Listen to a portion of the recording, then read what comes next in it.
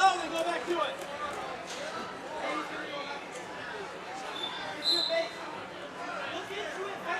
have one watching, it's me. There's nobody really on there. I guess we can kind of mute and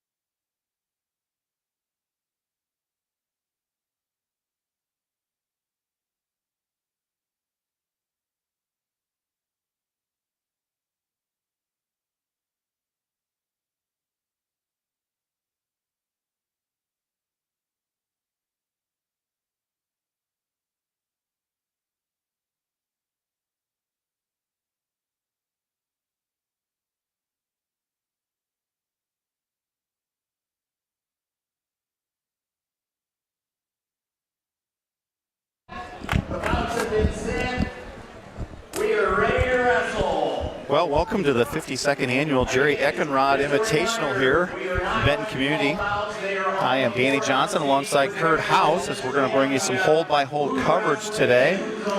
Well, Kurt, what a tournament every year. Exciting to get down here and watch this. What are your thoughts on today's action? Well, as always, this is a measuring stick, as we've talked about, to see where you're at in this point of the year. And this is going to be nothing short of that today. So we've got some great wrestling. We've got a lot of ranked kids, and so we're going to see where we're at. So it looks like, just taking a look at 58 ranked wrestlers over 3 classes here today, Kurt. 45, last year's tournament produced 45 place winners, at the Iowa High School State Tournament, individual tournament. So really impressive. We gauge this one, like you say, kind of a measuring stick, see where you're at. A lot of times, there's 4 returning state title winners here today, Kurt.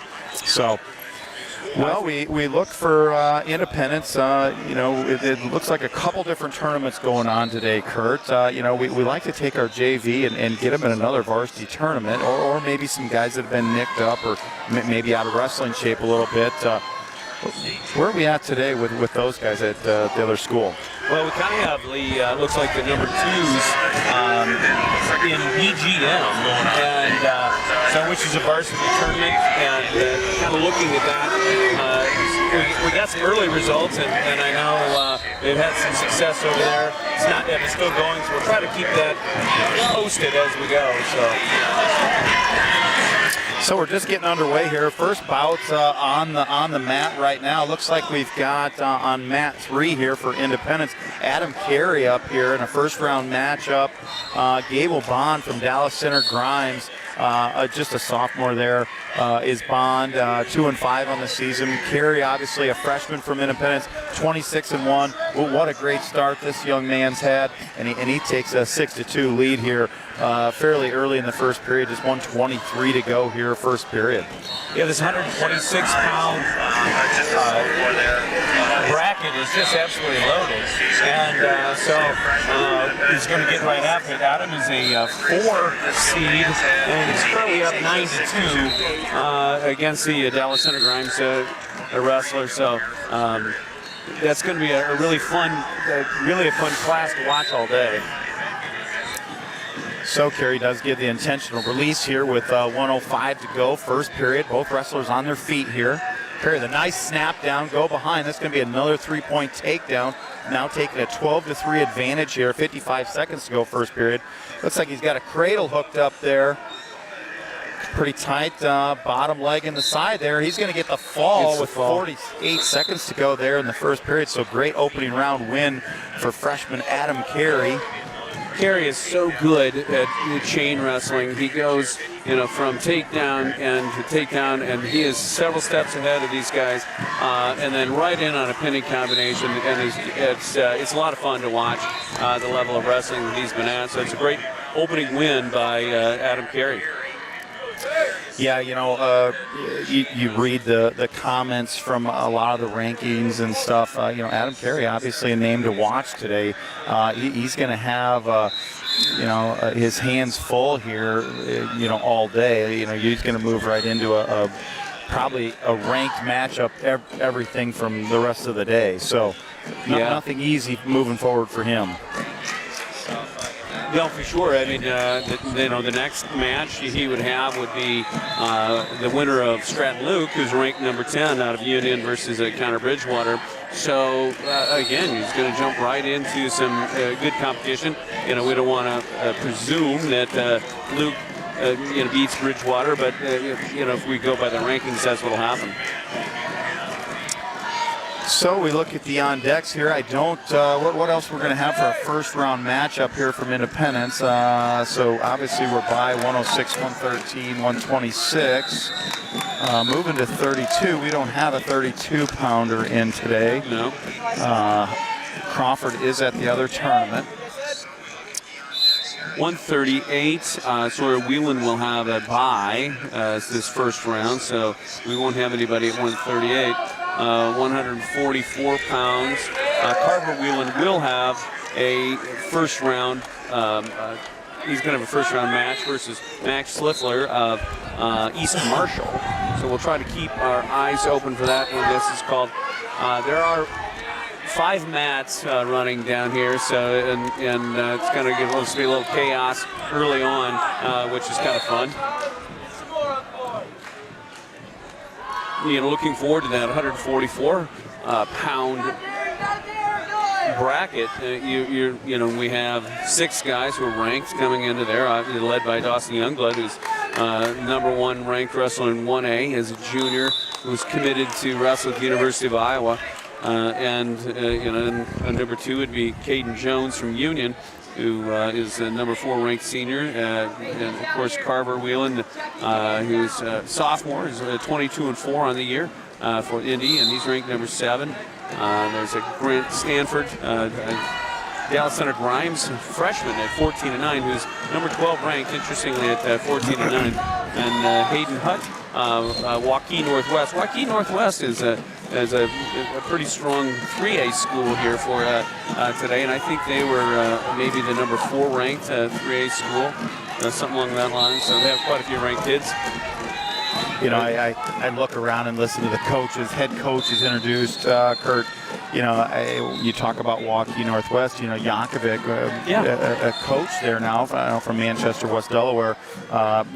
It's you look around. It's a lot of the same names, a lot of the same guys that have worked hard as not only wrestlers but now have become coaches and keep the sport going. So, really important to see that stuff, and we like to see all the schools doing that. Well, it's pretty interesting. At the beginning, they also introduced the officials, which is great. And how many returning officials? That one official, this was the first year that he was officiating here. None of them are first-year officials, but most of them were, 10 to 15 years that they've been doing this tournament, and of course they're led by Bob Murphy, who was in his 32nd year of officiating here. Yeah, I know they really talk about recruiting new officials, and now Bob Murphy and has been really successful at getting a lot of these younger guys back into reffing, and super important for the sport. Absolutely. So take a look around here. So we're kind of waiting now. I believe our next match up will be probably at 144 pounds. So far, like I said, if you're just joining us, the initial match that we've had in the opening round was Adam Carey, who won by fall in this opening match. So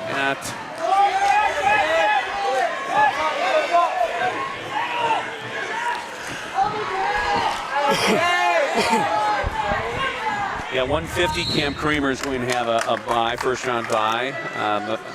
At 157,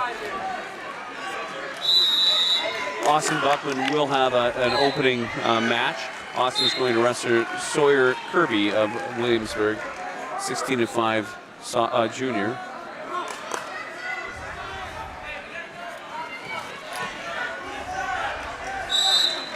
For some reason, I'm trying to get my depth change here, Kurt, so we can see the on deck and in the hole, but it doesn't seem to be switching for me. Gotcha. 165, Christopher Meyer will have a bye. He's the #1 seed at 165 pounds. So as we get into that second round, obviously we're going to get, we'll probably have multiple matches going on at once. That's a pretty common thing for us. 175, Independence we don't have anybody wrestling at 175 today. Kel Troutman is at the BGM tournament. And I did see that he had a couple wins. I think that's a good decision. Troutman was out for the first half of the year. Just trying to get back in wrestling shape, Kurt. Yeah. We talked about that off air. When you haven't been out live wrestling, super important to get some matches in, and I think it's a good idea for him to go get some matches in and get ready for the rest of the year. So. Yeah, absolutely. He was out with an injury, and he would have just been getting back this last week. Independence did wrestle this last Saturday. They had 3 duels, and we kind of, what was it? We went 3-0. We wrestled Sadell, Hampton Dumont, and Mid Prairie, and had some pretty good success there. They went 3-0, and then they had some WAMAC duels on Thursday, for which wrestled Grinnell and CPU, and again did really well. I think we lost about 3 matches out of both combined for those duels, and they wrestled really well. Yeah, it's nice to go get some WAMAC wins during the week, and like we talk about, come to a tournament like Benton Community on the weekend where every guy here is going to be tested. And Independence comes in today with 3 overall number 1 seeds in this tournament. We talked about Cam Kramer being the number 1 seed, Christopher Meyer, and Braylon Bieber at 95 being the number 1 seed. So Independence shaping up to have a shot to get 2-3 guys in the finals here, depending on how the day goes. Yeah, and we know this to be a tournament. If you can make the finals, you're wrestling pretty well. So it's good. It looks like we're going to have pretty quick here. Carver Wheeling coming up on mat 1, which is kind of the center mat for us, and so we'll be able to get that action going. Yeah, anytime that last year where you had 45 place winners at the state tournament that wrestled in this tournament, it just goes to show you what kind of competition's inside the 4 walls here at Benton Community. Well, and I think he said there were 220 wrestlers or something like that in the last year, and they had 108 of them make the state tournament. Yeah, pretty impressive. Pretty impressive. That's a challenging tournament. We will have an opening 215-pound match as well. Carter Reddy will wrestle Hunter Sundwall of Union. So Carter's going to have an opening match. And then on to 285, for which looks like Gable Eddy will have a bye. So, looks like we're going to have Carver Whelan here reporting on mat 1. He is going to be red. Yeah, Carver having a really nice sophomore season at 22-4, and sporting a number 7 rank. He's going to be wrestling Max Stifler out of East Marshall. And there's a quick high crotch step into a really nice carry for a takedown 3. Carver quickly getting that arm and looking to get a tilt, and he is Scott Stifler on his back, tilting him. And he's going to pick up probably another 4. So he takes a quick, well, he hasn't been awarded the 4 yet, but there it is. A quick 7-0 lead, but now Stifler back onto his back. He's got the Turk here. He's going to get 4 more back here, or no, he looks like he's going to switch off to a Butcher now. And yeah, quick 11-0 lead. Stifler does get an escape, and so Whelan 11-1 here, 1 minute to go in the first period. Kind of got an underhook situation there, threw him right to his back off his feet. He's going to take a 14-1 lead, and he's going to get his back points. Looking for a fall here. Yeah. Looking for team points is Carver Whelan here. There's and the he's fall. going to get the fall with 45 seconds to go here, first period. So great opening round match for Carver Whelan. Just complete dominance there, Kurt. Yeah, Stifler was overmatched there. Whelan came out and absolutely just went straight into his offense and fantastic. He's going to this next round have Hayden Hutt, is the number 4 ranked 3A wrestler out of Waukee Northwest.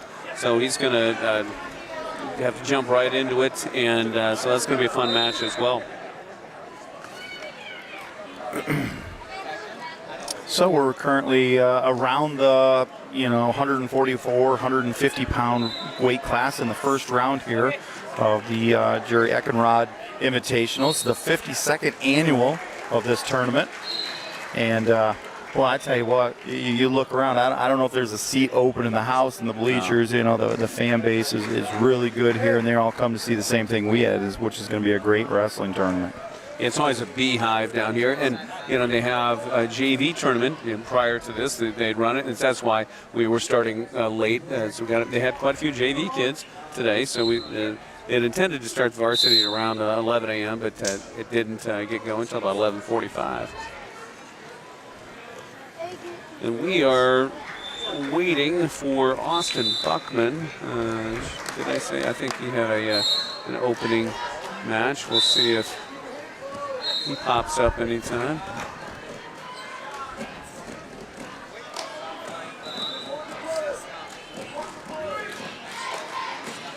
We don't have an entire list of all the teams here, but as far as kind of some of the top teams here, we had Don Bosco, who's ranked number 1 in 1A. Waukee Northwest is a number 5 ranked 3A team.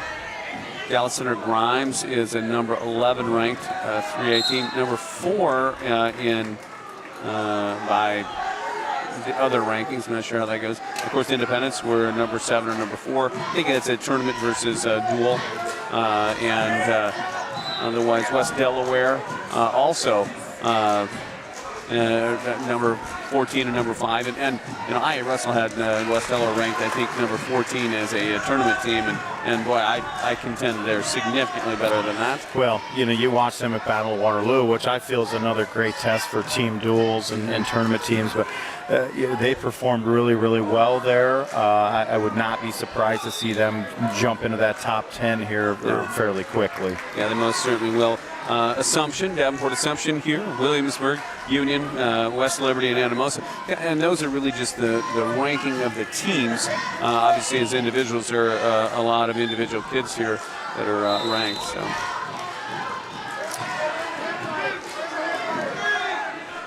I'll look around. I still don't see any calls here. Yeah, let me make sure that. I said Buckman should be about 2034. So yeah, they're just not quite there yet. Kind of in the middle of the tournament here, where we have fuller brackets, in that 150, 157 range. A few of these brackets are a little lighter, and like we'd said before, this is a really tough tournament. So I think there are some times where if you've got to get we need to get some matches, but we'd kind of like to have them have some. Get working back into shape or different things like that, then there are probably other opportunities. So.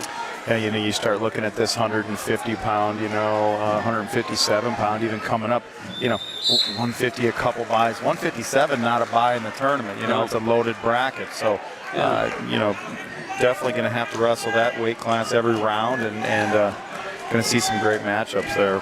Yeah, we did note as we were going through it, there are a couple guys who are a pretty highly ranked wrestler who are not wrestling today.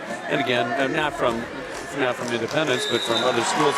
And there we're not sure if they may have a little injury that they're dealing with, those kind of things. That does happen this time of year.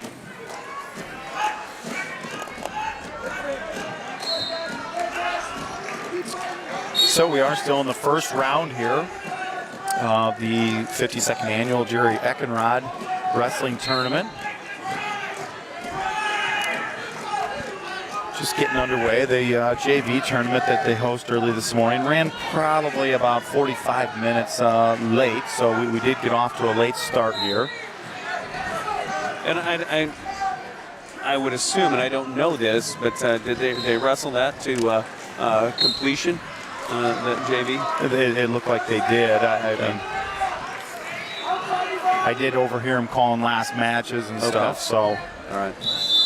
I knew there was a time when they would, I think, wrestle. The JV tournament is a round robin style tournament, and I believe they would wrestle everything but the last match, and then they would do initial varsity. But I think they wrestle to completion now, which is good.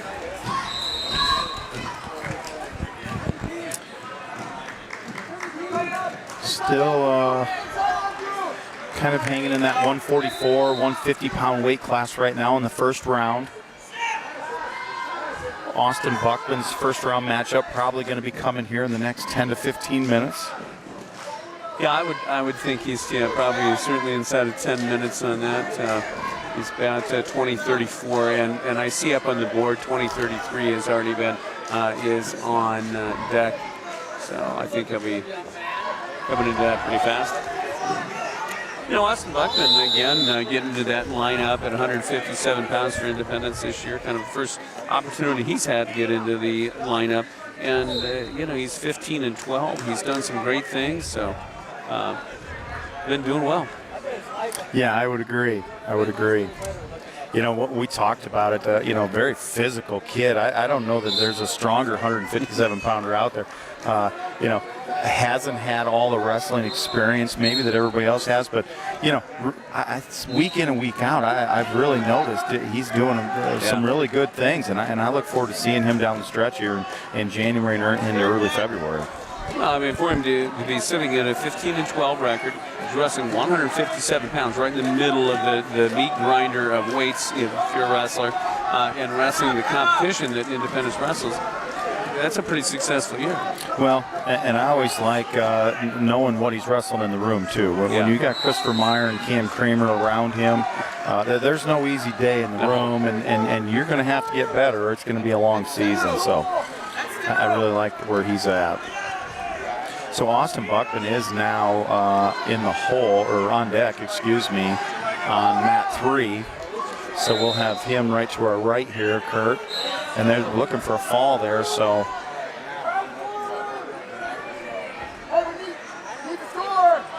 Currently Scranton from Anamosa just took a 10-2 lead there on mat 3. I think there's been a few of those Scrantons over time in Anamosa. That name sounds pretty familiar. All have been pretty good. Did his brother win a state title last year? I think so. But at maybe 75. Yeah, upper weight, maybe. So they'll blend together after a while, don't they? Yeah. Maybe we're getting old. I think that's the case. Yeah. Scranton there with another nice carry. He's getting back points again. He's going to have a technical fall there on mat 3. That's going to bring Buckland from Independence out. Yeah. Mat 3, probably our most challenging mat for us to see, despite the fact that it's closest, but we get a lot of pedestrian traffic, for which makes it. Yeah, so we'll bring out Austin. He's going to wrestle Sawyer Kirby of Williamsburg, 16-5, who is a junior. And this is kind of one of those that's going to be important for the WAMAC seeding. Yeah. Yep, definitely conference tournament stuff. Kirby in on a quick blast double and does get that and takes the 3-0 lead over Austin Buckman. Buckman quickly to his feet and able to get out 3-1. I like to see that. Buckman is back in on a quick shot. Didn't quite get it, but I like him coming back right away and trying to. Yeah, he definitely got in deep on a just kind of a straightforward double and almost finished that. Kirby able to get his hips down and defend that back. So we go back to the middle here. Buckman kind of trying to headlock here. Boy, he was pretty close. I give Kirby some credit. He was able to battle out of that, but it kind of did a little snap down and caught Buckman leaning forward, so he gets a 3-point fall, 3-point takedown. So he's got a 6-1 lead, and he's got a half on. It does take Buckman over and a half, and he's looking pretty flat. So Austin Buckman is going to lose by fall to Sawyer Kirby. So Buckman will go to the back side, and that we'll have to figure out where that will be or who he'll wrestle, but that'll be sometime, so 2024.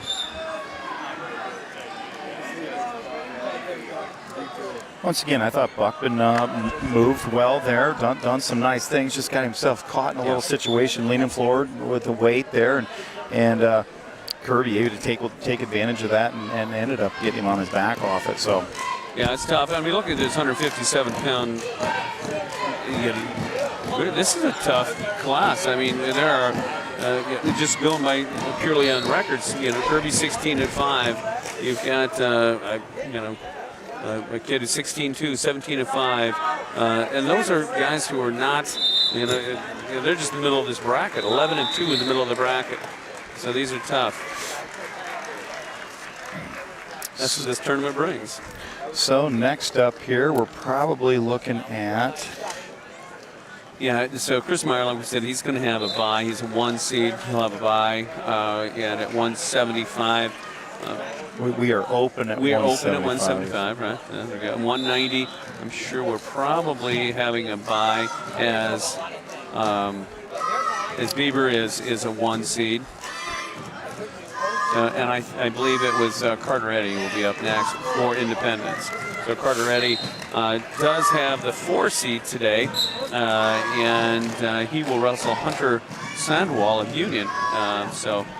You know, Carter's a young man. We talk about it early in the year, a sophomore. I kind of consider him freshman. He had an injury his freshman year, really didn't get hardly any mat time.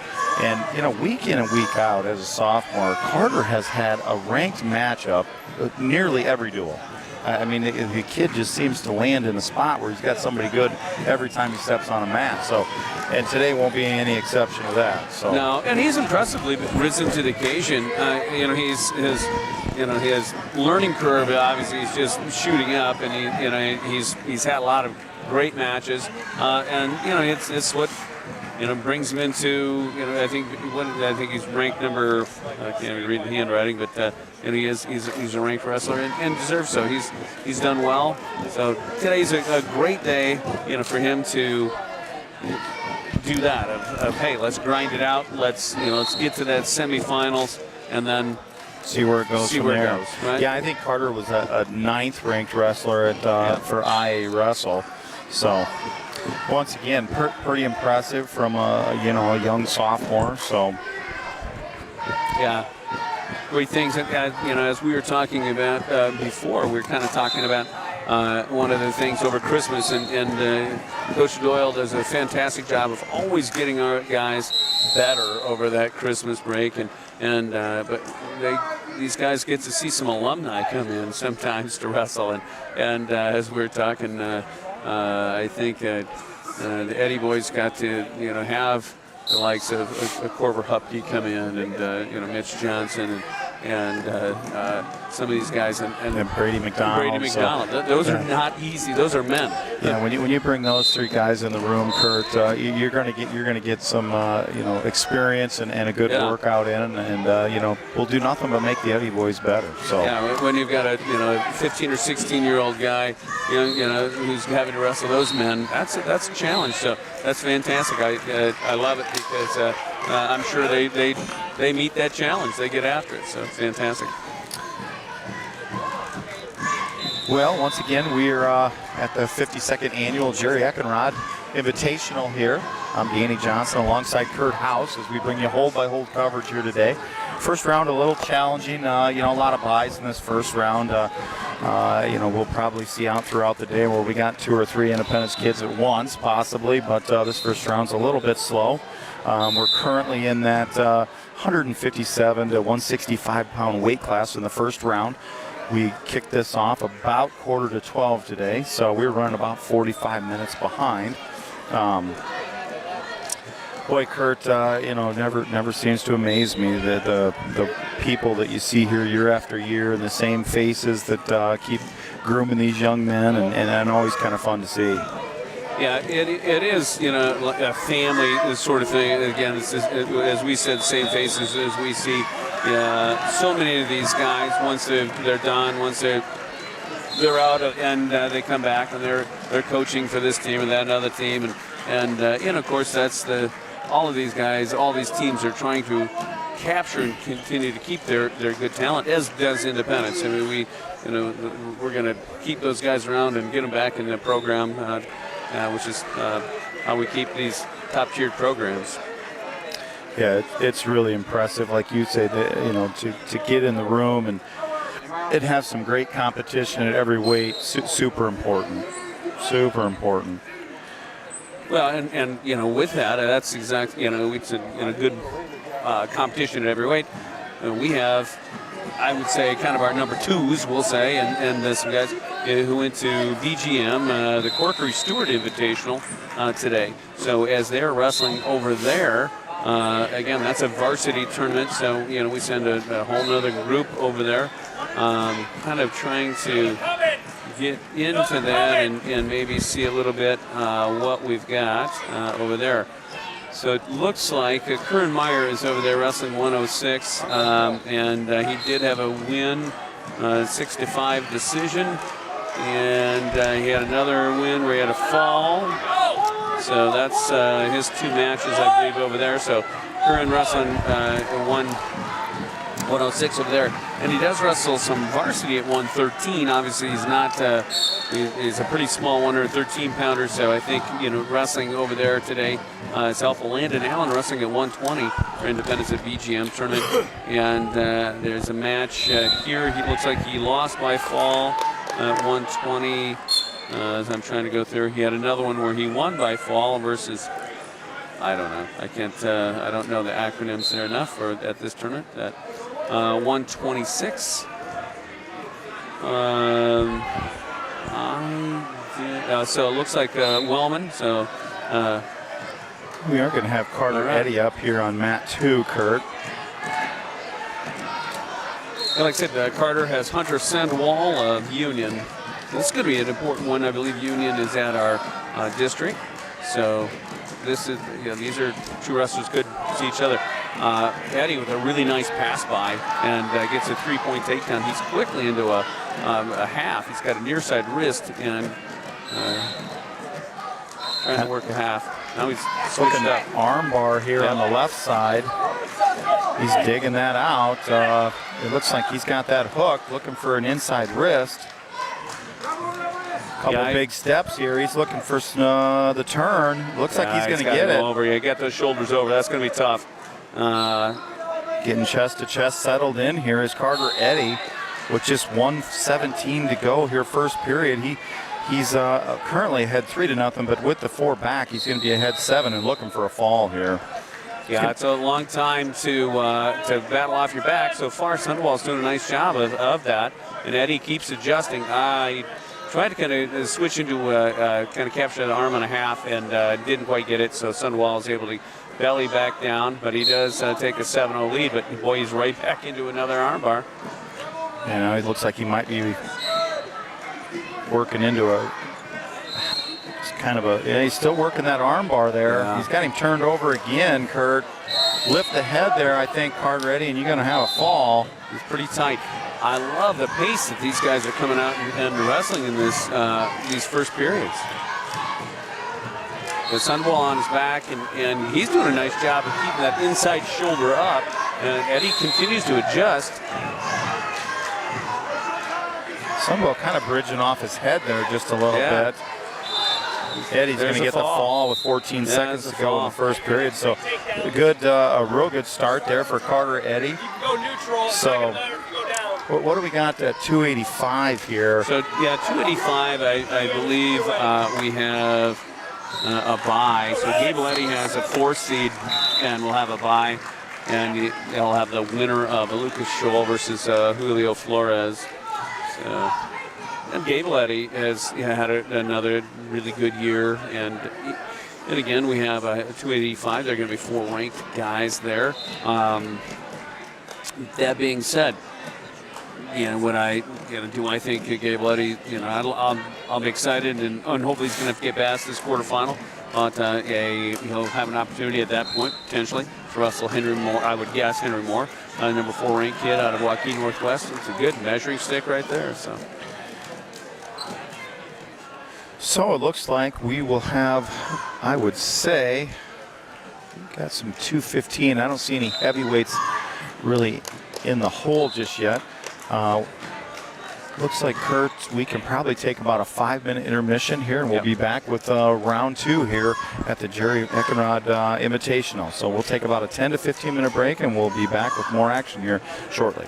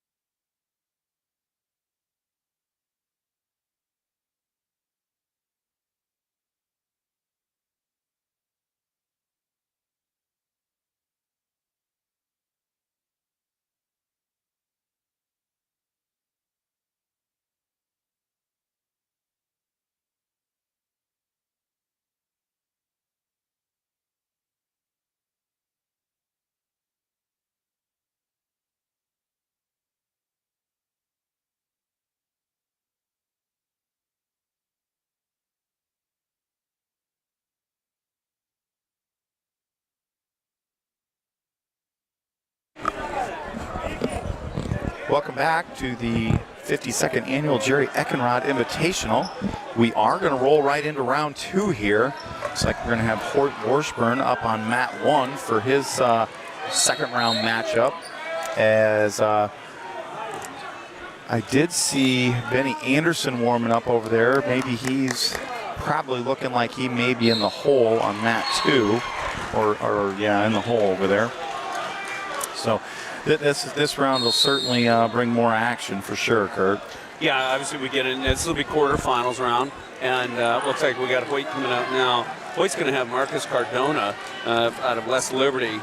Cardona is a 10-2 sophomore. Hoyt 20-6 freshman, and Hoyt has he's had a really nice freshman campaign. You know, was kind of at 13. He's made his way down to 106. So here we go. Good opening match here. Both guys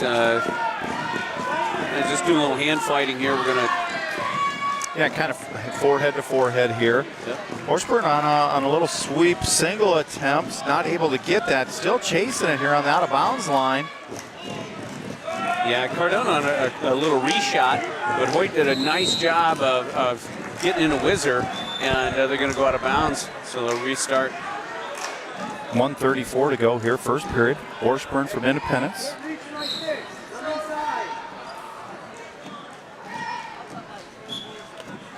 Yeah, Washburn's another young man that's had a nice batch of mat time, so it's nice to see him come into the high school level and compete at one of these lower weights for us. Yeah, for sure. A lot of success at the youth level, and has been really a part of this freshman group, which has had a tremendous number of matches. So it's always fun to see how they come in and how does that equate to a varsity level. There's a nice pass by attempt, and Hoyt it snaps him down to his back. He's got Cardona on his back, 3-point near fall, and onto his back. He's going to switch off to a half and just gets the fall. That was beautiful. We had some people walking in front of us, and I don't know that you saw it, but it was a snap down, and he just took him straight to his back. Yeah, it looked like he kind of went to a pass by with, Yes. kind of got some control and was able to snap him over to his back and get the fall there. So great win for Washburn in the quarters. Again, this is something that we're just seeing these guys coming out wrestle pace.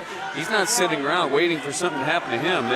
It was on the attack, and he just beat a quality opponent, a 10-2 opponent. So Hoyt will move on to. So Washburn's going to move on to the semifinals, and where he'll either meet the winner of Jackson Parmenter, who's number 4 ranked out of Vinton.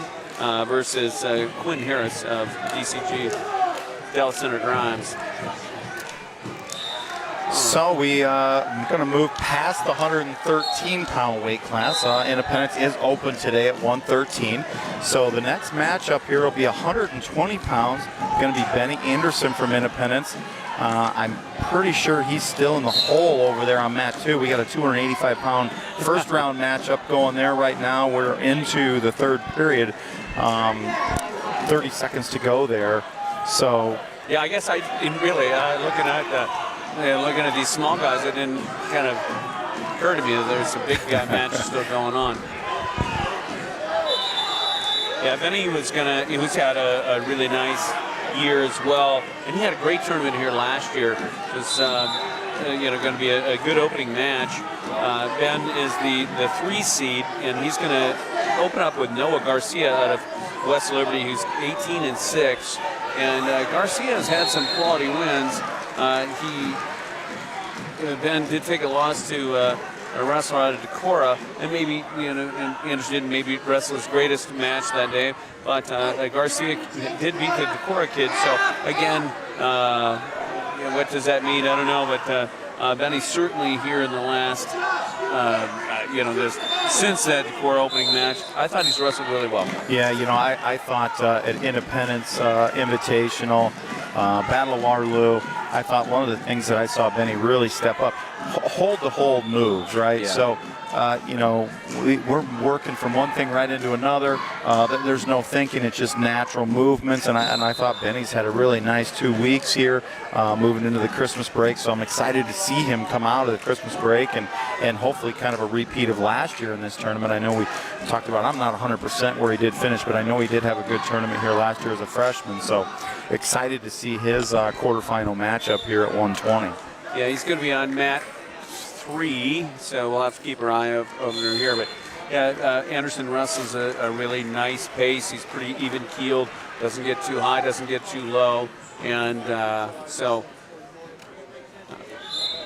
he'll be coming up. I don't know if he's on. Yeah, so he's in the hole. So. And then looking past, we will have Carey should be getting assigned to a mat here shortly at 26. Adam Carey, the young freshman, currently ranked 2 in the state. When you become second in the state by Christmas, Kurt, as a freshman, you've done some impressive things, and winning the Cliff Keene Invitational being the most impressive so far. So really excited to see how his day goes. And we looked at it, 5 ranked wrestlers there at 126, Kurt. He's going to have his hands full today. He is, and he's on the top side of that bracket. There are 3 ranked guys on the top side of the bracket. Hayden Schwab is ranked number 1 from Don Bosco, who is a 2-time state champion and 1-time champion. Yeah, he got second his first year. Yeah, but his brother's also state champion, but fantastic wrestler. But right now he's going to have Stratton Luke, who's a number 10 ranked wrestler. He's a junior from Union. He's 18-5. So again, is a really nice match that he's going to have to open up and get after right away. So we kind of look around. It looks like we're really transitioning here on about all mats to another bout. So I don't know if we've got something wrong with track wrestling right now or what they got going on, but it's a stoppage everywhere here. It is. There's not a mat going anywhere. Oh, I guess there is on mat one. one. So yeah, I don't know if we're having a hard time getting. So. Yeah, as we get rolling through here, this is the challenge of the technology era. So, is that sometimes the computer glitches and we have to stop for a little bit. But yeah, it looks like maybe the bouts that are not calling up off the computers. I'm not sure. From what I can see from here, that seems to be the issue. Yeah, it looks like the matches that have been going are able to continue to go, but I don't know if they're able to pull up some of the matches that are maybe on deck or in the hall. So, but they will, I'm sure, get that figured out. Because these tournaments are all run by Matt Shannon, and Matt Shannon timing, and Matt does a remarkable job of. With all these tournaments he's doing the national duels, he does multiple tournaments in a weekend, and he always does some amazing job. And we kind of talked about that on the way down. That back in the 1850s when I wrestled, these tournaments would never happen like this. You just couldn't get them through fast enough, and the tournaments would take forever. But they're now so rapid fire, with the computer age. It's been even our broadcast. With that being said, he remotely takes over from another facility on our computer, sets us all up, gets us ready to go. Yep. So we're very appreciative of that, and hopefully you see Matt around. You thank him for the broadcast and some of those things, because he's definitely behind all of that. So yeah, this is why we're able to try to bring independence wrestling and of course a lot of fun for us. So. Well, it looks like some of the mats have gotten going here. We've got back online here. Yeah, we're kind of waiting right now as we eventually get to 120 pounds, where we have Ben Anderson going to be up next, likely for independence. Ben had a bye on that first match, so he'll get his opener. Yeah, it looks like they're getting called, so I think they're up and going now, looks like.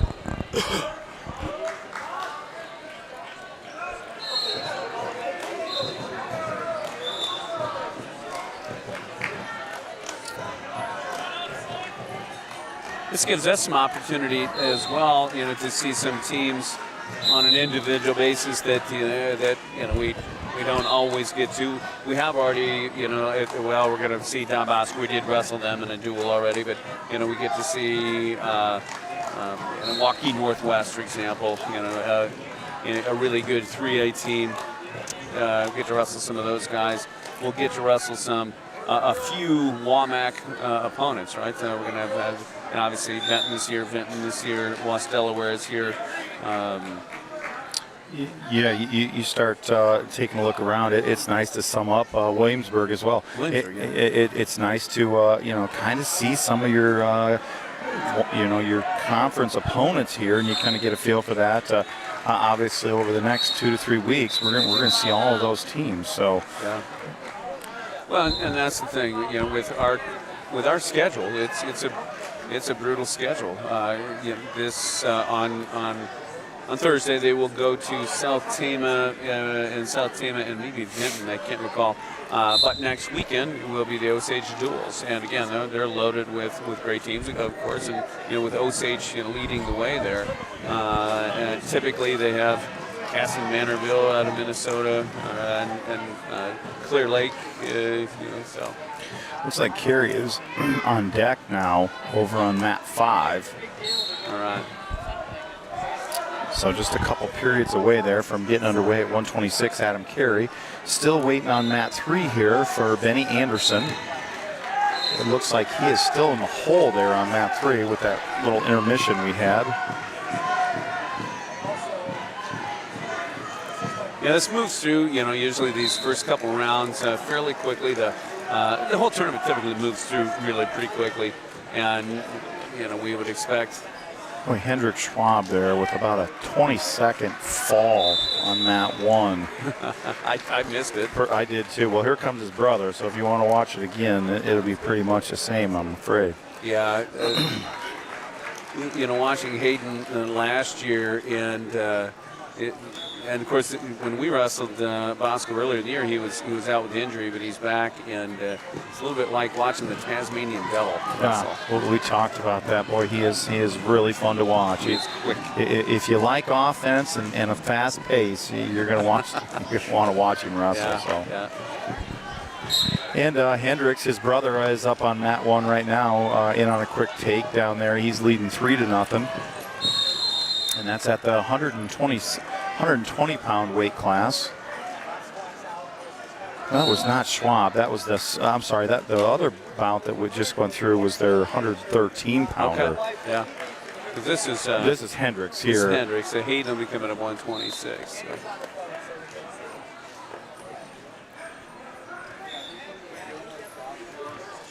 Yeah, mat 3, which is where we're waiting on Benny Anderson. Looks like they're. I don't know if they're having some technical difficulties, but we're waiting over there. We will have on mat 5 Adam Carey up next. And then Independence is open at 132, so we'll have a slight break there until we get to Sawyer Whelan there at 38.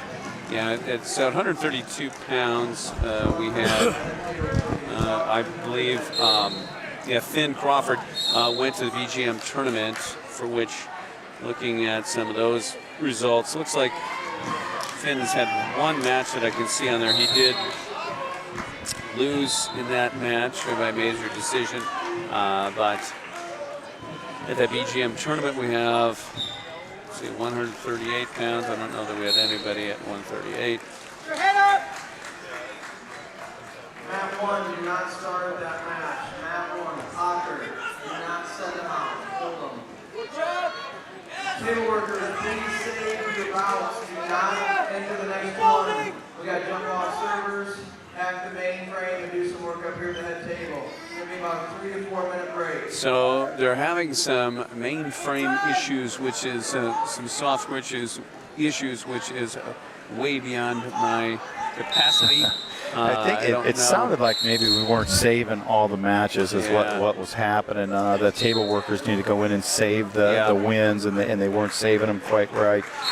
So we're going to have to go back and maybe correct some win-loss on the sheets. So Yeah, so we'll see how that does. I don't know if that affects our broadcastability or not, but we'll find out. So yeah, it certainly looks like they're probably looking at finishing up the matches they have going right now. By the looks of it, they're going to hold after this the matches that are on the mat. So.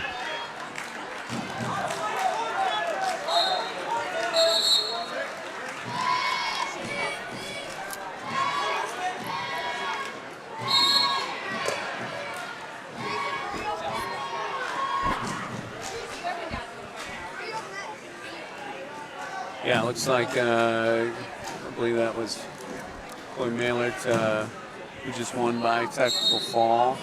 So finishing up that match. That's a 120-pound match. So, Kurt, I would say by the looks of it, we're going to finish up 2 matches here, and then we're going to come back with a couple of Independence kids right away. It looks like they are going to take about a 5-minute intermission here to fix the server. It doesn't sound like all the matches were getting saved quite right, so it's going to be just a 3-4 minute intermission. It'll be fairly quick, and we'll be right back with more action here on Independence YouTube. You're watching Independence Wrestling.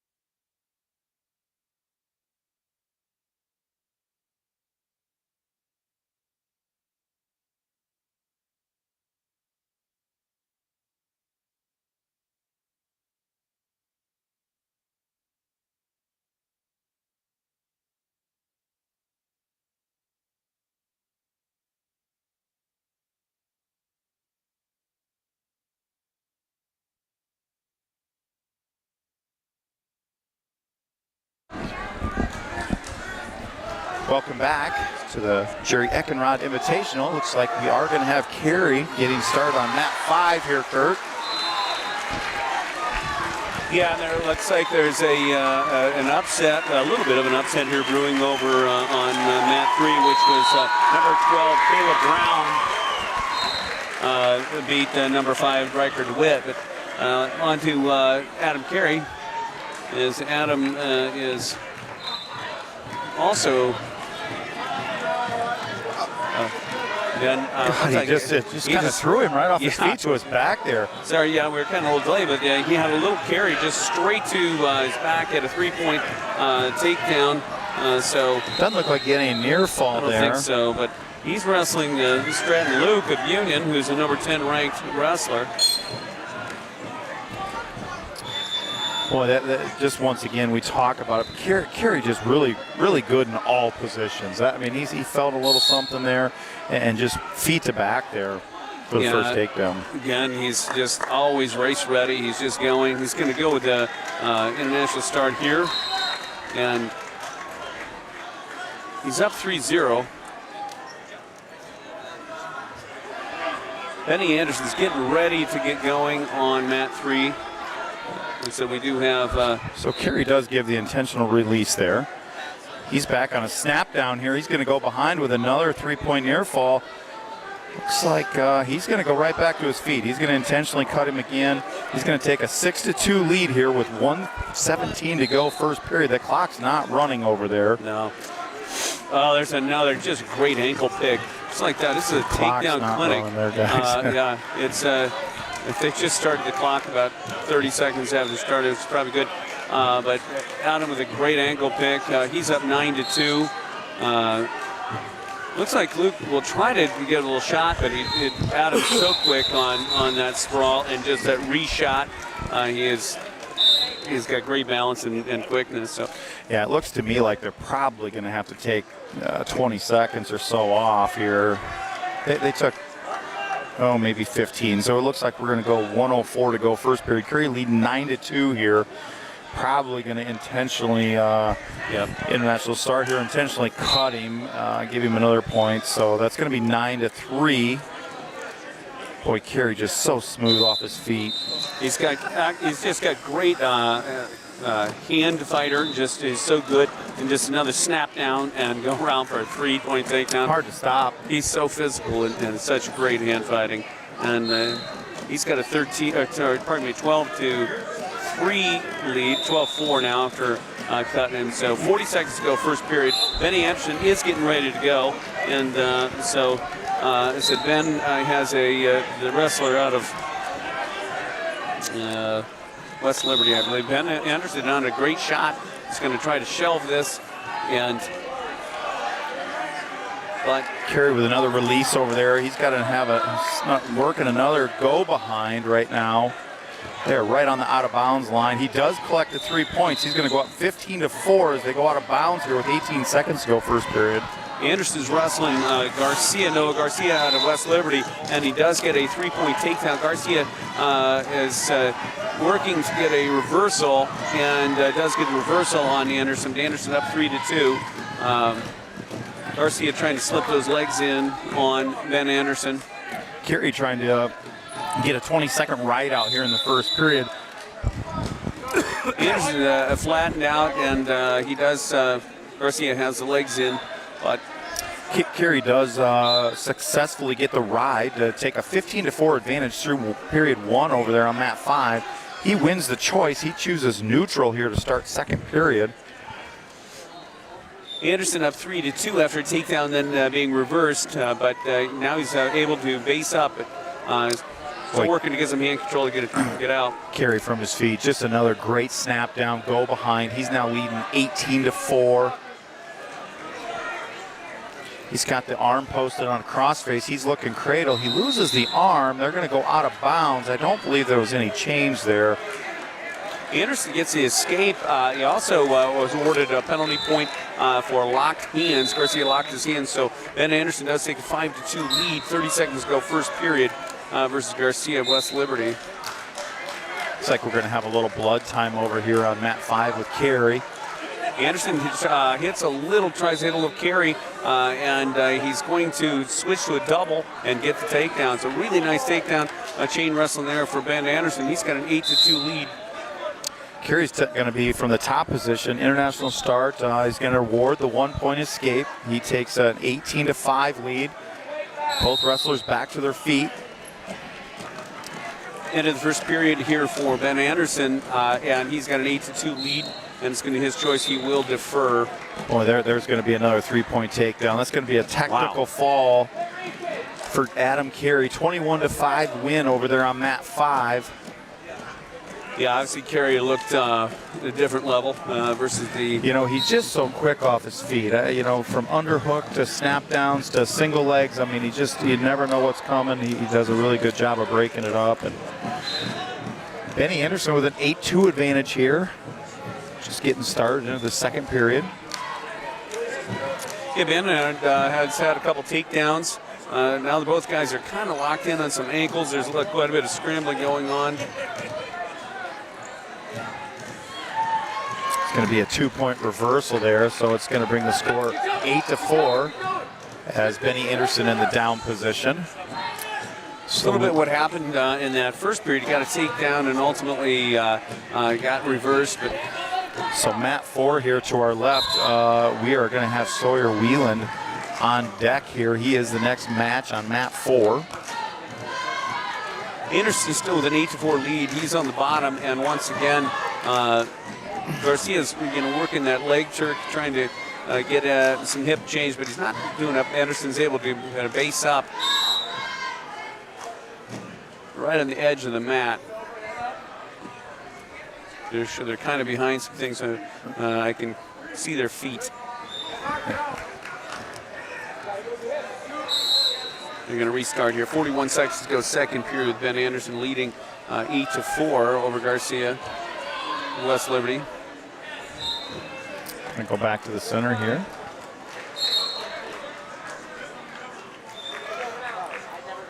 Anderson's had that's a nice quick off the whistle. He's able to get his hips almost into a switch, but Garcia's digging in on some ankles, so they're scrambling. Let's see if Anderson can. He's under the leg with Garcia draped over the top of him, but we'll see if he can get his hips underneath him and needs to elevate that just a little bit. He does. He's not able to get his hips up to elevate it, but he's working on it there. 11 seconds to go, but they're going to call a stalemate and get this restarted.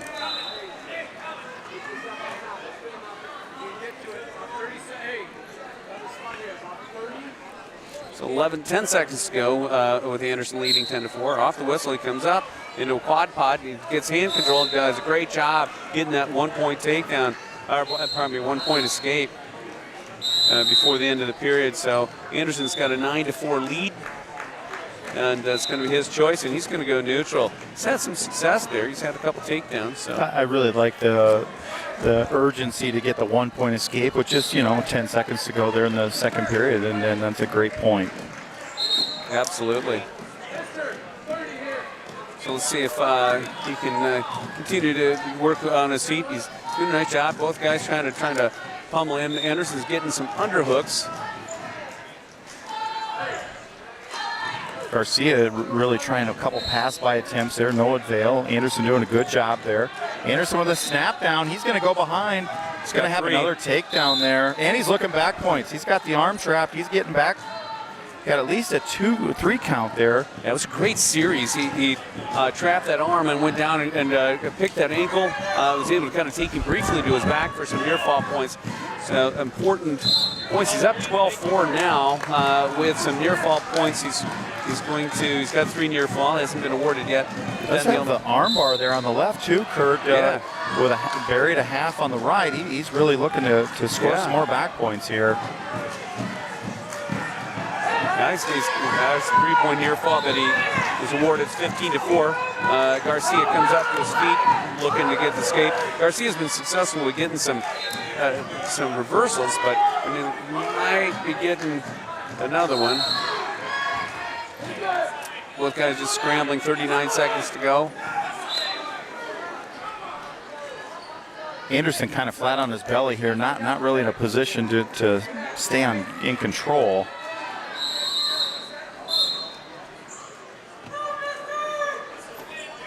.27 seconds to go with Anderson leading 15 to 4, and they were able to get things restarted. So Anderson's still in the top position there. Garcia up off the whistle. Kind of gets in that same situation where he's got an ankle, Benny's got an ankle. Yeah, going to have a potentially dangerous call there. Just 16 seconds to go, third period. Benny Anderson with a 15 to 4 advantage there.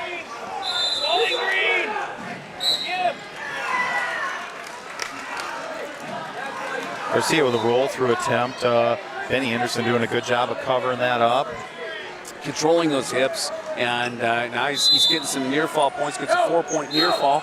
Kind of trapped Garcia there.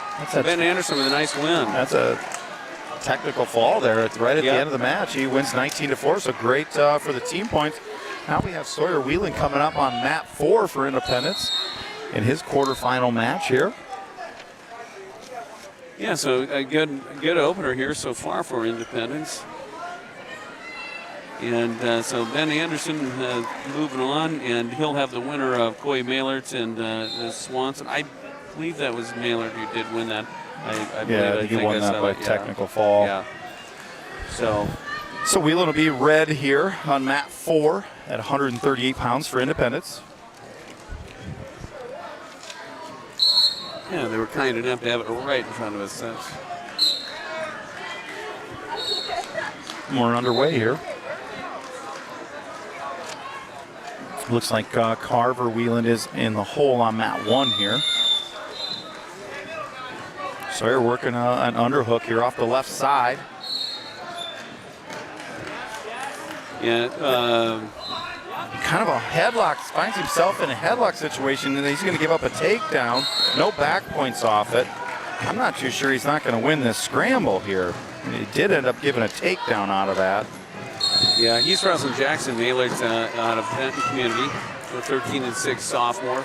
Just kind of got caught there, and that able to. And he walked in on a double leg, and Maylert gets a blast double on Whelan. So. Whelan with a lot of forward pressure there. I don't know if I can fault what he did, but just a nice little duck under, walked right into a double there. So it gives up another 3-point takedown. Whelan trailing 6-1 here with 1:02 to go first period. It's a little unconventional 6-1 match here. Whelan has certainly looked a lot more in control than that. So yeah, it's a little closer than it seems, but he's in a hole, so he's going to have to come back and start scoring some points. The great thing about the scoring system now is you can definitely do that in a hurry. So we get a restart here, 56 seconds to go, first period. Off the whistle, Sawyer kind of posts up a little bit, and Maylert kind of working to control inside wrist. 41 seconds to go.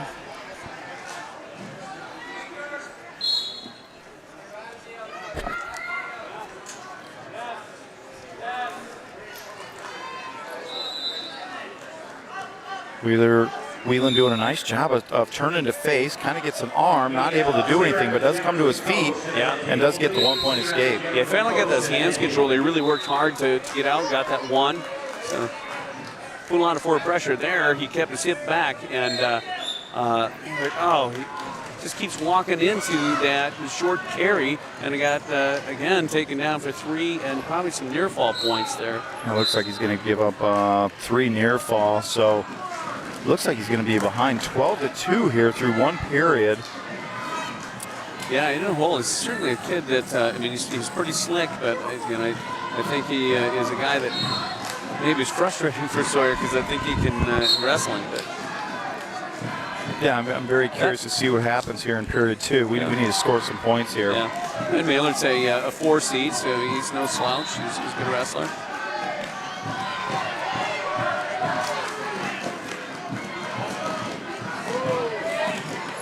Whelan kind of in an underhook there, and it looks like he might give up another 3 here. Yeah, he keeps, again, like he's going to try a pass by Swords, but Maylert does a nice job of kind of hitting with with a short carry and just Going to get a stalemate. That's a good stalemate call for us. Yeah. But, still 12-2. Wheelan trailing here. 1:21 to go, second period.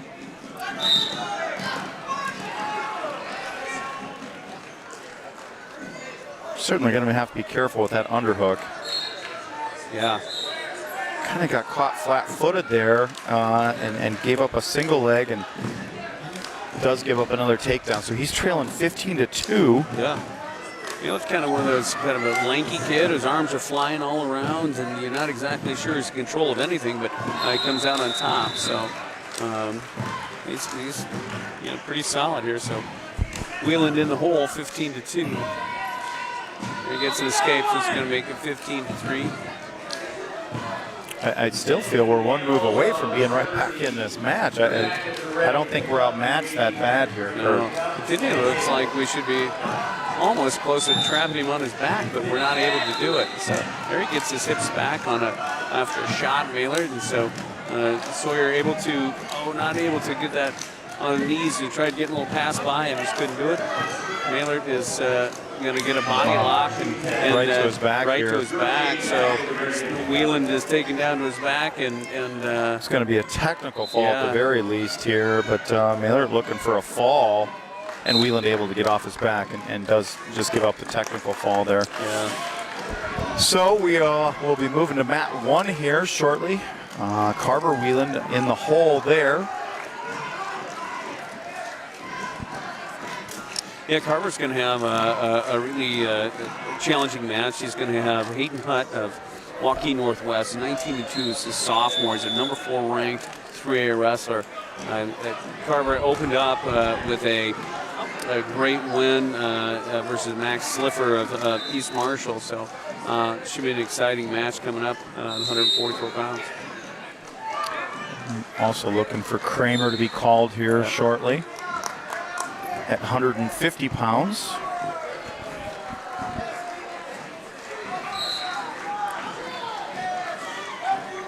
I see Carver, he's warming up. Is he going to be on mat 1? Mat 1, yes. Mat 1, so it's kind of center mat here. The mats there are 5 mats, kind of 2 on each side, 1 in the middle. So. Well, the spot where the table's at mat 1 is not real good for me. We got the coaches here. Coaches box for mat 4 right in front of us, so we're pretty tough to see mat 1. I can see mat 1, but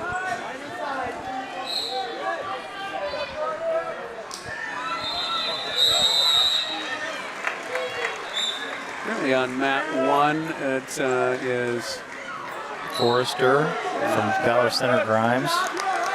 And Bosco. Brosh. Yeah.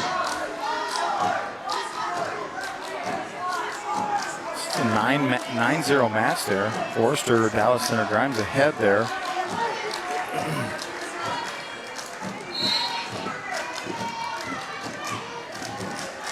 That is the 138-pound weight class. I was just trying to find that weight class. So. Yeah, Blake Forrester is number 9 ranked wrestler, senior 16-4 from Dallas Center Grimes. And like I said, he is wrestling Grady Brash, freshman from Don Bosco. 138 probably the weight class that is the most open. There's 1 ranked wrestler, which is, and he's number 9 ranked. So I would say that's anybody's business there. And a lot of times in the, even Battle of Waterloo, you start seeing, matchups. But a lot of times in the dual format, you don't always see the kids wrestle each other. And here today, you're going to get a chance to see that. So. Yeah, you just have to, and that's what makes these fun. And actually, it makes both those fun, whether you're in the dual style tournament or a traditional tournament. I think they're both great, and it just, it adds to the sport, and makes it a lot more fun. Yeah, it certainly does. And we've seen, we've talked about it a little bit already. You get into the quarters, all of a sudden the level picks up. You're starting to see some matchups where maybe a couple kids are ranked, and it's going to be no different here for Carver Wheeling. Well, absolutely. And that's the thing with this tournament, with most of these weights, when you're dealing with you know, 5, 6, or 7, 8 ranked kids. You're going to get ranked kids all the time, and not that you have to be ranked to win. There are a lot of kids who are unranked, and we look at those records and think they're pretty salty. That's going to do it there on mat 1. Wheeland is checking in at the table right now. There's Carver. Yeah, this is going to be a pretty interesting match here with Hayden Hutt.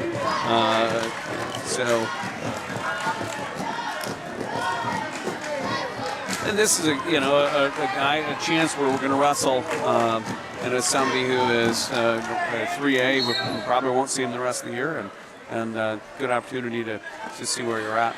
Yeah, kind of a long, lanky 144-pounder here. It's Hutt.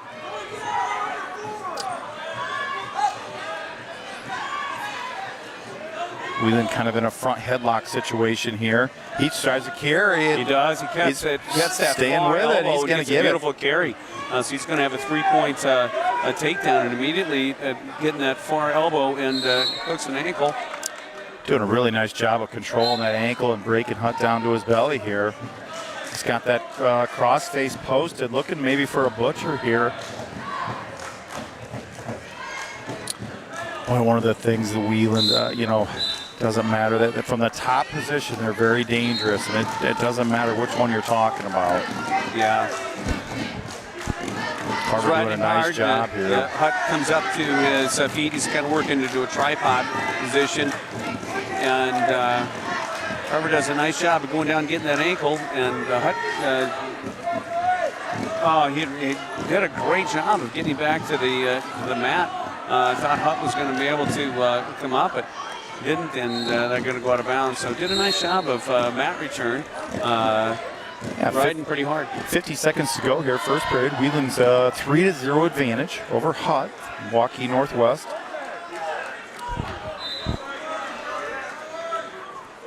Heavy pressure off the whistle. Hutt coming up once again into tripod, and Wheeland keeping a lot of forward pressure, taking him back down. Doing a really nice job there. Yeah, and that's tiring on that bottom wrestler. You keep trying to come up, and the guy keeps putting you back down to the mat. Those hopefully will reward you later in the mat. Does get that crossface posted. He's bumping, trying to get the cradle. He's got it. He's got the cradle locked up, and he's got 20 seconds to go. But not able to quite take him over. But Hutt doing a really nice job of stretching out there, getting that broke. Yeah. Carver being coached by Coach Brian Lochran as well as Adam Carey. So he's got some guys in this cheering him on here. He's going to do it for the first period. Really nice takedown and ride out there. Very close to having back points on a couple different occasions. It's going to be Hutt's choice here. Hutt is looking he's deferring. He's not getting up here. He's very slow. If he's tired or if he's injured, but certainly Carver has been taking it to him. He's had a lot of physical expenditure. So well, I can tell you, it didn't take Wheeland long to toe the line and come right back at him here. They're ear to ear, and Wheeland right back after him here. Kind of finding himself in that front headlock situation again. Hutt with a nice pass by Wheeland, having nothing to do with that. It gets out of that, so we're going to go back to head-to-head. Wheeland with that elbow again. He gets that carry. He got it. Caught Hutt leading, and he catches him in that carry. So the same thing. Beautiful little short carry for 3. Extends his lead 6-0. He's going to cut him now. He's making it 6-1. Hutt trying to get that underhook, and he hits it hard. Gets into a single leg, and he's got he's trying to shove it, and Carver's kind of continued to work on that knee wizard. Kind of turns him face there, trying to get his hips down. Wheeland not able to. Hutt still has the single leg, now like elevates it. Wheeland bouncing on one leg here in the middle of the mat. He's going to end up giving up a 3-point takedown here. Just taken down. 6-4, 50 seconds to go here, second period. 47 seconds, here we go. Hutt working on top. He's got a far elbow and kind of come across crossface. He's looking like he might want to try to get cradle up as well, but Wheeland doing a nice job. Fighting hands underneath, able to break that. Yeah. Whelan working up here to a tripod maybe. The 6-4 score with Whelan leading with 21 seconds to go. But again, kind of trying to get and he might have a cradle locked up. Just 7 seconds to go here, second period. But he's got his arm out, and so he's kind of Whelan is working. He got a reversal right at the end. He worked into a Merkle position after he popped his elbow out, and so he gets a quick reversal right at the end, taking 8-4 lead. Just 3 seconds left. Whelan jumped behind both shoulders there and looked up at the ref and got the call. So looks like we got a knee injury on Hutt. They're going to run injury time here. Whelan does have an 8-4 advantage here as we head into the beginning of the third period. So we do have Kramer up here on mat 4 now as well. It's just getting underway there. So Cam Kramer at the 150-pound bracket with his quarterfinal match, his first bout of the day. He had a first-round bye. Yeah, he's a 1 seed, Cam, and so he is wrestling Pennington out of Assumption. Davenport Assumption sophomore who is 15-7. Kramer with a little sweep single attempt there, then tried to move into a short carry, not able to get that. Both wrestlers to their feet again here. We got 1 minute to go. There's a pass by attempt by Kramer. Really good stuff. Yeah, he's got it. It's a nice takedown. Right into a really tight crossface. He looking cradle here. At 144, looks like Whelan, they're going to try to get going again. Hutt, who is from Northwest, Waukee Northwest, stopped with initial knee injury, but they failed to look at his knee as he just kind of laid there, and he's ready to go apparently now. So Kramer worked that crossface really hard, not able to come up with the butcher or the cradle. Still riding top here. 19 seconds to go.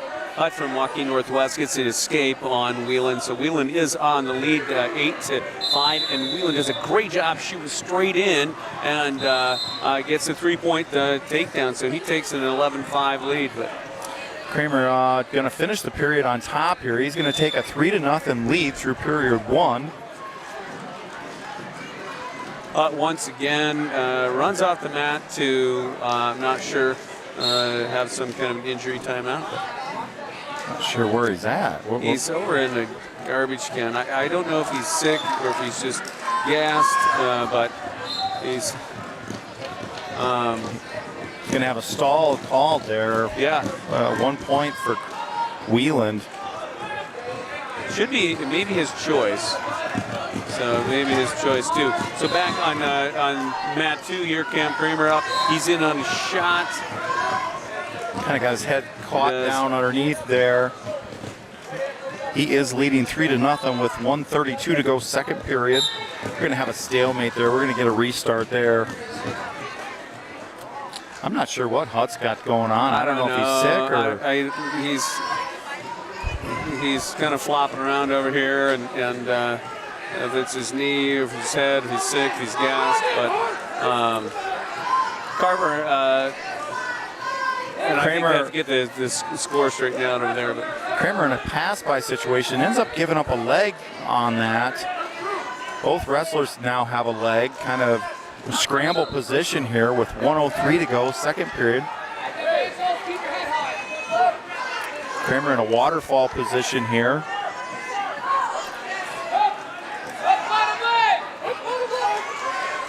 Just 50 seconds to go. Kramer leading 3-0.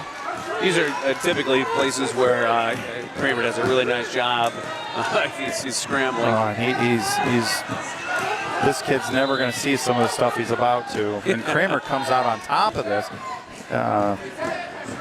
Pennington still has his leg, but now Kramer breaks that. He's going to get the takedown. 6-0 lead there for Cam Kramer of Independence.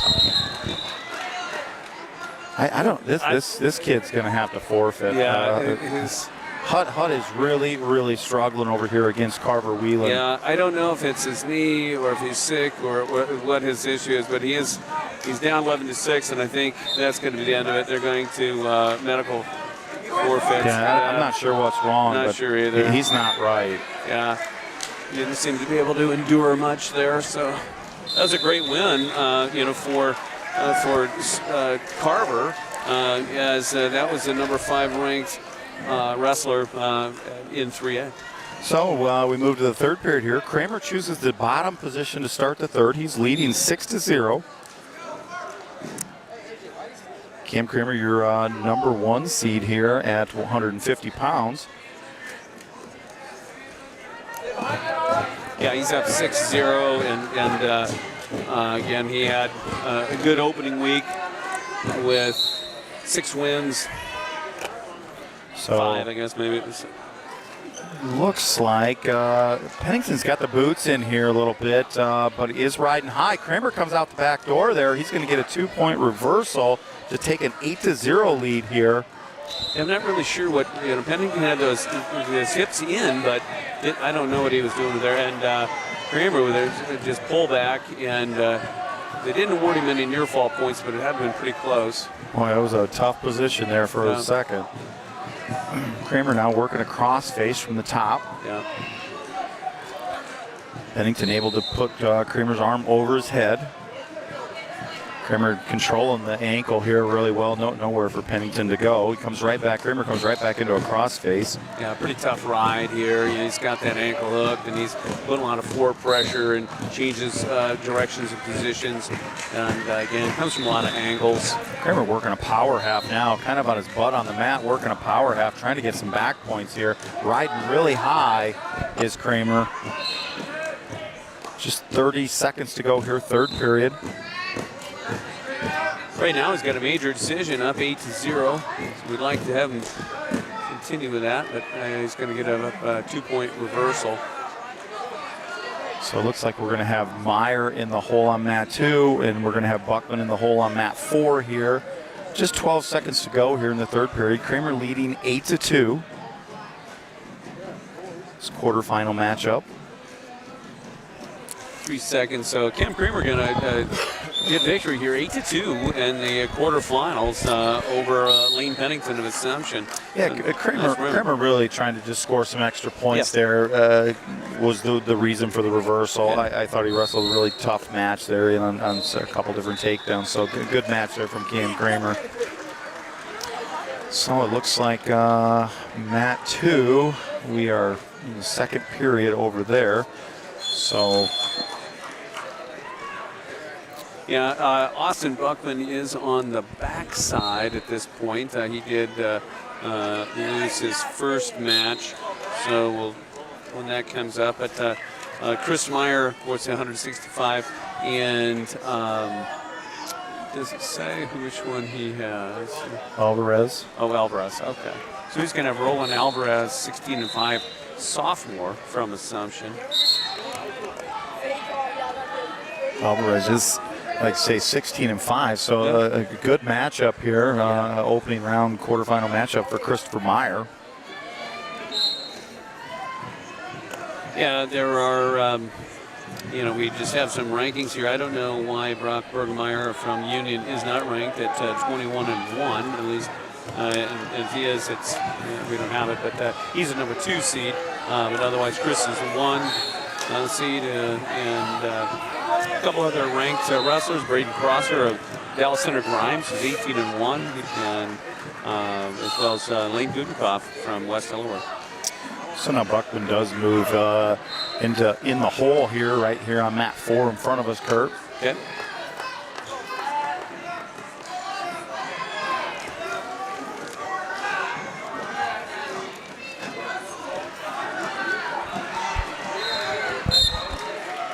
Once again, we are live from the 52nd annual Jerry Eckenrod Invitational here at Benton Community High School. We talked about earlier, 58 ranked wrestlers overall in the tournament.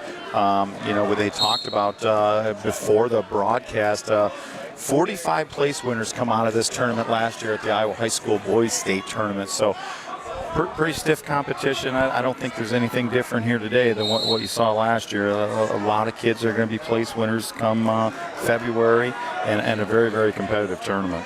Yeah, already, we've seen a couple, at least one that I can recall, wrestler who got his first loss today, and you're not losing until January, and it's the Benton tournament. There's probably a lot of guys who can say that happened to them. So yeah, and once again, even Hutt match up there with Carver Wieland. Carver looked really good. He was on attack, just like we've seen a lot of the Independence guys today. And I don't know if Hutt ate a little late breakfast there or what happened, but certainly not ready to go today. Yeah, and this time of year you can get some illness, and that can happen, or maybe it's just not your day. That does happen as well.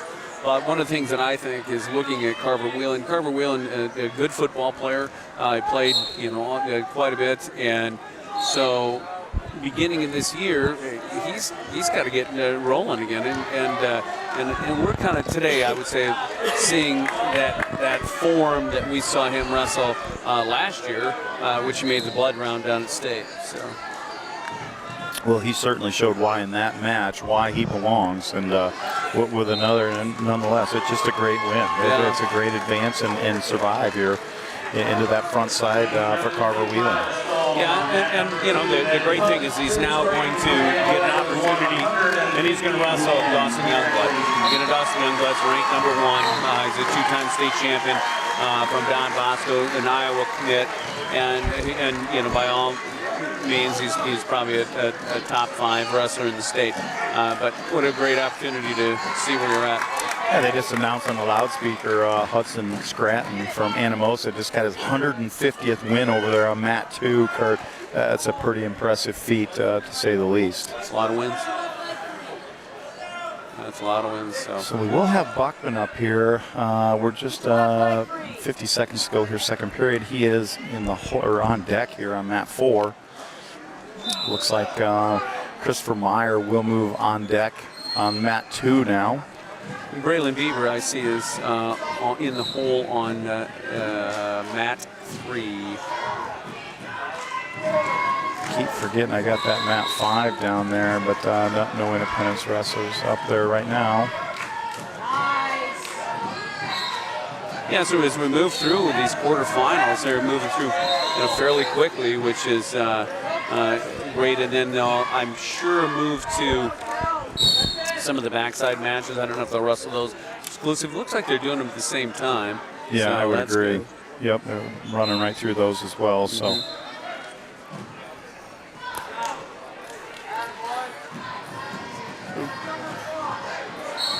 So here in a few minutes, we're going to have, like I said, Austin Buckman wrestling on the backside, and he'll have Ferris, I believe. Looks like. So we'll be do a little research on this guy.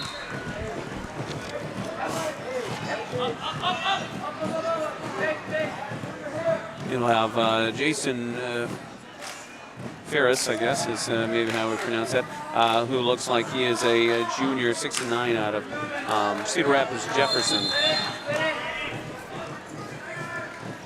Well, we move back here to Mat 2. Looks like we are going to have Christopher Meyer up on Mat 2 right now. They are underway over there. And we'll have to stand up for this one. So Alvarez, is that what we decided he's got there? Yeah. Yeah, it's got Assumption wrestler Alvarez. Both wrestlers kind of feeling each other out here. A lot of hand fighting. Christopher Meyer doing a nice job moving his feet, circling. Christopher's always nice and active, gives a lot of feints, a lot of fakes, a lot of hand motion, and again, sometimes those opening periods, there's a shot by Meyer. Sometimes those opening periods, we're doing a few shots, but by the end of the match, it's usually he's connecting with those. Yeah, just kind of a little half-hearted single leg attempt there. No avail. Both wrestlers back to their feet. 1:05 to go, first period here. Alvarez kind of stays pretty square, and looks like he's tough to get an angle on. There's another shot. And actually, it was a great reshot. So looked like Meyer took a shot. Alvarez sprawled, took a half little reshot, and then Meyer's reshot off that for a takedown. Yeah, Meyer did a nice job just snapping that down and going behind. Just his athletic ability getting that takedown, Kurt. So he does take a 3-0 lead here with 35 seconds to go, first period. Buckman from Independence now coming out on mat 4. Meyer doing a nice job of heavy pressure forward there, chopping the arm, keeping Alvarez not on his belly but close, head down on the mat. Yeah, again, just, taking it at pace, really, making this guy feel his pressure, heaviness, and so it helped. Buckman quickly was taken down. Looks like that's going to be the end of the first period there for Christopher Meyer. He takes a 3-0 lead. Looks like it is going to be Meyer's choice here. He's going to defer. Alvarez is going to go neutral here to start the second period, which is an interesting choice, but nonetheless, we'll take it. Yeah, it looks like Austin Buckman, he's down 3-0. He's working to trying to gather some hands and trying to bring him up. He hits a little switch, but not able to get it. Meyer, another little snap down there, looking to go behind, and he does get behind. He has not been awarded the takedown. Now he does. There does. There's a 6-0 advantage for Christopher Meyer. He's got a bottom leg Turk there, trying to get the arm. It looks like he's getting some back points. So, yeah, he just got a 1 count there. He's getting some more. Buckman got an escape and quickly in on a really nice double leg. So he's going to take the lead 4-3 here in this backside match. Meyer switched off to a half to try to move into a pinning combination. Not able to do it, but does pick up the 4 near fall. He now takes a 10-0 advantage with 1:13 to go, second period over there on mat 2. Buckman now 4-3 advantage. He does give up an escape. That's going to tie it up 4-4 here in the first period over on mat 4. Yeah, Meyer doing a really nice job. He's at 10-0 on 50 seconds to go here, second period, and it just slowly has been making his way. There's Buckman in on a shot on a single leg. See if he can finish that. He switches to a double. Really nice. Yeah, run that arm over. So he's going to take a 7-4 advantage here with just 8 seconds to go in the first period. Really nice period here from Buckman. Yeah, absolutely. Got down after taking getting taken down. He was down 3-0, and he's come back and taken the lead 7-4. Tried to hit a little near side cradle, but ran out of time. Alvarez with an escape over there. 10-1 match. Both wrestlers on their feet with 17 seconds to go, second period. Christopher Meyer, this quick snap down, not able to get behind. Alvarez doing a nice job of blocking there.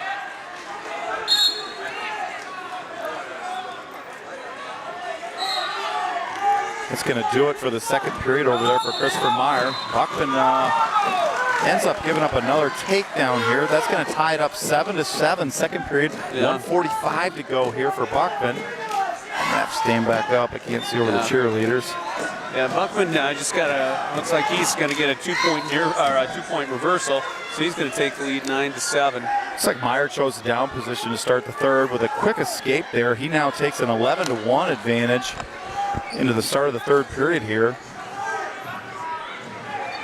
Meyer really controlling the match over there, Kurt. Yeah, he has been. He's been doing a really good job. I thought it was pretty telling at the end of that first period of who was wanting to score at the end. And there's a great shot. He hits a little high crotch, comes around for a takedown, and quickly he's got a leg Turk, and he's going to try to extend this lead up 14-1 right now. He's going to intentionally cut him here. They're going to go back to their feet and just go for the tech fall here. It's a 14-2 advantage for Christopher Meyer.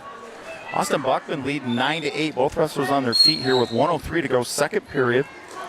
And that's been a really nice back and forth match. And there's another shot by Meyer. He's in on a takedown for 3. Christopher Meyer's going to win by a technical fall over Alvarez of Assumption. 17-2. So that's a great win by Meyer there. Buckman here with another takedown with 44 seconds to go, second period. He now leads 12-8. Yeah, he's been able to get some takedowns. He's kind of struggled a little bit about being able to consistently ride. I do think the Jefferson wrestler is pretty athletic. They got out of bounds there. Going to get a restart here with 26 seconds to go, second period. Buckman of Independence is up 12-8. Second period there.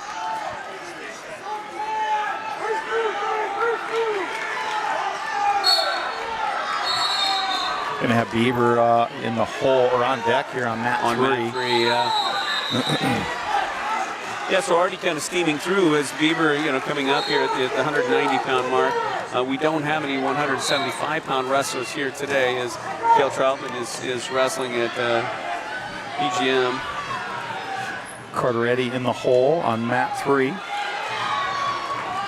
So they're going to go back to back there on mat 3. This round of wrestling, we will be taking a 15-minute break. So third period here with Austin Buckman. He's up 12-8, and they're going to go into neutral position. Ferris chooses neutral here to start the third. Buckman 12-8 male. Just a blast double by Buckman. Nice. He's going to finish that, and he's going to look back points here. Yeah, He's ahead 15-8 here. He's looking for a fall. It's really close. He's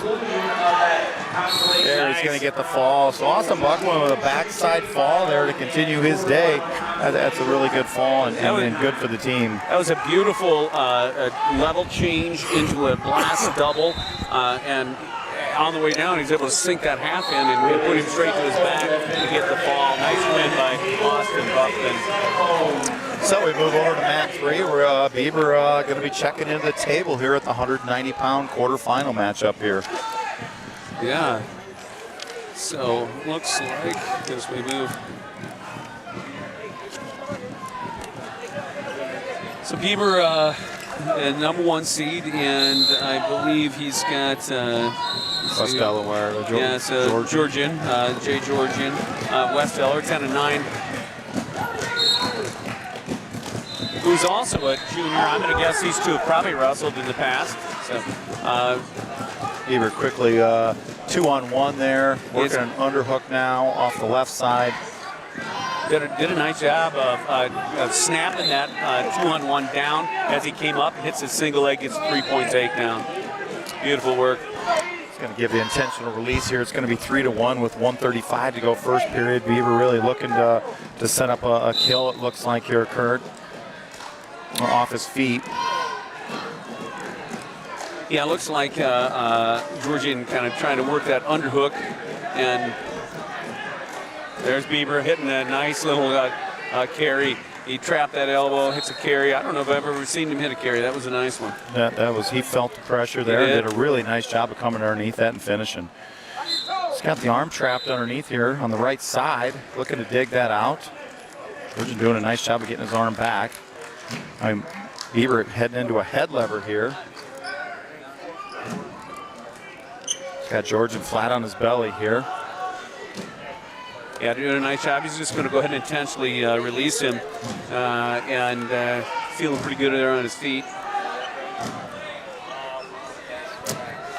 Let's see what we got. It's a 6-2 score, and again, Georgian was hitting that, trying to get that underhook, and Bieber just snapped it down, and now he's into, got a 3-point near fall, or pardon me, 3-point takedown, a 3-point near fall. So he's extending that lead 12-2.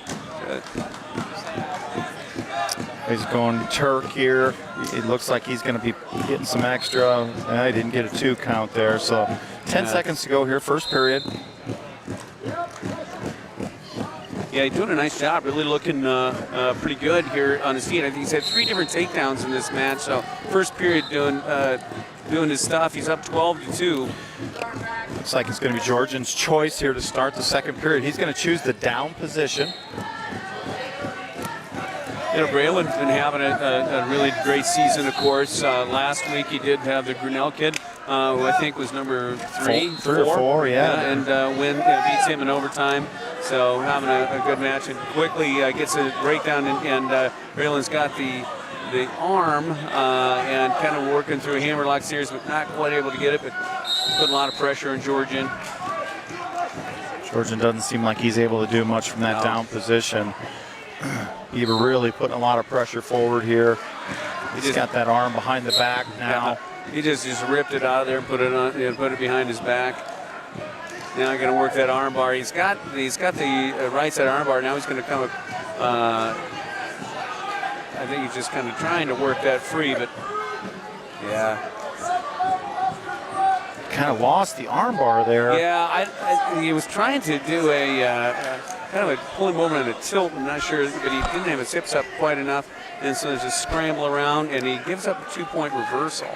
Yeah, just kind of got himself in a position there, in a bad position, and lost the arm. So yeah, he had a really deep arm bar. Probably just, maybe better off just grabbing that far wrist and seeing what you can do. But 50 seconds to go here, second period.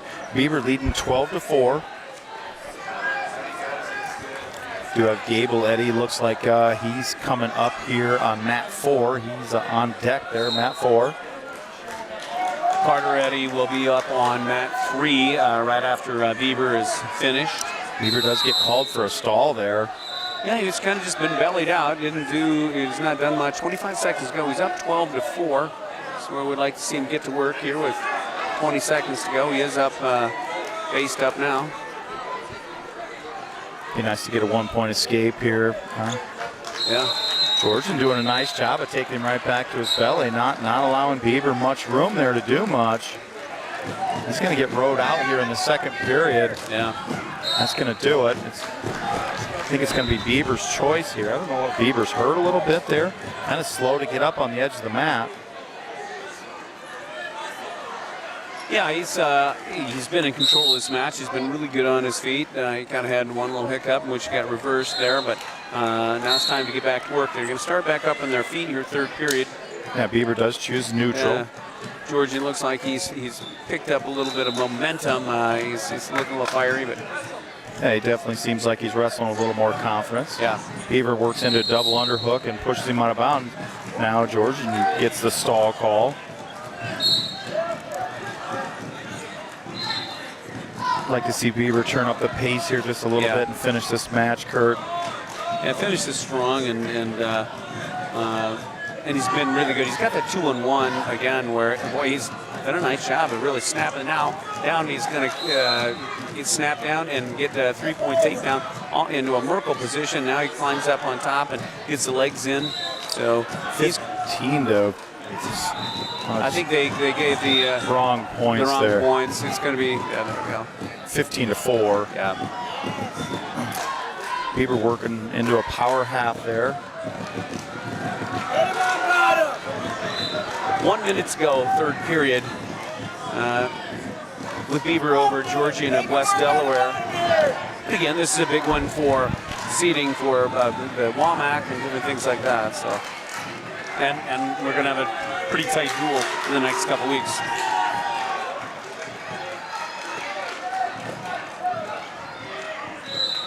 Beaver going to have to be careful here, and then there it is. He's going to get called for a stall, and that's going to be 1 point. The Georgian's kind of riding parallel there, Kurt. Yeah. Not doing much. So. No, again, you got to pick it up and the pace a little bit, and start working. And he's going to go ahead and intentionally release him. He's had some success certainly on his feet. He's going to make the score 15-6. Beaver in a nice it's single. a really nice duck under and single, and now it's just going to let him up and take him down, and I think Beaver just had enough, and he's absolutely dominating. Yeah, he's got a 3-point. He got 4. Oh yeah, 20-5. That's a technical fall. Yeah, he got a technical fall. He'd had enough. Yeah, that boy, he really opened up there. He Kurt. did. And I think he heard our broadcast. He done a really nice job there. Yeah, when he hits the gas pedal, it's pretty good. Yeah, it's pretty good. Yeah, so. yeah. I think he really just kind of let him hang around a little bit and didn't need to. So. Yeah. So now on to Carter Eddy over here at St. Matt. Let's see what this Carter have. So Carter's going to have Jackson Woods, 9-6, junior from Cedar Rapids, Jefferson, and we're also going to get Gable Eddy heading out. So the Eddy brothers are going to be up here on mat 3 and 4. Yeah. And we have with Carter, Gable has DCG, so he's got Shoal DCG 16-5. Gable Eddy and his got out of the Cedar Rapids Jefferson. They're kind of head-to-head, not really forehead, really, working some inside collar ties with Carter trying a little pass by, but not able to do much. The Jefferson Russell, kind of a long, lanky guy, but yeah, Woods is 9-6 junior on the year. Carter did a really nice job of kind of pulling inside there and getting to the legs, but they were just on the out-of-bounds area, so not able to get that takedown. Gable underway here on mat 4. He was trying to work an underhook on that left side, not doing it, able to circle back in here. Both wrestlers kind of forehead to forehead. It's the quarterfinals at heavyweight here on mat 4. We're 1 minute to go here at 215 pounds mat 3 with Carter Eddy. And guys, again, Carter tries a little pass by, but not able to get it, so 0-0 score. We go out of bounds here on mat 4. They're going to get a fresh restart with 1:24 to go, first period. Gable Eddy from Independence. Carter Eddy with 36 seconds to go, first period. There's 0-0. He's wrestling Jackson Woods of Cedar Rapids Jefferson. Woods has a partial shot, and Eddy does a nice job sprawling. Gets him to Woods in the front headlock, but nobody can score anything yet. And Gable Eddy working it, trying to cross-face and come around. Gable kind of forehead to forehead on mat 4. Just 46 seconds to go, first period. Gable Eddy was able to finally score off of that and gets a 3-point takedown with 1 second to go. So nice job, Carter. Yeah, Carter, pardon me. Carter scoring with 1 second to go. Take a 3-0 lead going in the second period. Both wrestlers here on mat 4. Gable, both wrestlers really trying to work position. No real shots taken here in period 1. 15-minute break at the conclusion. We're in second period here with Carter Eddy wrestling Jackson of Jefferson, and he's got a 3-0 lead, and he is in the top position with Jackson taking the bottom. Looks like on mat 4 here with Scholl and Gable Eddy, it's going to be the end of the first period, no score. Carter Eddy kind of working a lot of forward pressure with Woods not able to really come up much. Gable Eddy wins the toss here. He chooses the down position to start the second period. Carter does have Woods belly down, flattened out now. He's worked the wrist onto his back and not getting him able to get in any turning position quite yet. 1 minute to go, second period. Gable working to his base here. 1:38 to go, second period. There's a stall warning on Woods of Jefferson as he's just kind of kneeling there, and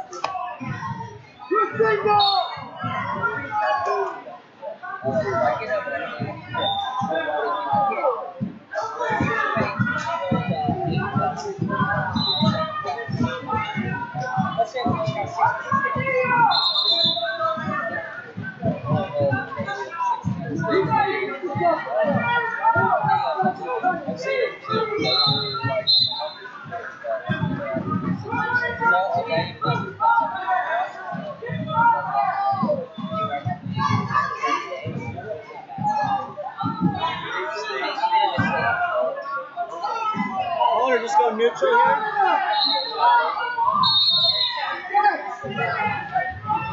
Does it need Oh, I wonder if the battery's dead. That's what's wrong. I bet we need batteries. I'm gonna see if he's got AA batteries. We gotta stall, we gotta push the patient to get out. Neutral. Right? Hey, you gotta get a takedown anyway!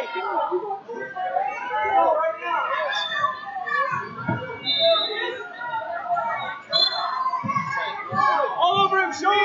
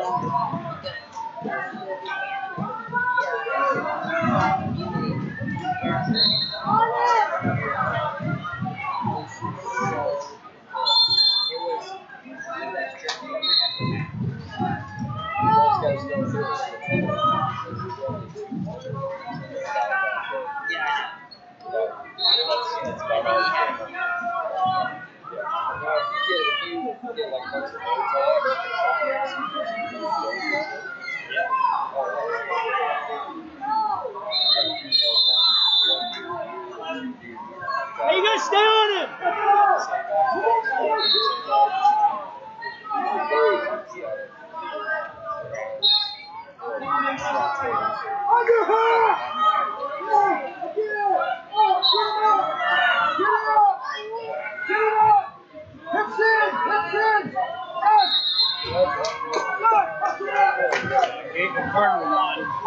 What's that? I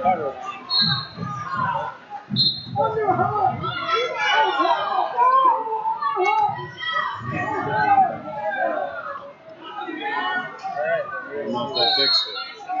Do a shot! 30 seconds! Shoot!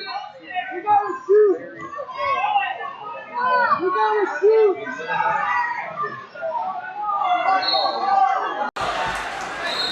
You gotta shoot! Take a shot, Shoal! Shoot! Well, we're back. Go for it! Back live here. We still have Carter Eddy did end up with a win. We got Gable Eddy right down to 3 seconds here, and he ends up with a takedown here. 5-1 win. Really good stuff there. We're back.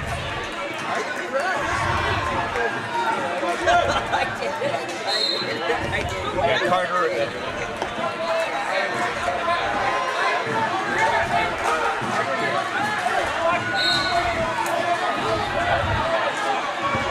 Are you not live, Kurt? I don't think so.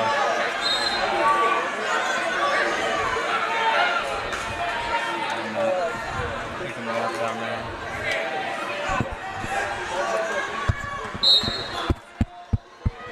Tap your mic. Yep. Okay. We should be live. All right. We did have Carter Eddy did ended up winning 5-2. Had a pretty good match. As did and Gable Eddy ended up winning as well, I believe. So. Yeah, we had the batteries go out in the remote. Sorry for the interruption there. We are live now.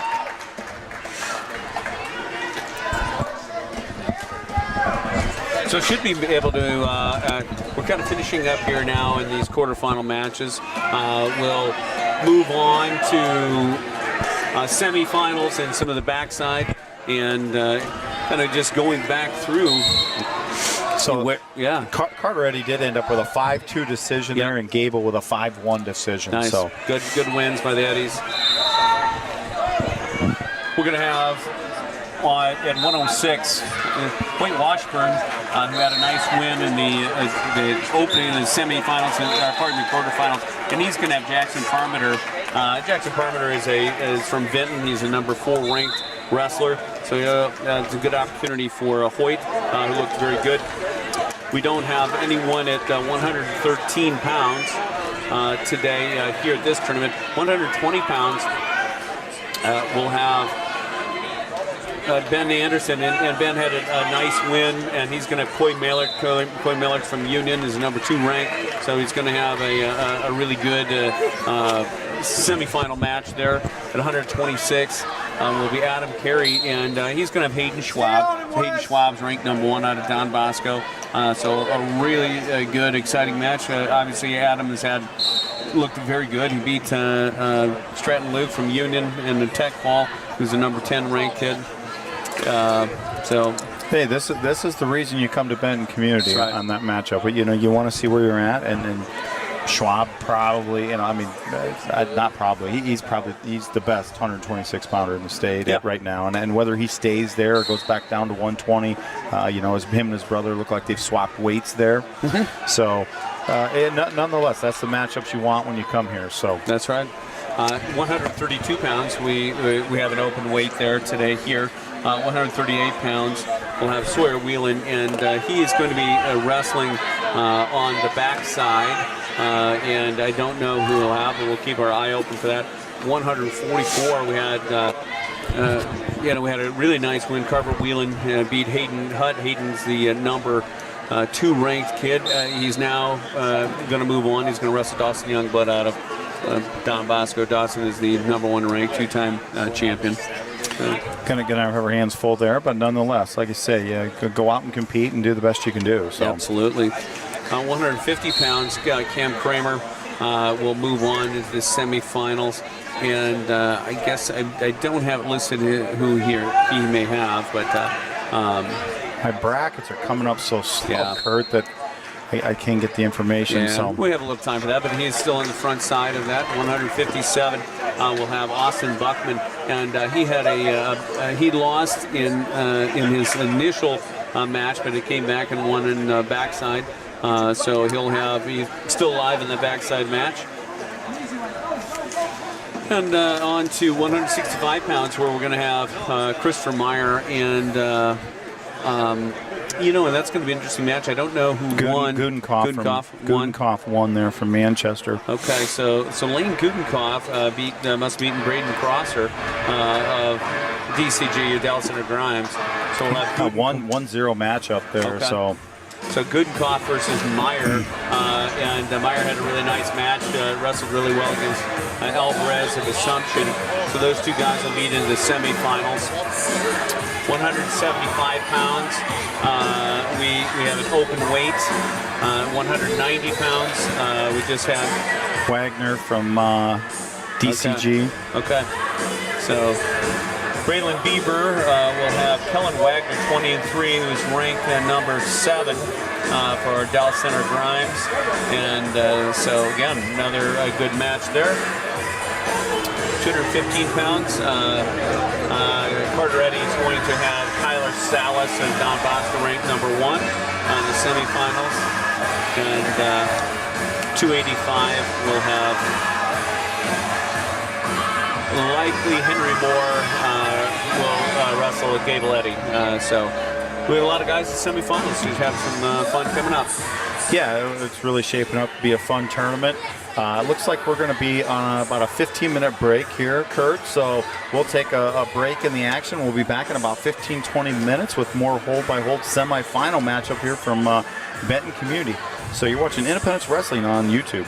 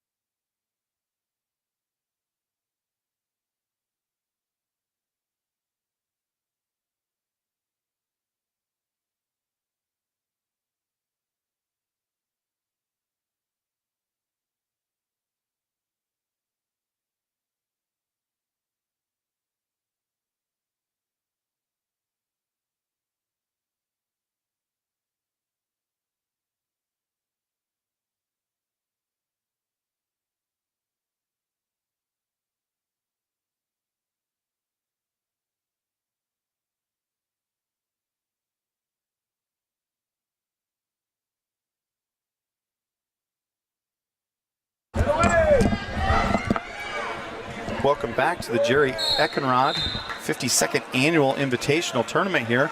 We do have Sawyer Whelan coming up on the backside here on mat 5 at 138 pounds. Yeah, looks like on this backside he's got Wyatt Donahoe, and Wyatt is a freshman from Williamsburg. He's 11-11.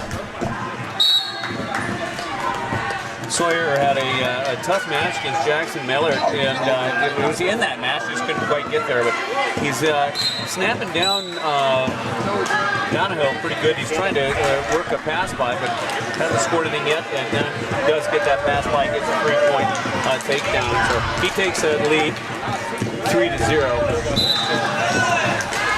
But it quickly gets reversed, Boy, what a long, lanky 138-pounder here Donahue is. Yeah. Sawyer is leading 3-2, but he is in the down position, and there he gets an escape. So he's going to take a 4-2 lead here. 1:15 to go, first period. Once again, kind of the same thing. Gets in front headlock, starts spinning around and snaps him by for a takedown. So Sawyer doing a nice job off of his feet, and he's got a 7-2 lead. Well, he's really got that arm trapped nice here from the top side. Looking to get a turn. 50 seconds to go here, first period. Again, he's coming out with really good action right off the whistle. Not sitting around, not waiting, and so going to get a potentially dangerous. He had that arm bar in, but kind of potentially dangerous. He's going to restart up top. It's going to be 39 seconds to go here, first period. Whelan leading 7-2. Wrestling to backside consolations right now. We have two guys in the backside consolations, Sawyer and Austin Buckman will be coming up, and then we'll move on to the semifinals. Whelan has the arm, and he's getting a butcher. Looks like he's going to get some near fall points here. He's got Donahoe on his back. He's getting near fall points. I don't know if he's got enough control to be able to get a fall, but there's a 4-point near fall. That kind of moves out. It's going to do it for the first period there. So Whelan takes a 11-2 advantage into the second period. Looks like Donahue, we're going to get in reflip here. Whelan's choice. Sawyer is going to defer. Donahue takes neutral here. Yeah, one of those things where I think Donahue is, you don't know where you go there. He's not done well in any of these positions so far. Whelan in on a single, and he's going to finish another takedown there. Take a 14-2 advantage with 1:47 to go, second period. Looking for back points here again, which will bring this into a technical fall. He's getting a count. Yes, he's got a 4-point near fall there. He got the far elbow, and once again took him over in a butcher, and he's going to get a 4-point near fall for technical fall. Nice opening win for Sawyer Whelan. So we take a look at the other matchups coming here. Sure. Buckman should be about 5-10 minutes out here. Yeah, he's going to be up fairly quickly. He had an opening match in which he lost, and then he came back and beat Jason Ferris, Jefferson, and now we have whomever lost on the front side of 2095. So.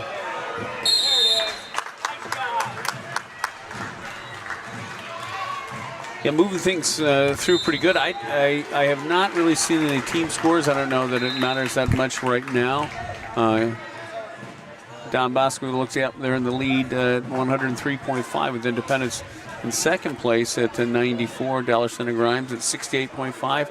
Waukee Northwest at 67. West Delaware at 64. Williamsburg 54. West Liberty 51. Assumption 46. Benton Community 43.5, and then Union 36.5 for the top 10. So Independence is sitting in second place, which pretty good. We do have a couple open weights today, but we have everyone on the front side. We have 2 guys on the back side, but going to be a challenging semifinal. Yeah, this semifinal round, we took a look at, some matchups. We're drawing some number ones here in several different weight classes. Not that we can't go out and win those matches, but it's going to be an uphill battle in this round, and the water's going to get fairly deep here pretty quickly. So. Yeah, these are great opportunities. This is where you want to be. This is the opportunity to be able to, wrestle the number 1 ranked kid, and whether it's semifinals or finals or wherever we're going to get them. But those are the guys you want to see where we're at, and we're going to have that opportunity. Looks like Buckman is going to be up over there on 5 potentially. Yep. And looks like he's going to have. Does that look like a Northland signal? Yeah, so maybe Woods of Northland. Take Woods Northland, 19-3 senior versus Austin Buckman. This is a Conti round at 157 pounds. Yeah, both guys just kind of some hand fight and tapping heads and still trying to feel out this match.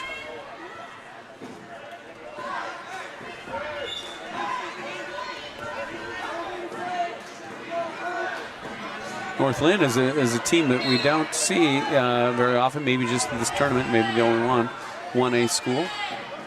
They've traditionally been pretty good. Yeah, kind of nice to get some different matchups, Kurt, and see some different kids. Not really going to matter down the stretch, but both wrestlers just like say 1:07 to go here, first period, no score. Buckman does have an underhook on the left-hand side there.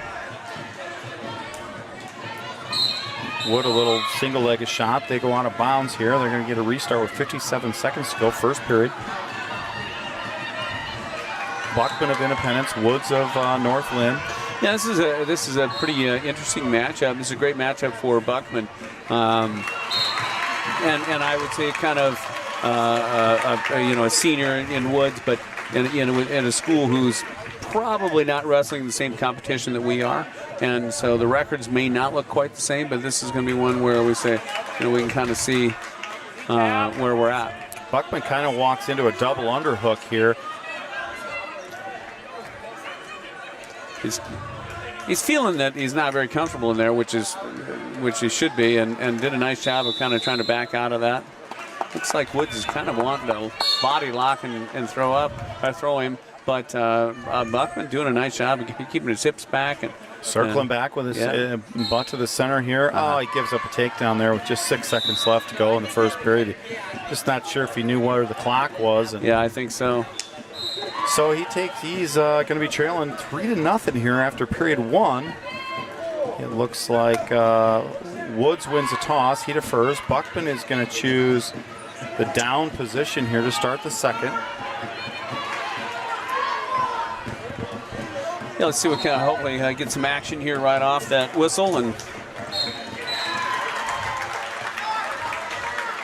off the whistle. There's a lot of forward pressure. Buckman trying to kind of work into a little sit-out position, and now he's got hand control and he's going to get to his feet.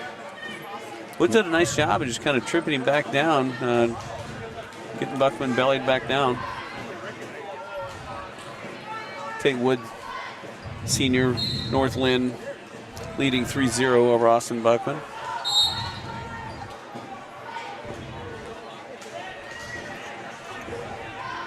Wood's going to get that power half in. And he's kind of getting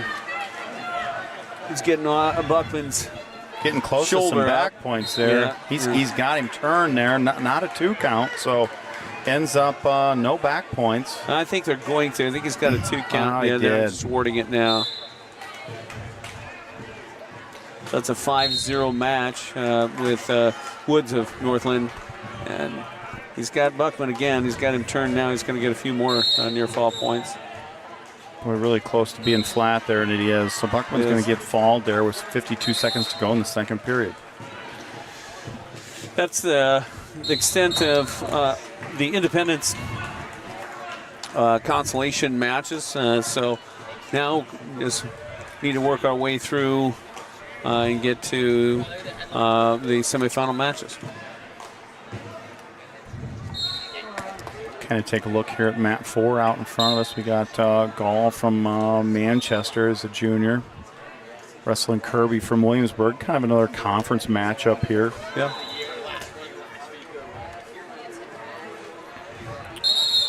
And watching these two guys again, and 157 pounds, and these will be important matches over the next couple weeks.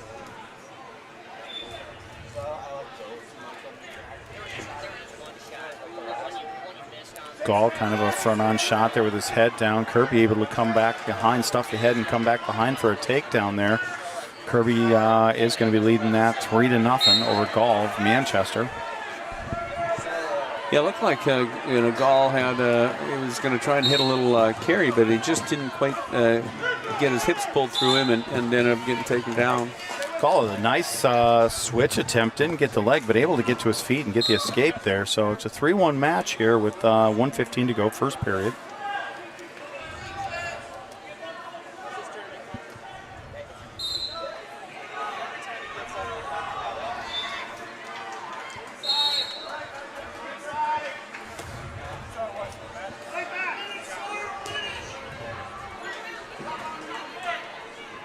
Kirby in on a single here, and they're kind of battling for scramble position here. Yeah, Kirby had that single leg, and Gall really did a nice job of scrambling. Both these guys are picking the ankles and rolling and scrambling, and now it looks like Kirby's going to win that scramble and catches Gall on his back.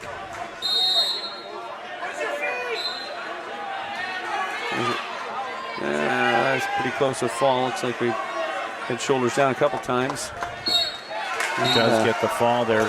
Kirby gets the fall right on the edge of the mat over Gall in the first period there.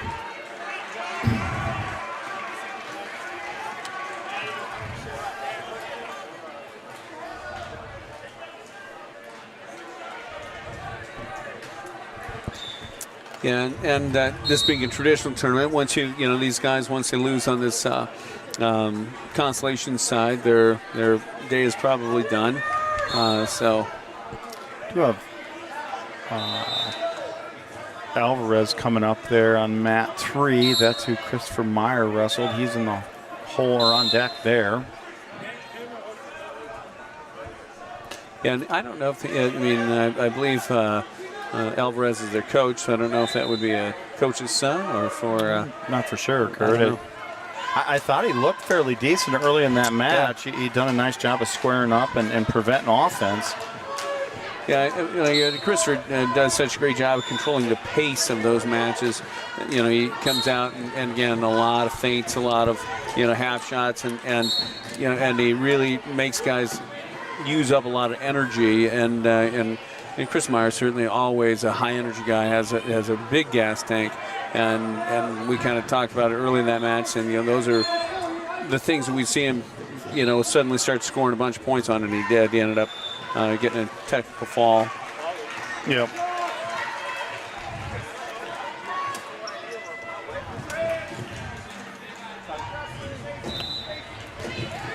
Yeah, looking, let's see if I can find some, let's see, the BGM.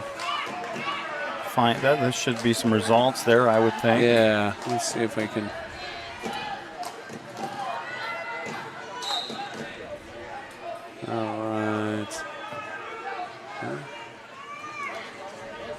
For, let's see, Independence.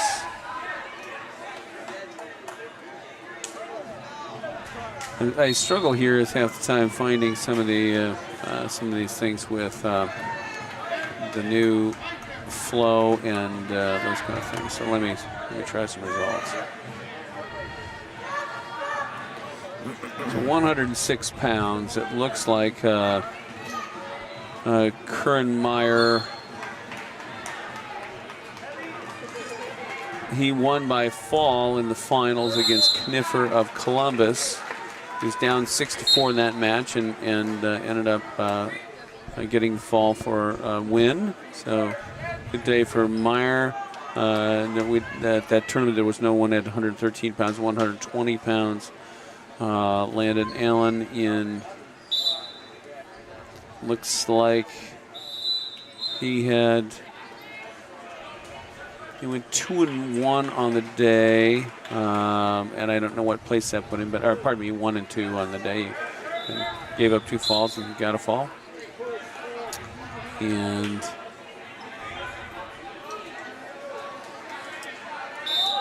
I don't know, yeah, so Wellman at 126. Looks like he had a couple losses on the day. And again, these are some of our twos or JV guys, I guess, wrestling at a varsity tournament. So this is, they're seeing good competition. So there's nothing wrong with losing a couple of matches there. Looks like Finn Crawford had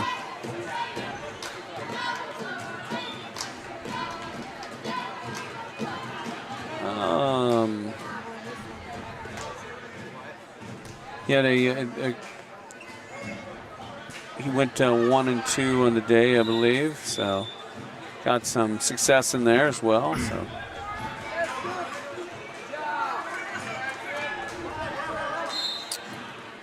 Back to action here. We do have Mitchell from Benton Community and Alvarez from Davenport Assumption.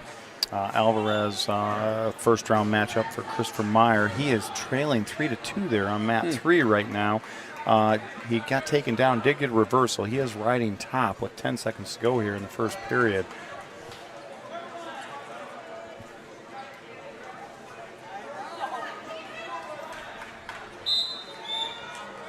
That does do it for the first period. Alvarez wins the toss there. He defers. Mitchell from Benton Community chooses neutral. That's the 165-pound Consi round. Mitchell leading that 3-2. Just getting underway here in the second period.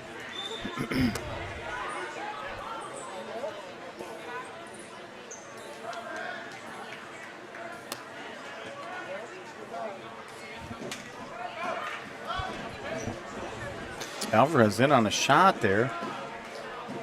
Like a scramble position. Looks like Moses Toe won that tournament.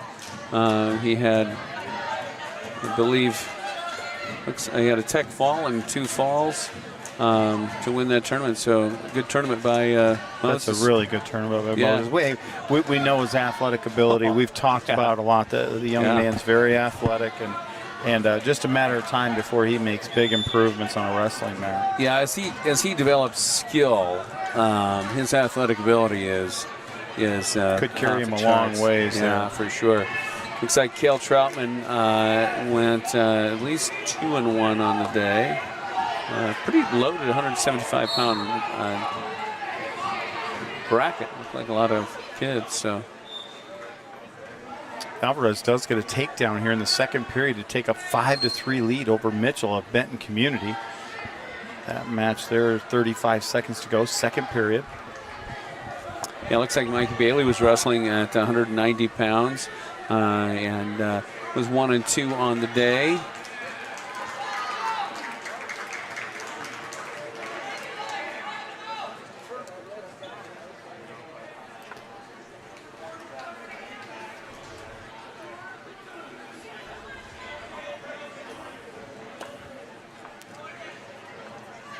Alvarez is probably going to take a 5-3 advantage here into the third period. Looks like it's going to be his choice.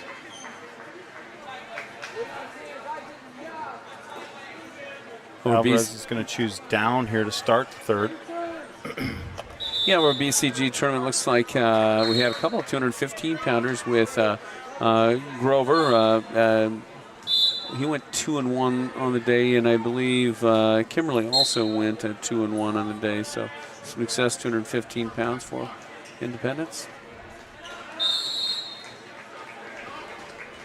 That's nice to see some of the young guys getting an opportunity to wrestle in that varsity tournament. Yeah, get some good quality competition. Yeah, and we had 2 heavyweights wrestling as well with Colton McDowell and Max Coplin, both winning some matches. So, yeah, successful tournament. Sending over those varsity tournaments for those guys.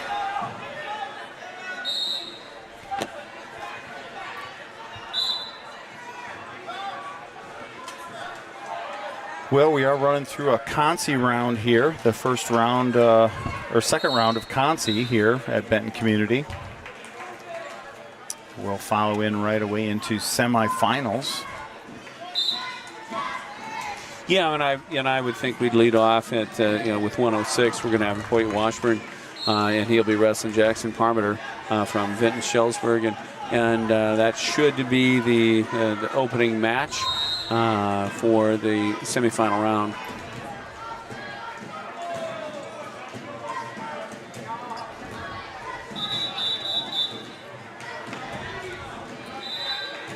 Well, we are going to take a short break here from Benton Community. We'll bring you back here in the next 5 to 10 minutes to start the semifinals. You're watching Independence Wrestling on YouTube.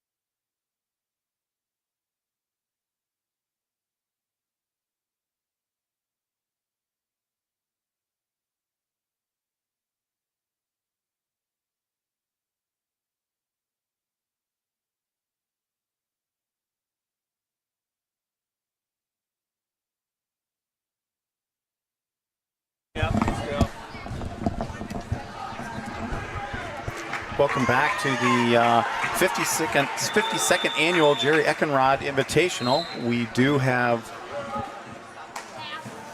on mat 5 here, got Washburn of Independence. Yeah, he's wrestling Jackson Parmenter of Vinton, and Parmenter is number 4 ranked. Yeah, at 113 pounds. Washburn had a nice win over Marcus Cardona of West Liberty to get to the semifinals.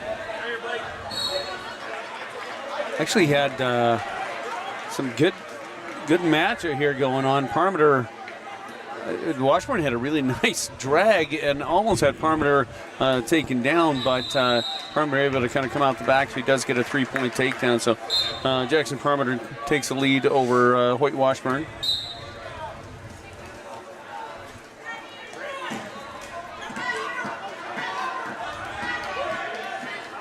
Benny Anderson is going to take off here in mat 1 as well.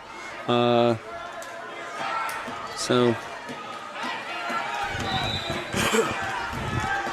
looks like Benny's going to have Coy Maylert of Union. So semifinal match is going to get going.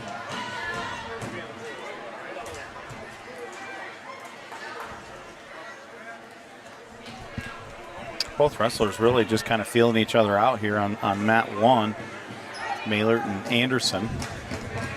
Yeah, we're on mat 5. We still have Parmenter, riding on Washburn. Parmenter's up 3-0. Maylert with just a blast, a single leg that just drove right through it for a takedown there on mat 1. Maylert leading 3-0 over Anderson. 1:10 to go there, first period. Finishing the first period over on mat 5 with Washburn down 3-0 to Parmenter. And getting in the second period, it's going to be Parmenter's choice. And he's going to defer, and Hoyt's going to take neutral. Maylert working a butcher type situation here. Not able to get Anderson over. 40 seconds to go there, first period. Back working that butcher. He's getting some back points there. Mailert's going to take a 7-0 lead minimum, but he's in big trouble here, Anderson is. Washburn on a couple shots and almost had Parmenter taken down. Now he's in on the leg, and they're going to get stretched out and probably get into a stalemate position. But Maylert does take a 7-0 advantage there with 8 seconds to go, first period, over Anderson of Independence. Washburn still down 3-0 with 1:27 to go in the second period. Yeah, Washburn showing some real signs over there on his feet, Yeah, definitely good motion. Certainly, an attacking style up on his feet. Really good movement there. Second period here, we're going to go neutral. Both wrestlers on their feet. Maylert leading 7-0. Then he kind of walked into a single leg there and is going to give up another takedown. Yeah, Washburn had good position and just in a scramble, and Parmenter able to come out of that scramble with a takedown. So he's going to take a 6-0 lead over Hoyt Washburn.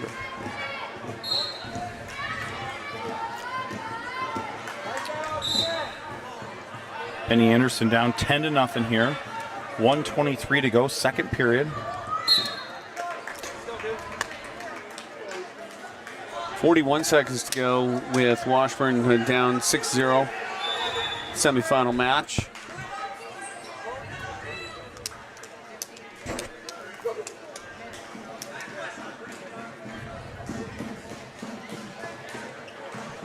It's going to be 1 point escape for Benny Anderson. He is trailing 10-1 there in the second period with 53 seconds to go. On mat 5, Parmenter gets a stall warning as he's wrestling Washburn.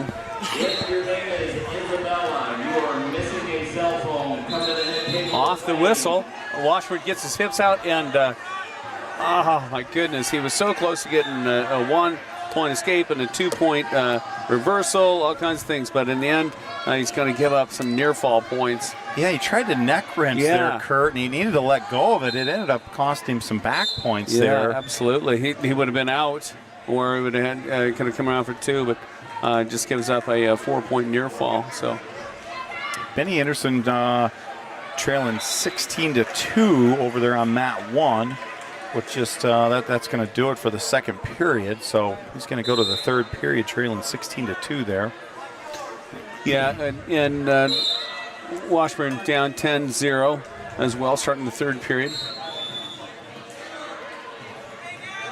He's really done some nice things against Parmenter, but just not able to kind of finish those. And now he's going to give up a 2-point reversal, and he's going to his back. Looks like that'll be a technical fall at the very least over there on mat 5. That is going to do it there on mat 5. Yeah, it's a tech fall. And I got to tell you, it's an odd thing, but he really did some great things in that match. He wrestled Parmenter really hard, and he did not get out physical. So I like it. He's not too happy about the loss, and Ben Anderson also goes down, and he's not too happy about the loss. A couple tough semifinal matches, and we've got some some difficult matches here in the semifinals coming up. Yeah, we talked about early on, you start getting against kids that have won state titles, it's going to be a tough road. Yeah. You're going to have to give it your best effort. Yeah, and so, keep working at the next best. So you're going to, Ben Anderson, come back on this backside, and and if he wins a match, then you wrestle for third. Same thing, honestly, for Hoyt Washburn, and so we'll see how we come back. That's part of the learning experience here for him. Well, we got Adam Carey in the hole on mat 5. Yeah, and Adam, of course, is a 4 seed. Has had some good wins today, and he is going to he's going to have his hands full, obviously, with Hayden Schwab, who is ranked number 1. State champion and previous runner-up from Gilbertville Don Bosco. Yeah, I still look forward to this match, just to see how you react, right? What do you do in situations? How do you get better from this match is the key. Yeah, for sure. And I mean, just see where you're at. And this is talk to his dad between matches, and that's exactly what he said that he's wanting to do. He wants to see where he's at. So yeah, nothing wrong with that. No, and you never know. You never know. So taking a look around, we will have. Well, did they do some backside matches here too in this round, Kurt, or is this all semifinals? I don't know. They might do some backside matches as well.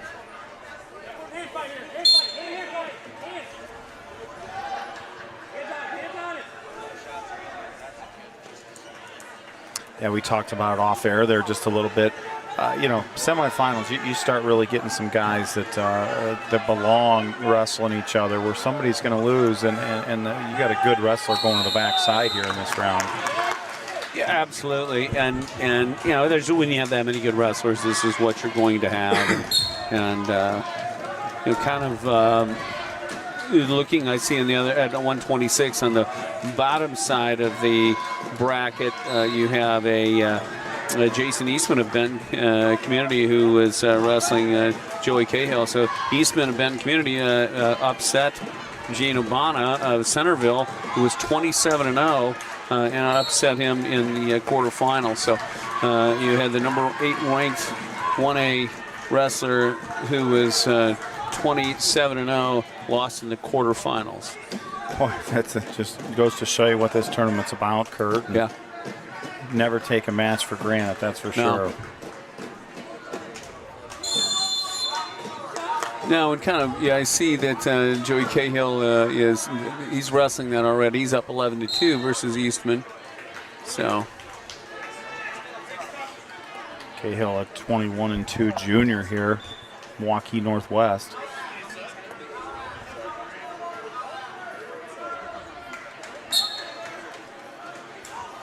After 126, so we have an open weight at 132 and 138. Sawyer Whelan's on the backside, so the next semifinal match for Independence will be at 144 pounds, where we'll have Carver Whelan wrestling Dawson Youngblood of Don Bosco. Dawson Youngblood, obviously ranked #1, committed to the Hawks. I think he's probably even got a nationally ranked behind his name. I'm not sure what that is, but well, once again, you got to go out and battle and see where you're at and get better. So yeah.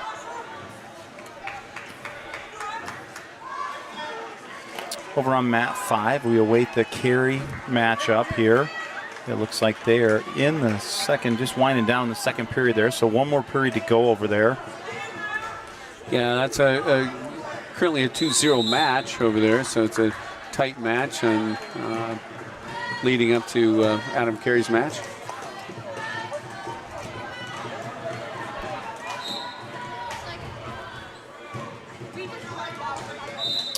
Looks like the Whelan matchup is in the hole now on mat 2.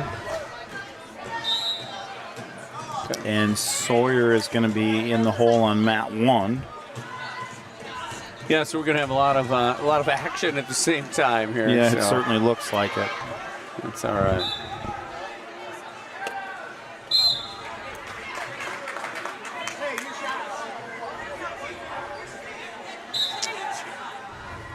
Well, that's what these guys want. I mean, get them some matches, get them a lot of good matches, quality matches, and get it to them fast. Let's go. Yeah, I like where this goes here.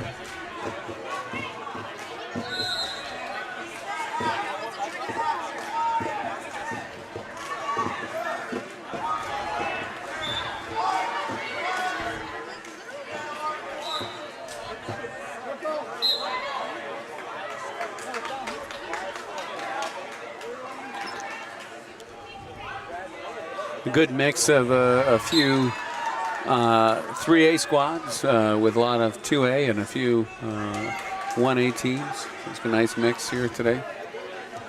It's really nice to see them come into the same gym and get a feel for where you're at. You know, whether I'm a 1A kid, a 2A kid, or 3A kid, I want to wrestle some of the best guys and see where you're at. And this is a nice measuring stick for that. Yeah. That's, you know, I wouldn't say it's unique to wrestling, but it is certainly one of the things that's great about wrestling is that you get to compare yourself to some of those other squads. You know, if you're playing football, there's not really a lot of opportunity. If you're have a 1A football team that you're going to play a 5A team, it's just not going to happen. Yeah. And, you know, we talked about early on, 58 ranked wrestlers here today, Kurt. And when you walk into a gym and there's 58 ranked wrestlers, that's really good stuff. So, well, last year, like I said, at this tournament, there were 8 state champions, and 4 of them are returning today. So, well, we're going to get to see one of them right now on mat 5, and we're going to get to see how our freshman does against him. Yeah. So we move on to mat 5 here for a semifinal at 126, where we've got Hayden Schwab and Adam Cary here of Independence. Once again, we do have Carver Whelan over in the hole on mat 2, and Sawyer Whelan in the hole on mat 1. Well, these are two guys, that certainly would have, have trained together and through Immortal and those kind of things. So this isn't, I'm sure they're new. aware of each other. Yeah, this isn't a new. They've never wrestled in high school competition, but really, the first 30 seconds of this match, there seems to be some feeling out in both directions here. Not sure what the other guy's going to do, and there's a lot of heavy hands, and it's a lot of action here. Yeah, they both have very quick feet.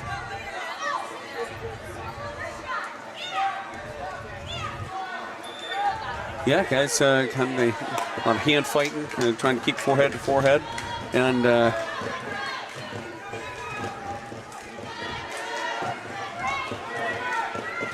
Carey doing a really nice job of getting hand fighting there out of a straight on Schwab double. on a little bit of a shot. There's a carry and it drops in on a single. He's got a high single. And Schwab staying balanced. Wow. Schwab did a phenomenal job of jumping Carey, trying to sweep that ankle and got his foot down. That's remarkable balance. I tell you what, there's all of a sudden a lot of eyes here on a match. Yeah. Carey trying to now avoid a takedown of his own. He does end up giving up a takedown on the edge of the mat, but what a battle that was for the first takedown. Yeah. Yeah, that was some high level wrestling right there. Amazing balance by Schwab, and then he had a great reshot, just kind of caught Adam's ankle. Both wrestlers really avoiding 2 or 3 takedowns there before one was actually awarded. Get a restart here with 30 seconds to go. Schwab ahead 3-0 here. Carey to his feet. Schwab puts a lot of heavy pressure there, gets him back on his belly on the mat.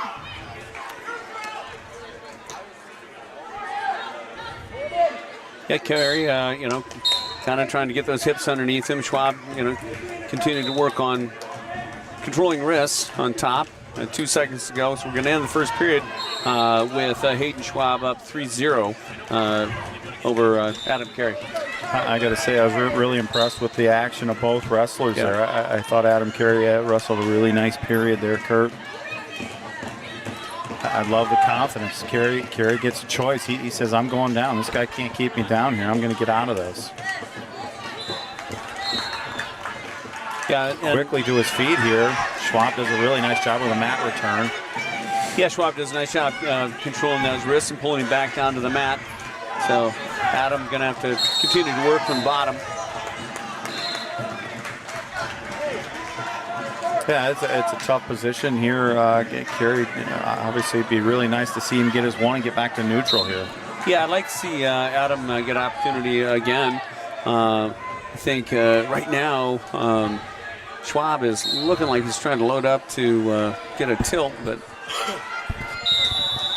not able to get that done. Can't quite see the action here. No. Looking through about 4 people. 1:10 to go here, second period. Schwab leading 3-0. We're going to get a stall on Schwab here. Yeah, it's right parallel. He's amazingly trying to slow this match down a little bit. Court shortener gets a little warning there.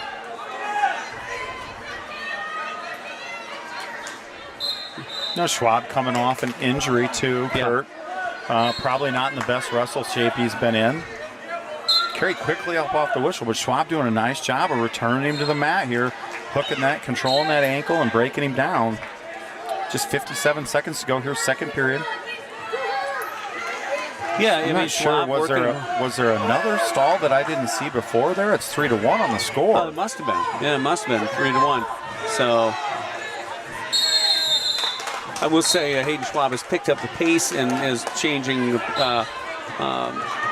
changing positions a little bit more than it had been. Really not able to hook much up here from the top position.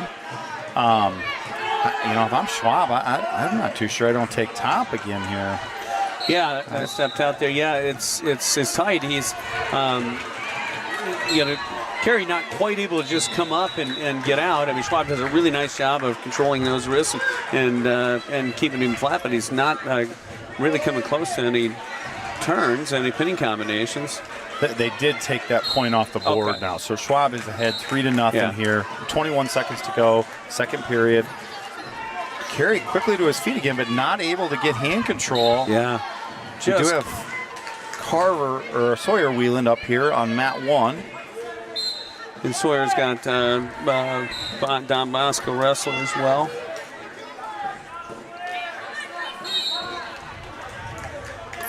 So on to third period, and Hayden Schwab up 3-0 over Adam Carey.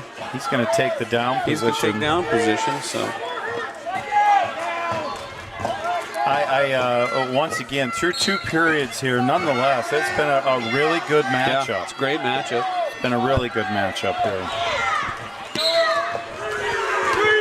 We got a roll through here. I can't quite see. It looks like Schwab hit a little bit of a Granby, and Carey followed him, but he did get. Looks like he's going to get a.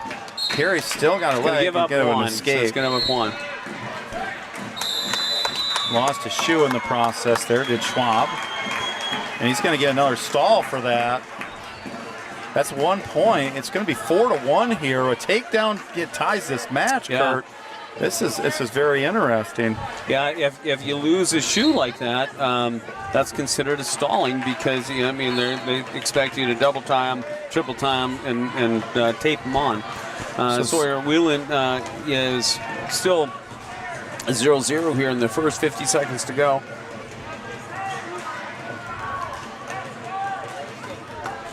And I really like the position that we're in here on mat 5. Carey's over there thinking, I can finish this guy. Yeah, there's no doubt. I can finish this guy. Sawyer in on a shot, but not quite able to finish that shot. Still 0-0 and reshot by Bosco. And I don't know the Bosco wrestler, and he ends up getting the takedown there. So he's going to take a 3-0 lead.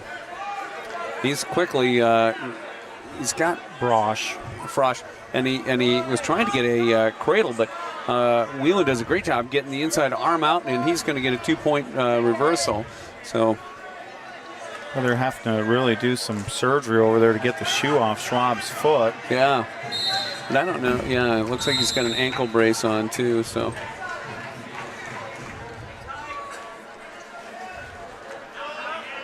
Yeah, unfortunately, this really kind of takes a lot of the, a lot of the steam away from this match. It was kind of starting to go up pretty good, but just an equipment failure that does happen. So we start the second period here with Sawyer Windling. Trailing 3-2. He's in the top position.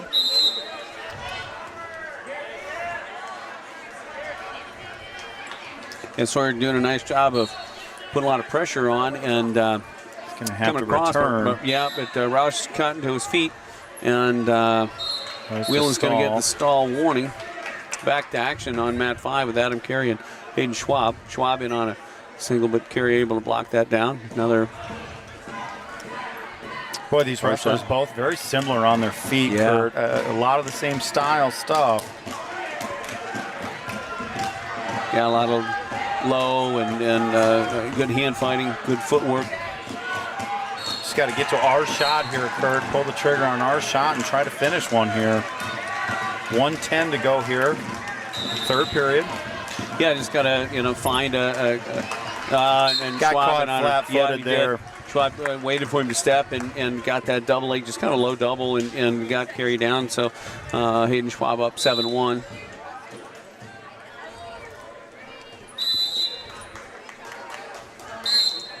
Sawyer Whelan also in a maybe a blood timeout, and he is down 3-2. We have Carver up.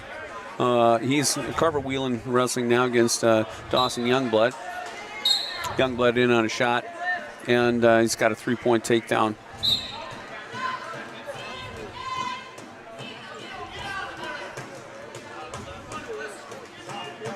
.22 seconds to go here with Adam Carey down 7-1 to Hayden Schwab. Schwab's going to cut him. Yeah. 7-2.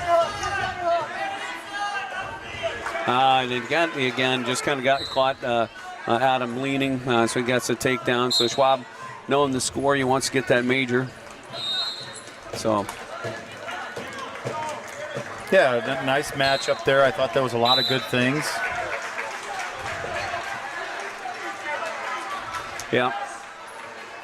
So we got to come back and get the next best, but over on mat 2 we have Carver Whelan, and he's down 3-1 to Dawson Youngblood. Youngblood in a double leg, and he's going to get a 3-point takedown. Just 50 seconds to go over there on mat 2 for Whelan's match, trailing 6-1. Back here on mat 1, Sawyer is trailing 5-2 here with 20 seconds to go, second period. Carver's in a cradle over there on mat 2. Looks like he is going to give up 4 back there at minimum. Sawyer Whelan's going to. Oh, that would have been for a reversal. Sorry, so wasn't taken down. So it's going to be third period, and we're going to have Roush of Don Bosco's choice. He's going to choose down. Blake Irvine, Jared Engel down there. Really good match, 6-3 on mat 3. Kurt, third period, 30 seconds to go there. Engel looking to upset Irvine of Don Bosco.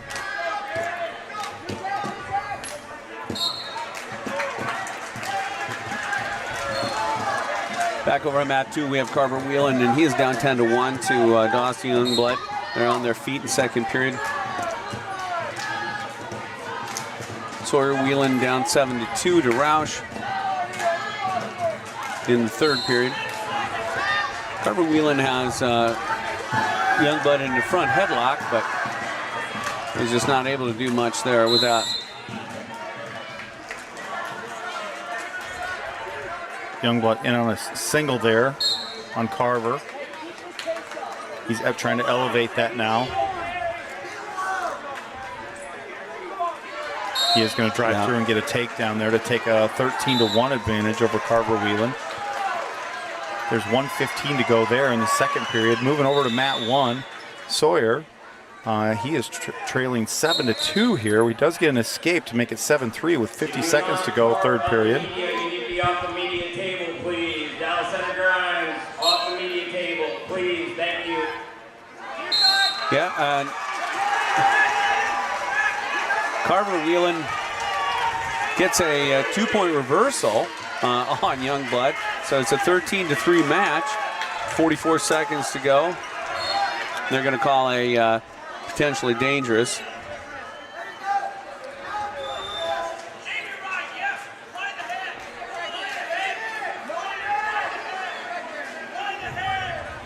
So Sawyer Whelan, 14 seconds to go. He's down 10-3.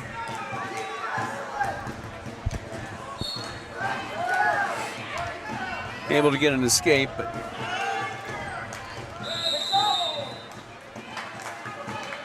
Dawson Youngblood working to get a reversal on Carver Whelan. He is up. So he's going to actually just going to be a 1-point escape. So Sawyer ends up losing that one 11-4.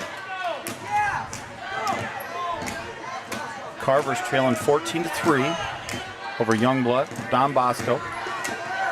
Just 5 seconds to go there in the second period. On to the third period. I really like the fight over there too on mat 2. You know what? There's no quit. Carver Whelan's done a really nice job of staying around in that match. Well, Dawson Youngblood has probably not wrestled the third period very many times this year. Yeah, I would certainly think you're right on that. With 14-3 match. So, and Carver he's looking really good today. He comes up into a quad pod and really prevent Youngblood from doing much there. Yeah.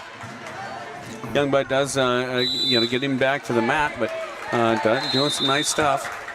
I see, Carver's one of those kids. He just keeps pecking at you, and sooner or later, we saw the reversal in that second period. He keeps in a good position, and sure enough, he's scoring some points.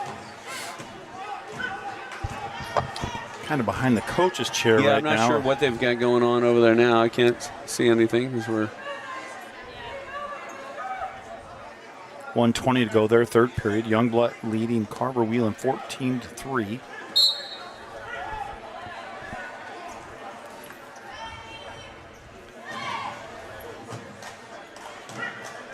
Yeah, I like the fight these guys have been showing today, and some resiliency.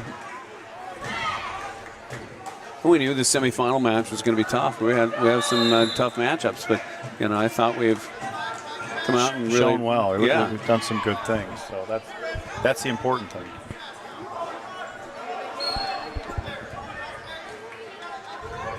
Yeah, we get a good restart. 45 seconds to go with Wheeland versus Youngblood with Carver down 3-14 to Dawson Youngblood.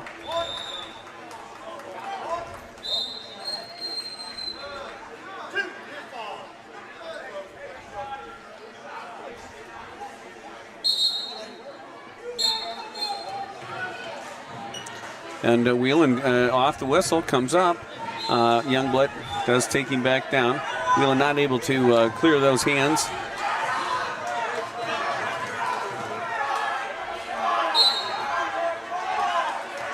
Just 25 seconds to go over there on Wheeland's match, trailing 14-3.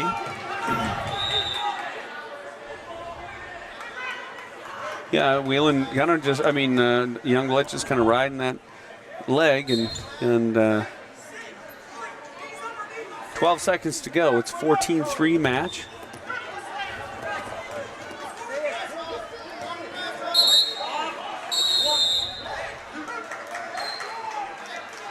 Restart there with just 10 seconds to go now.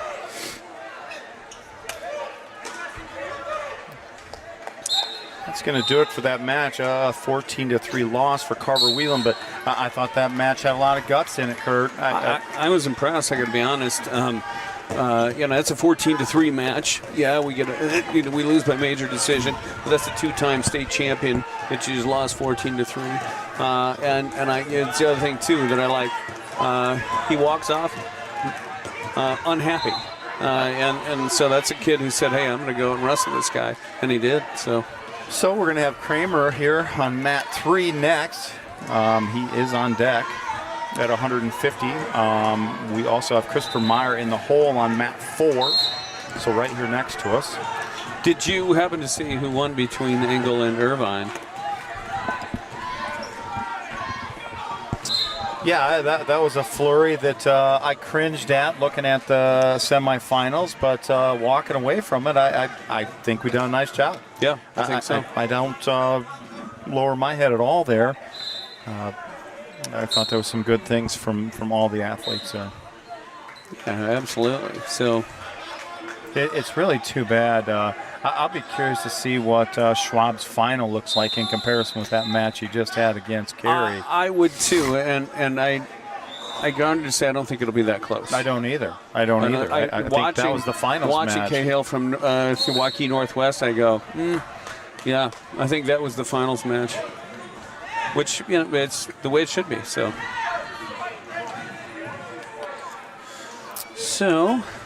we'll move on here. Yeah, Kramer coming up. Hellman.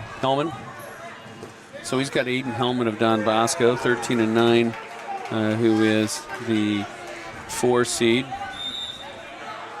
And one of the things when you have a Don Bosco 13-9, you say, well, the record's okay, but it is Don Bosco, and we know who they wrestle. So it's a similar thing to Independence. They're wrestling really, really good kids. So he's going to be a good kid. So Cameron will have his hands full. Hopefully he can continue doing what he's been doing.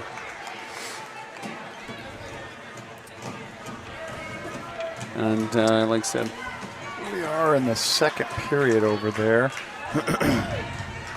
And Meyer is going to have, Christopher Meyer will have Lane Gudenkoff. And that's going to be a good matchup to see where we're at. So, exciting wrestling coming up. Oh, there's a fall on mat 3. That will bring Kramer. So Kramer's up, yeah. So, all right, we have Cam Kramer. They're going to be wrestling Aiden Hellman of Don Bosco. We have had quite a few matchups with Don Bosco here in the semifinals. And I don't know if these guys would have wrestled at all in the duel or not. Yeah, I'm not for sure, Kurt. I don't recall. So both wrestlers start out kind of ear to ear here on their feet in the first period. Kramer with kind of a long single leg attempt finds himself in a front headlock situation here. Like this spot to try to carry. Yeah.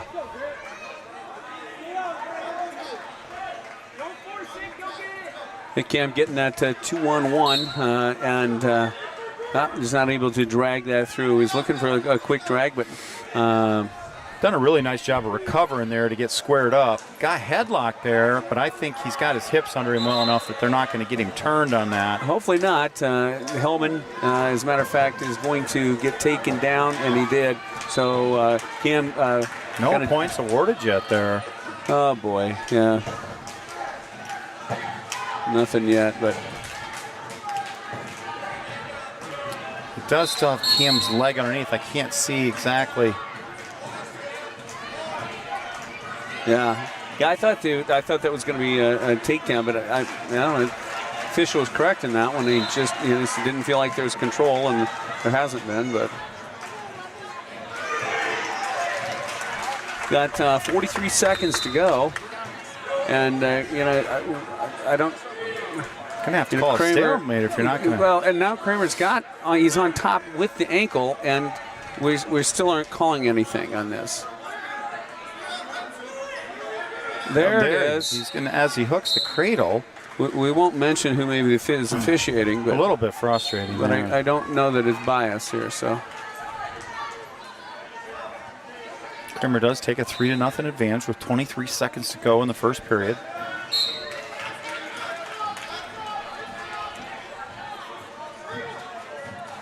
Cam is so sticky on top. He controls wrists really well. He's long, and he's just sticky.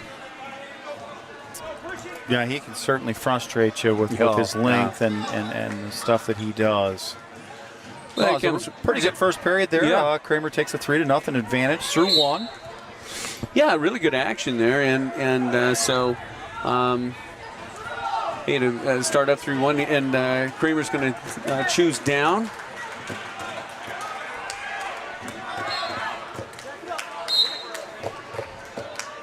Kramer hits a nice switch. Oh, it's beautiful.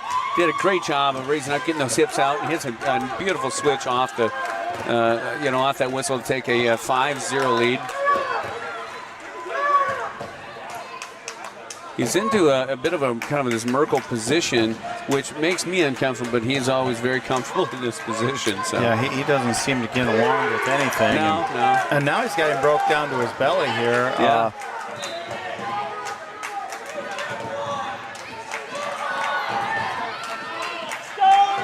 Boy, they're going to call potentially dangerous. I don't even know if they haven't called it yet. No, they haven't. I thought they were going to. Oh, there he did. As he got in control. Yeah, exactly. It was potentially dangerous for 30 seconds. It was, and then nothing changed besides he took more control, and we got a potentially dangerous call. So I shouldn't be that way, but that was so frustrating. Sometimes it's a little obvious when this happens. So.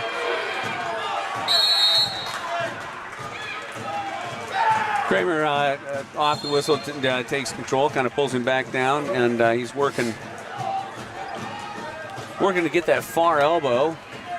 Not sure what we got. We got 59 seconds to go here, second period. Kramer leading 5-0.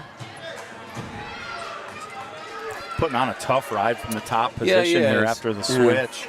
Making Hellman really work, at the bottom and expend that energy. Really a lot of pressure on the head and neck area from Kramer. Yeah, he's got that leg in, and he's working a little spiral ride here. Now he's covering those hips back up. And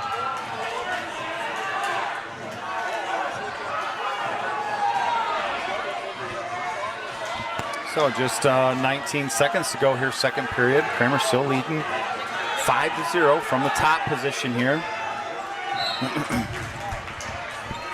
Yeah, Kramer really riding hard, and I would say working pretty hard on top. He's going to do it there for the second period. Kramer will take a 5-0 advantage into the third. It is going to be Hellman's choice. He's going to go neutral here to start the third. I really like our options here too. Kramer's looked really well on his feet here over the last week or two.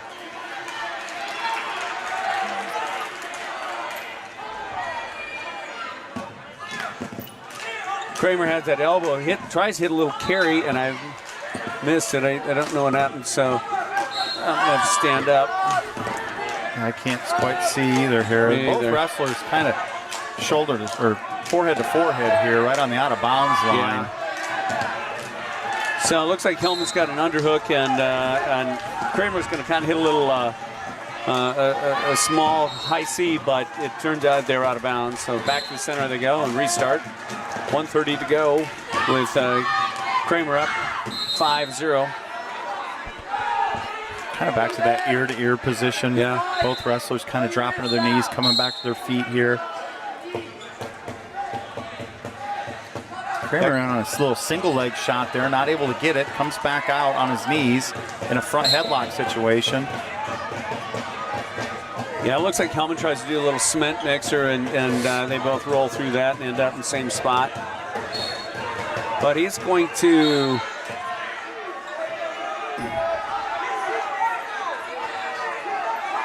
Both guys just Hellman's got his hip on the mat. Yeah. I think Kramer's going to come out of this on top. I think he's going to come out this backside. Just trying to get his head out the back here, well, Kurt. There he got it. That's going to be 3. It's 3. Yeah. So Kramer takes an 8-0 lead here with 34 seconds to go, third period. Really nice battle there. yeah, it was some good wrestling, and both guys had some opportunity, and Kramer does a nice job of coming out the backside and getting that getting the takedown. So He's probably going to get a stall. Yeah, I was going to say that's going to come quickly in this situation. yeah, we will.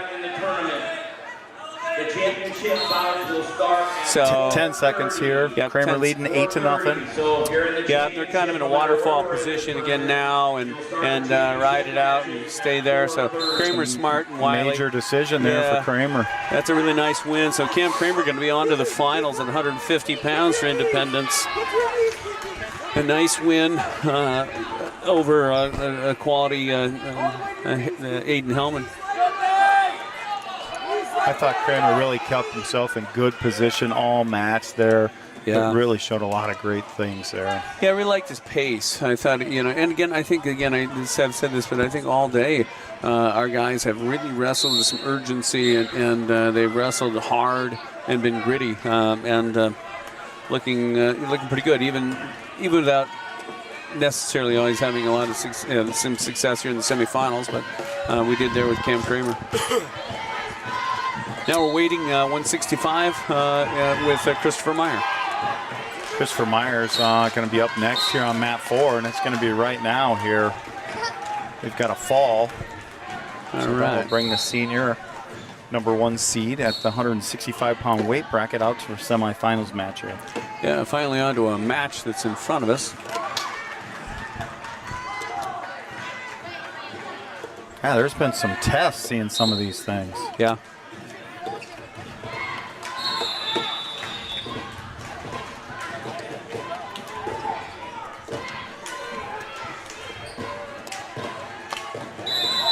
Here we go, Christopher Meyer with Gudenkoff.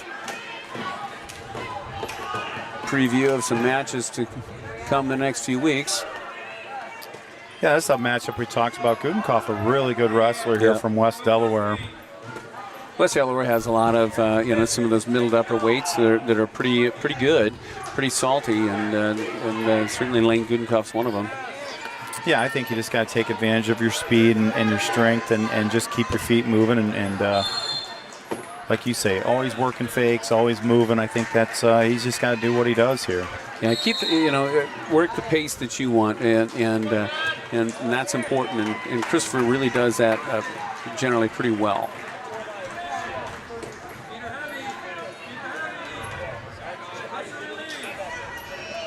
Guys, kind of just doing some hand fights, some head tapping, and pushing and pulling. Chris is giving usual kind of some feints and Boy, a lot of high-end fighting, just a lot of positioning with the feet. Not a lot here with 50 seconds to go, first period. Both Gudenkoff wrestlers. backing out, but they didn't. They could have probably given him a stall. I don't think he was, but I'm just saying, that's in today's world. That's what Gudenkoff in a double leg. Christopher with a really nice sprawl, and they're back to their feet. Just 40 seconds to go here, first period.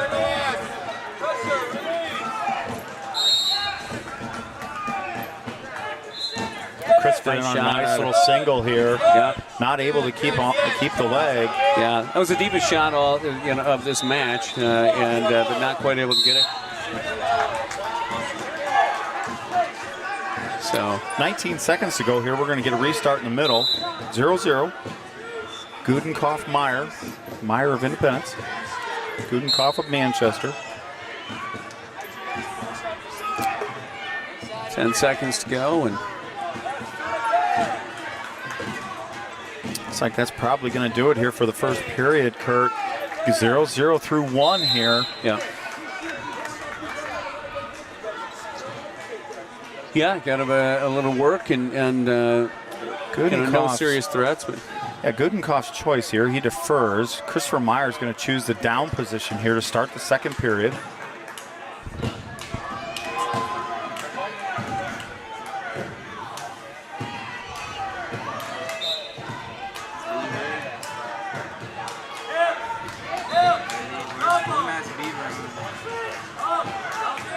Here. At 3. Oh, no. Oh, yeah. Matt 2. So Christopher's in the down position. 1:40 to go here, second period. Gudenkauf putting a lot of forward pressure on and riding that ankle. Meyer does get back up and gets that ankle out. Nice little knee slide there. He did. Gonna work that hand control and come up. Gudenkauf picking an ankle. And Meyer not quite able to clear that at this time. 1:10 to go here, second period.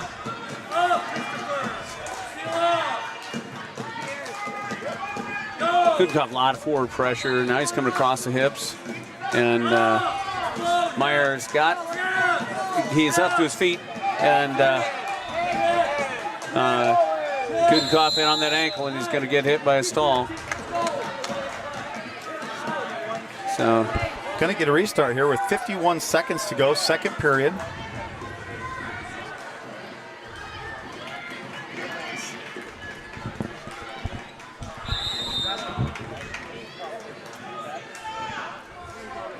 Meyer in the down position here. off the whistle.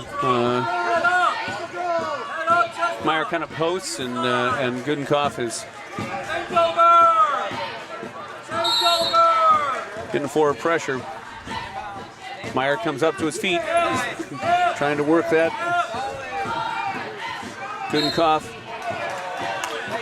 Boy, he's close to getting out there. He was, Kurt and he was just close can't to giving up a stall call as well.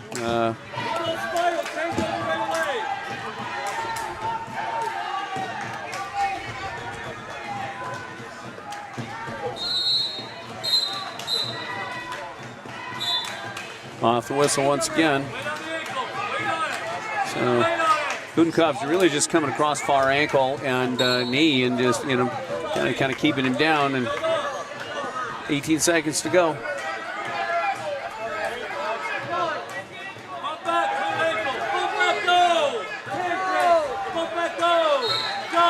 Seven seconds to score.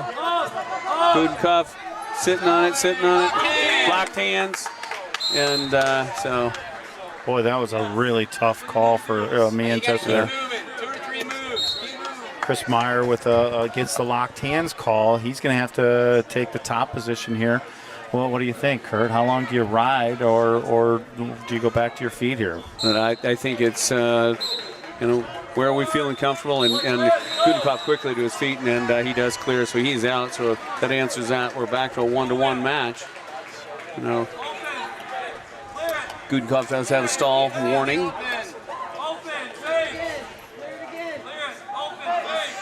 Gudenkauf coming forward. Chris has got to do a lot of head tap, a lot of feints. There's a shot by Gudenkauf, and Chris tries a reshot, not able to. Boy, once again, he shows that athletic ability there with the sprawl out and right back to his feet. There's a shot by Meyer, not very deep. He's going to have to come back to his feet here.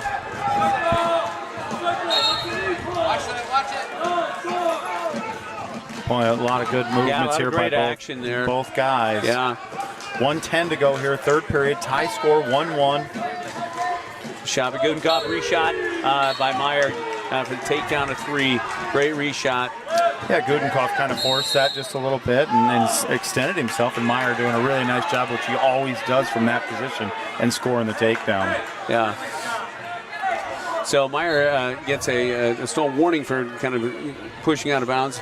Interesting quick call, but that's where we're at. So both guys have a stall warning. 58 seconds go here. Gudenkopf coming up, and Meyer's gonna cut him. So it's a 4-2 match.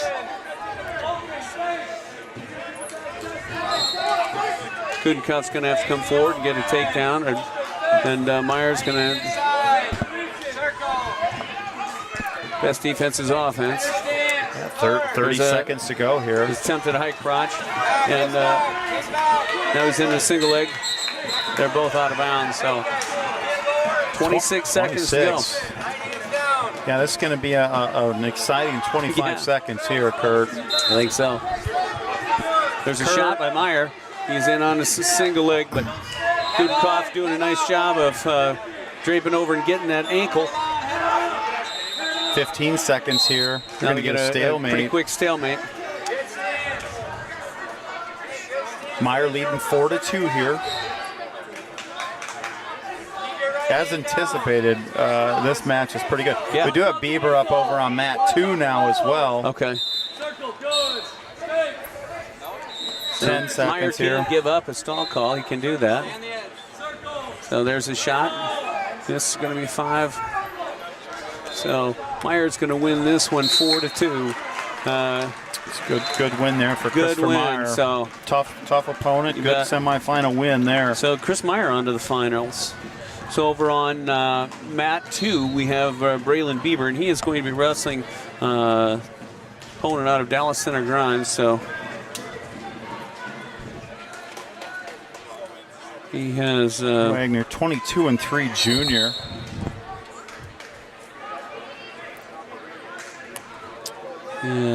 Yeah, here. So Kellen Wagner, 20-3 junior.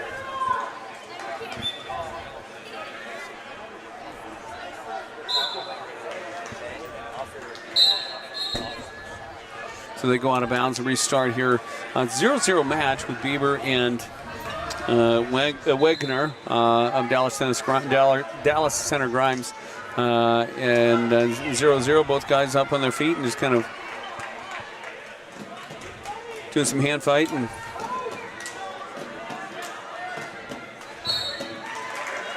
.35 seconds to go over there. Bieber's match. Yeah, Wagner a little taller guy maybe than Bieber, and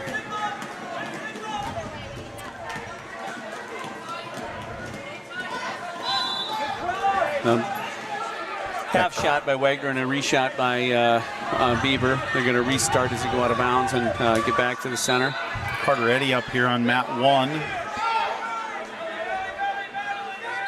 And Carter's got Don Bosco as well. He's got Salas, I believe. Yeah, Kyler Salas, ranked number 1 for Don Bosco. End of the first period, 0-0 with Wagner of DCG and Braylon Bieber of Independence. 190-pound semifinals.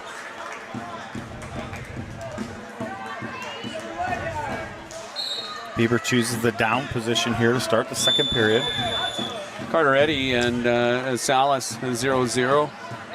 Minute 30 in the first. Bieber with an escape over there on mat 2. He now leads 1-0. 1:50 to go there, second period. Just getting started, second period. Did a nice job kind of pulling in, getting that head under control, and they got out of bounds on this match. Salas able to kind of do a little slide by and get Carter Eddy and a takedown. So Salas does take the lead 3-0 over Carter Eddy. 1-0 on mat 2 with Braylon Bieber.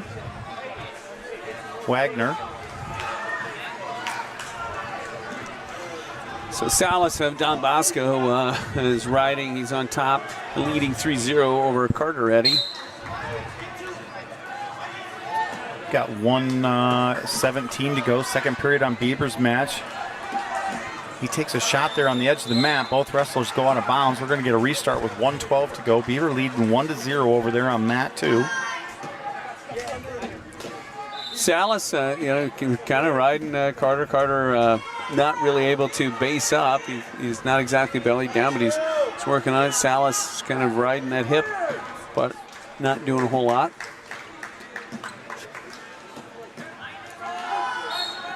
Seven seconds to go in the first period.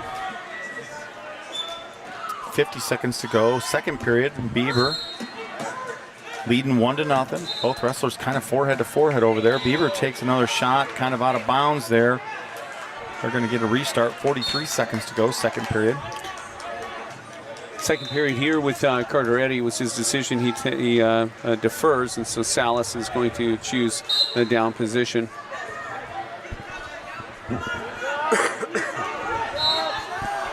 Salas quickly off the whistle, and he gets his hips out and is able to get out for one. He's going to take a 4-0 lead. Carteret coming looking like he's picking up the pace here. He's going to kind of start pulling in and being a little more physical here with Salas. The scramble right on the edge of the mat over there on mat 2. Just 8 seconds to go. They're going to go out of bounds there with 4 seconds to go. No score there. Bieber leading 1-0 still. Carteret is down 4-0 to Salas of Don Bosco. Second period with 1:18 to go. Both they're on their feet.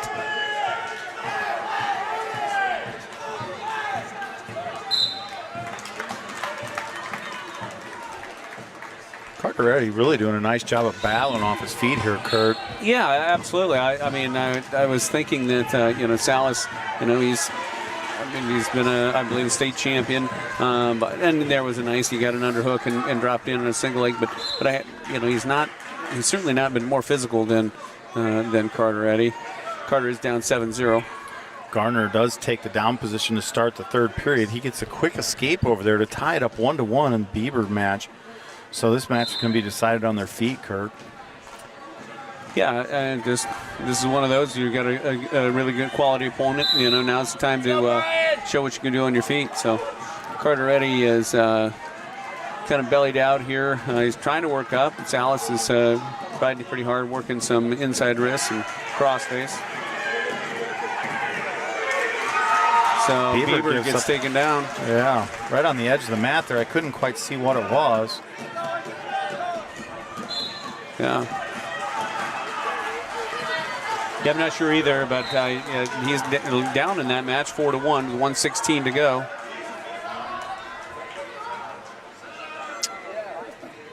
So, end of the second period with Carteret down 7-0 to Salas of Don Bosco. Start third period on their feet. Bieber does get an escape over there to make it 4-2. Salas in on a shot. Eddie does a nice job of down blocking and staying out of the takedown. Going to get a restart with 1:01 to go on mat 2. Bieber losing 4-2 there.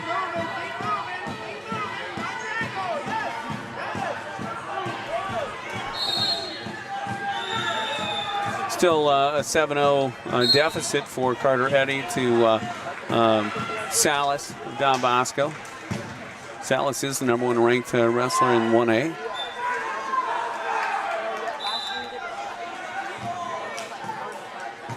Going to get a restart on mat 2, 37 seconds to go. 4-2. Bieber trailing. Salas with a little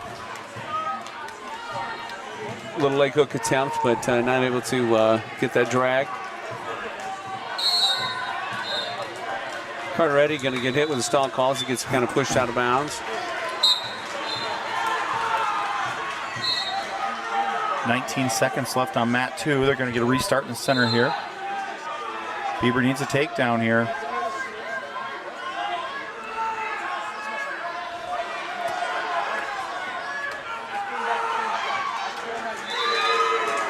Beaver's going to give up. Oh, no, they went out of bounds there. 6 seconds left. Carter Eddy still down 7-0 to Salas. That's going to be it over on mat 2. Beaver's going to fall 4-2 there in the semifinals. Carter Eddy in on a little shot, but not going to be able to get anything done. So they're going to finish this 7-0. So Carter Eddy loses a decision to the number 1 ranked. Really nice showing there. Yeah, absolutely. I mean, Kyler Salas is a really quality opponent, and yeah, we lose 7-0, but I'll tell you, Carter Eddy was more physical. There's no doubt about that. That's what I'd like to say. Really good stuff. So we got Gable Eddy coming up on mat 2. He is on deck over there on mat 2 now.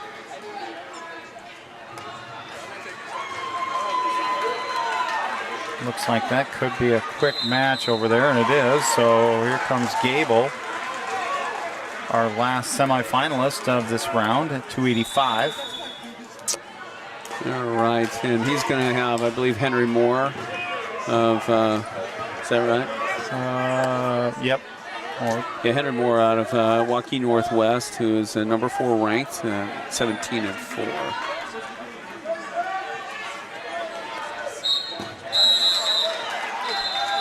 So right now we have 2 in the finals.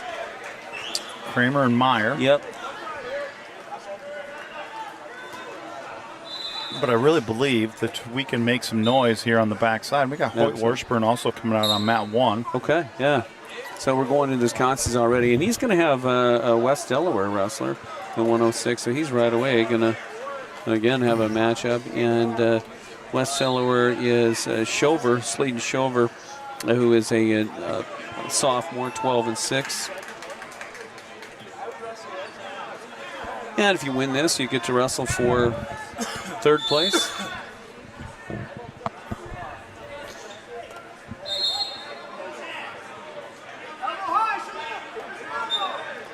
There's a stoppage with, I believe, Hoyt got poked in the eye there. Heavyweight match. 1:14 to go, and we have Gable Eddy wrestling Moore. Edge of the mat. I think you're going to go to bounds and restart here. Yeah, 1:04 to go there, first period. Washburn's match back underway here on mat 1. Shover in on a single leg there. Yeah, it looks like Washburn though has a inside cradle locked up, and he's gonna get a 3-point takedown and come across. He's got a outside cradle hooked up. Going to run the butcher here. No, they're going to jump back behind, go back to the cradle. Yeah, the Slover doing a nice job of not trying to do much, but Hoyt's continuing to work those pinning combinations here. Over on mat 1, we're still mat 2, pardon me, we're still 0-0 with Carter Eddy and Moore.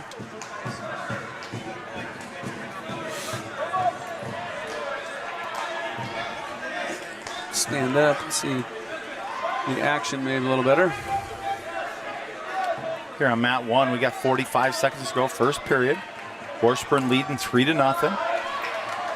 Putting in a nice ride here. Over at mat 2, end of the first period with Gable Eddy tied 0-0 with the number 4 ranked 3A kid Moore out of Joaquin Northwest. And Gable will start in the down position, second period. Just 15 seconds to go here, first period for Hoyt Washburn. He's leading 3-0 there. Off the whistle, and Eddy bases up, but does get broken down, so he's on his belly, and Moore kind of working on the top, but now Moore has the arm bar. It's going to do it for the first period here on mat 1. Looks like Washburn wins the toss to start the second period. He's going to choose neutral here, leading 3-0. Moore trying to run that arm bar. He does have a single arm bar, and he gets Gable Eddy over in that single arm bar. Eddy battling here. It's a 0-0 match, but he's given up some near fall points now. Oh, a nice and little duck under here from Washburn. Gable Eddy was in a 0-0 match and wrestling pretty tight when Moore got on top, got that arm bar, and was able to take him over and get the fall. Yeah, Hoyt Washburn does a really nice duck under here on mat 1 to get his second takedown in the match. He now leads 6-0. 1:25 to go here, second period. Yeah, it looks like they both kind of have some ankle control, and I can't believe they're not stopping that with. I didn't like the angle of the West Delaware kid's knee there, but I didn't either. you know, they didn't stop that.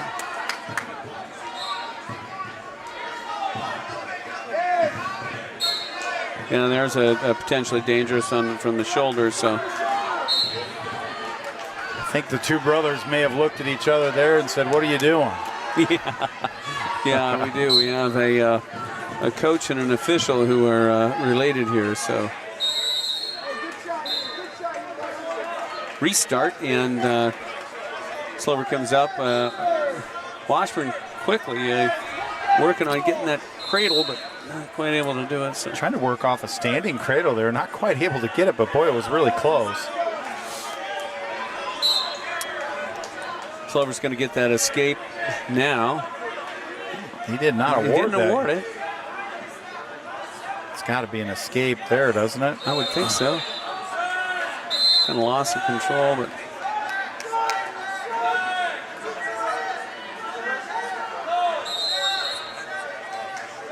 Washburn now comes around and regains control.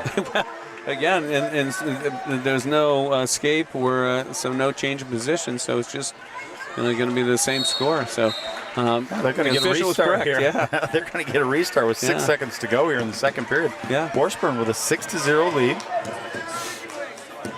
Interesting.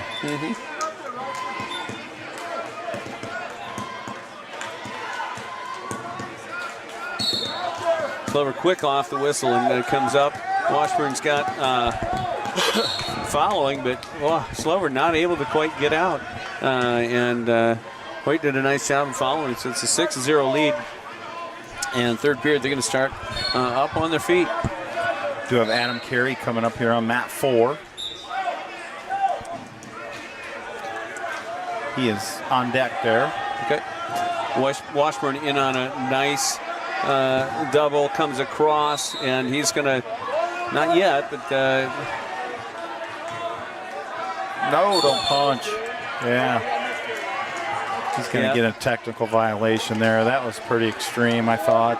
Yeah, Slover had his head kind of dug down in there, and not going to get away with that one. Kind of came a little bit heavy on that crossface. So Slover in on a little shot, but Hoyt does a nice job. Got him in a front headlock, and let's see if we can score from here. And there's a pass by, beautiful takedown. Textbook off that front headlock. So he's going to take a 9-1 lead.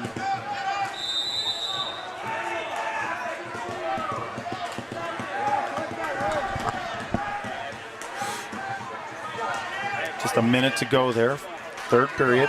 Washburn lead 9-1.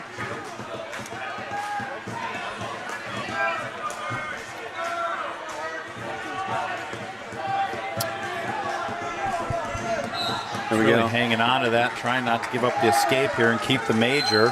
It's going to go out of bounds. Get out of bounds. I'll get a restart. 45 seconds to go, third period. He's going to go ahead and release him, so he's going to make that a 9-2 match. And Washburn in on a straightaway shot. Not Slover does a nice job of getting his hips back.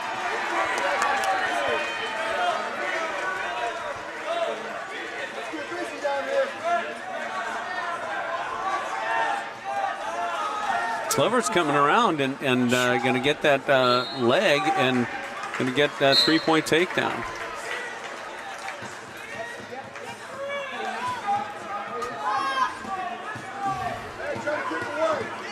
Slover was trying to work on getting a turn, and now it's going to get there's a 2-point reversal. So going to finish 11-5 with Boy Washburn, and he's going to move on and wrestle for third place. Yeah, I thought that was a really nice match from Washburn. Showed a lot of nice stuff there. Yeah, absolutely. So, and a few things to clean up there, which I think you can expand that lead if you do. And I believe Coach Lockhorn is kind of coaching him up about that at this point. So we have Carver Wheeling going to be up on mat 3. He's in the hole. We do have Adam Carey on deck here on mat 4. They are in the third period there, so we'll be with that match here just momentarily. Carey's going to have Bridgewater, I assume from North Lynn. Yeah, looks like, let's see if I can find him here. So, yeah, Connor Bridgewater, 7-6, a junior from Vinton Schulzberg. Oh, from Vinton.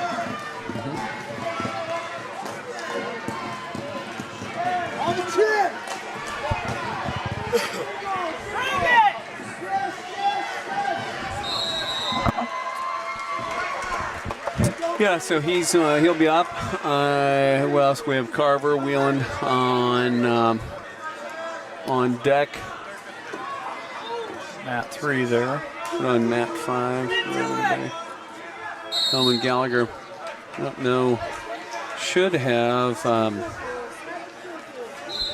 waiting on a match for Benny Anderson, I would think, as well. So. Yeah, I'm not sure why he wouldn't be up that round. I thought he'd already been called there. Yeah, I would have thought so too.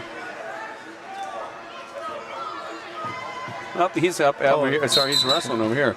Golly, we're losing our minds. So he's in the end of the first period here, and he is winning 3-1, and he has Current from Dallas Center Grimes. Okay. So let's get some information on this guy.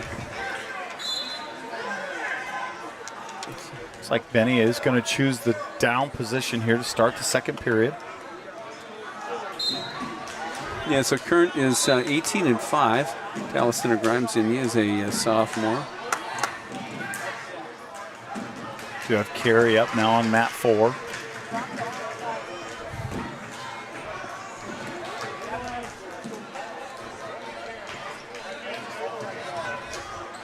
Anderson gets an escape to extend his lead 4-1.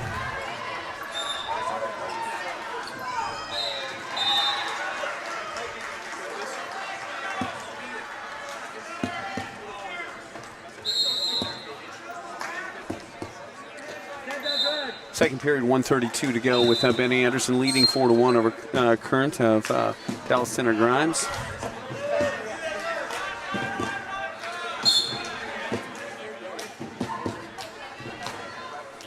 Benny does get a takedown there with a release, so he now leads 7-2. Turned away, and Adam Carey had a takedown. I'm not sure how that happens. He's quickly into a tilt, for which I didn't get down there and get any near fall points. There it is, getting some near fall points now. Anderson up 7-2. Carey now takes a 7-0 lead here with 1:03 to go, first period. Current of Dallas Center Grimes gives up a stall warning. Gives a stall warning. Carey looks like he's got his opponent in the cradle, and he gets a fall. So Adam Carey's going to move on to the third place match. Ben Anderson gets taken down, and so Current's going to close that gap, making it 7-5.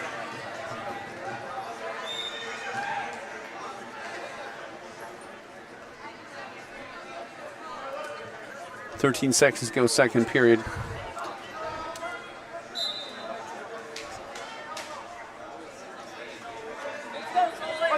Anderson trying to post up, but we're going to run out of time. So we'll get to the third period, and it's going to be Anderson's, no, it's going to be Dallas Center Grimes' position. He's going to choose down.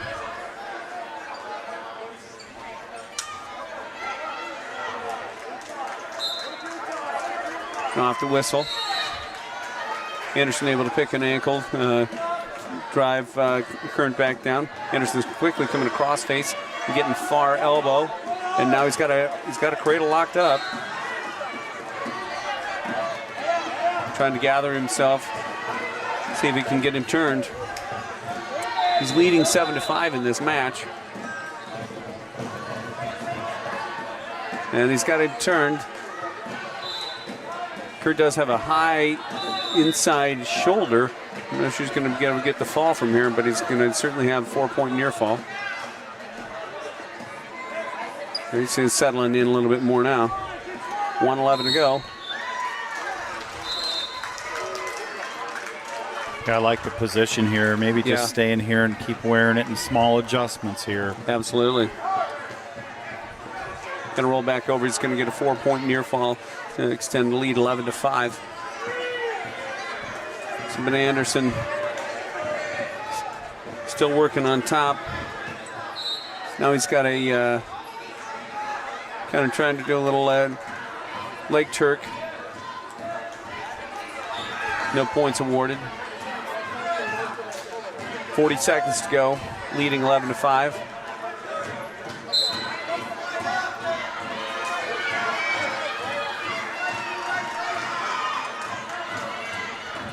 Anderson did a really nice job of riding him pretty hard, kind of keeping driving him forward and looking to score some. Yeah, just 15 seconds to go there. Anderson is still leading 11-5.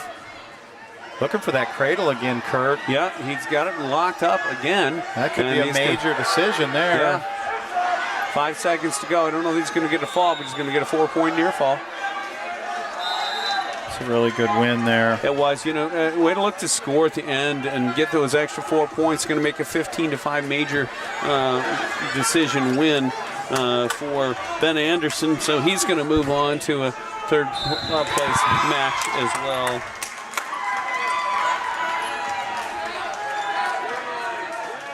So we will have, let's see. We'll have Carver up on 3 here. Next, after this match, he will be on deck over there.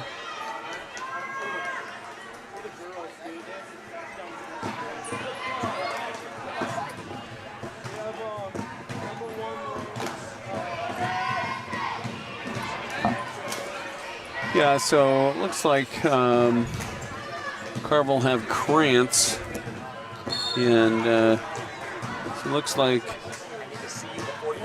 okay. Yeah, so it looks like Krantz is, let me see if I can find him in here. So he's a number 5 ranked wrestler out of Assumption. So,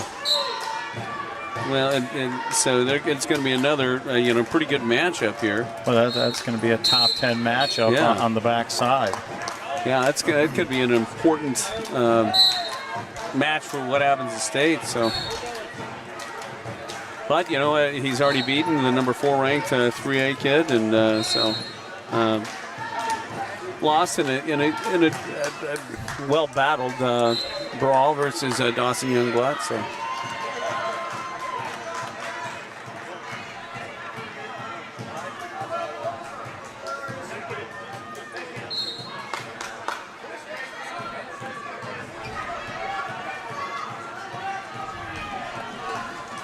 Kind of waiting here as we get in again consolation matches. So we aren't going to have, we won't have it at 150 because we're already in the finals there with Cam Kramer making the finals.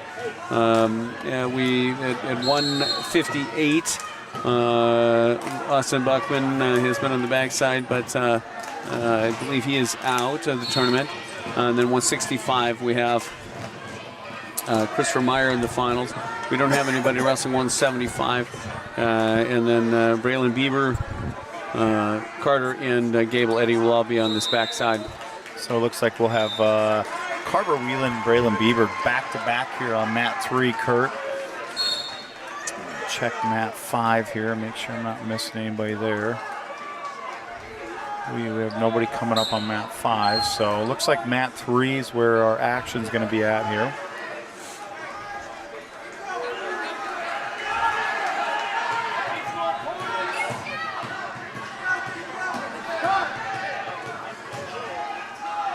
Yeah, I don't know how they're going to, how they'll wrestle this out, but obviously we'll have finals, third place bouts, fifth and seventh place. And I don't recall here if they wrestle for seventh, fifth, and third all at once and then come back. I don't recall that. I don't know either. I don't remember for sure, but I would think there's got to be another round there, right, in between before we get to the finals in order to decide who's going for 5th and 6th, 7th, and 8th. Yeah, you'd think so. Even after this round, right? Because, like, even Carver, where's he at right now? Carver's here, right? Concy semis. Yeah. So, yeah, there's got to be 2 rounds here. Got to be a couple rounds, yeah. I might have been advancing before we needed to, so.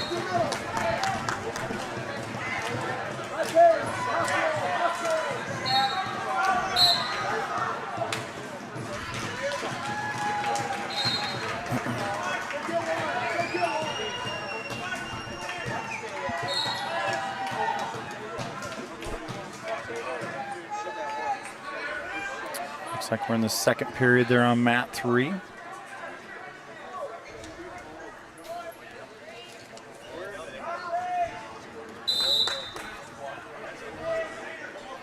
Should be able to steam through these, and I would think getting into the finals within an hour or so.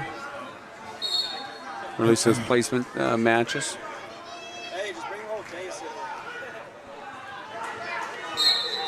You know, I think altogether today, Danny, I thought we've wrestled pretty tough. I don't know that we had too many matches that I thought, okay, boy, we should have probably won that. And we've had some that I thought even though we've lost, that we really wrestled, pretty tough. Yeah, I really thought, as this tournament set up with our seeding, I thought we did not have a very favorable semifinal round. We got ourselves put in some positions where we had the guy that's probably going to win the tournament in the semifinals. Yeah. So. Yeah. And I certainly likely in most of these weights, and so. I think we're probably going to get out of here with, a handful of guys right in that third place range. And truth be known, I think they could have been second. So. Yeah, I would agree. I think there were some that, we could have been, but it's just how it goes. So.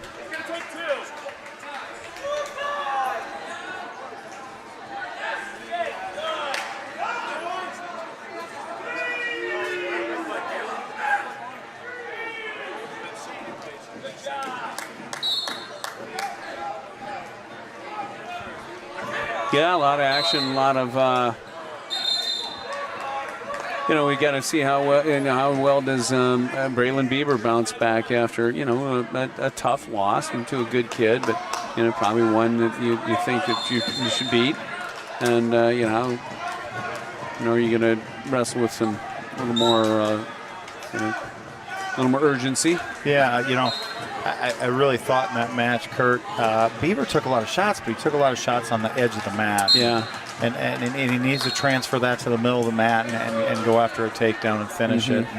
And I thought he just kind of ran out of time. Not that he couldn't take him down. I thought that, I really favor him if they wrestled again, to be real honest with you. I think. Absolutely. So.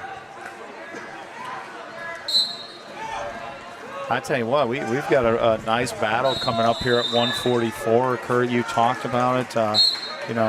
Krantz, fourth ranked, fifth ranked kid in the state. They're reporting the table now. Carver Whelan in that 7-8 spot. So, you know, this is a top 10 matchup that we're getting ready to start here on mat 3. Yeah, no doubt. And so I'm going to stand up for it. So, yeah, Krantz is the 3 seed here.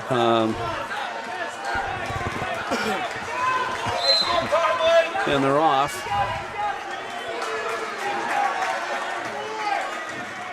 Krantz trying to work a little bit of wrist tie.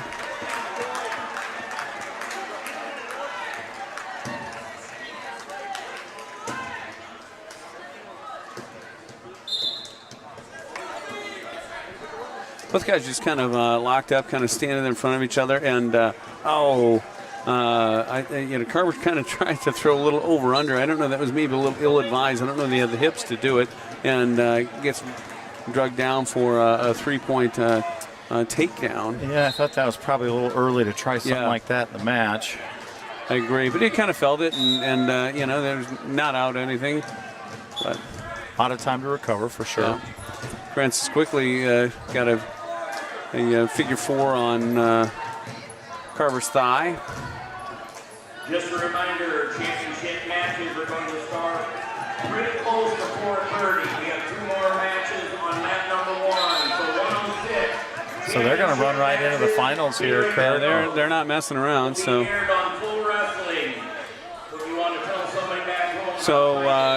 Carver is down 3-0 to Krantz, and they're going to get a restart. They jumped off the wrong whistle, but there are a lot of whistles going on here. Wheeling up, but just hadn't cleared those hands. Krantz did a pretty good job of getting some mat return. Whelan hooks the inside leg there. Yeah, he's getting Krantz's hip down, inside leg, but there he goes. He's getting that hip raised, and he's get the 2-point reversal. So, and quickly into a far elbow, cross face.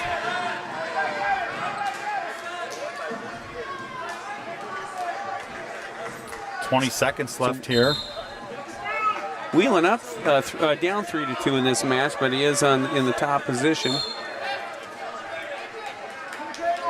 10 seconds to go. Going to try to work a inside cradle.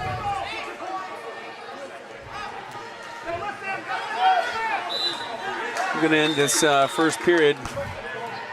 And again, I mean, really, if Whelan doesn't kind of try that, maybe he'll advise. But it's a match. It's 3-2. So I really like the position. He really done some nice things from the bottom. So.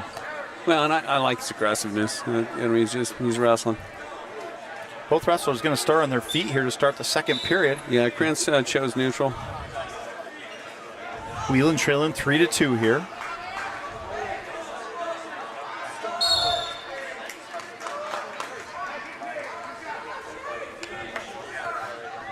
Yeah, Whelan trying to hit a little carry, and not quite able to do it. Now he's in on a single. Krantz just kind of holding on, getting him in the front headlock position.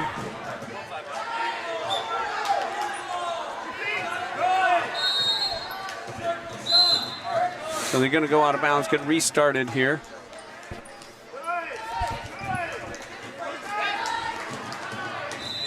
I like it. Carver hustling right back to the middle, and he is ready to go. Yeah, I think that's kind of been the theme of the day, Kurt. I think all day that's what we've seen out of the Independence wrestlers. Yeah, I would agree. I like our pace. I like our hustle. I think we've been pretty gritty today.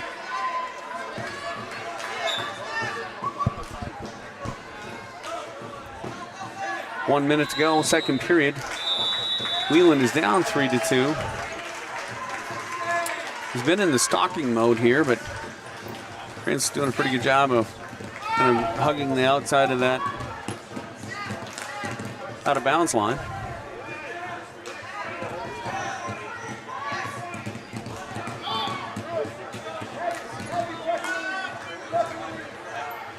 And Krantz kind of tries a a little throw, and he's not able to do it. But he doesn't give up the takedown. So both these guys are, and probably the right thing. I mean, so Carver was certainly given a lot of heavy pressure. So.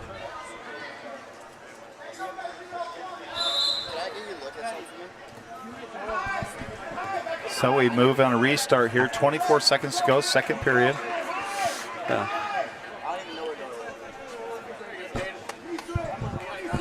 We're on our feet here, 15 seconds to go, and there's a little attempt at a single leg, but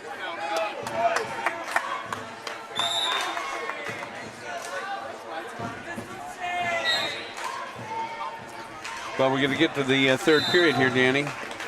3-2 match. It's going to be Whelan's choice. He's going to take the down position here. This thing ties up with an escape, and we end this on our feet here. So you bet. I really like the position we're in. Yeah, I do too. I mean, let's get out, get our one. Krantz is in on getting those legs in. Going to get potentially dangerous as he's climbing up in the back. You do that too many times, and I think we get some stalling call there. But Krantz is hitting that ankle pick and getting some forward pressure. Now he's trying to get a cradle locked up, but there we go. We've got a 2-point reversal. So Carver's able to get that inside arm out and then get into that Merkle position. So now he's up 4-3. Getting him stretched out here. 2, 3, 4, and 5. All championship matches. Boy, I just don't like this position here, Kurt. It's just too easy to give up points from this spot. Yeah, I'm never a big fan of this position either, but it's when you can score, you score. So, and we're going to get a restart. So that's a good stalemate. Yeah, that's a good stalemate. Yeah. So Carver Whelan up 4-3, with 1:09 to go. There's wrestling Krantz, who's is ranked number 5 out of Assumption. Off the whistle, Krantz comes to his feet. Whelan covers that leg, and he's giving forward pressure and able to get him right back down. Yeah, real nice return there, breaking him down to his belly here.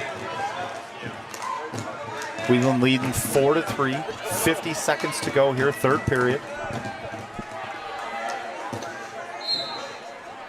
Yeah, Whelan gonna really try to just ride him out here and ride him out for the win. Staying in a good position, working hard there. Yeah. Controlling an ankle.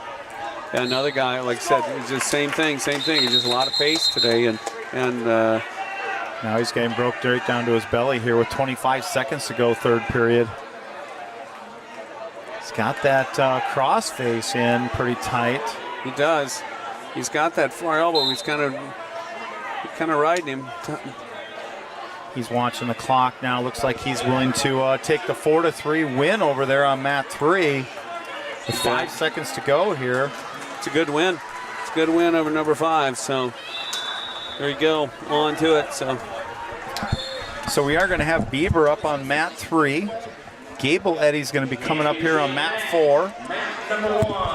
We have Jackson Parmenter. He's a sophomore with an 18-0 record, currently ranked number 3 in 2A. So we are starting some finals here in the middle. He's up against Ty Martin from Don Bosco, a freshman, currently ranked number 1. Bieber in the Conci semis here on mat 3.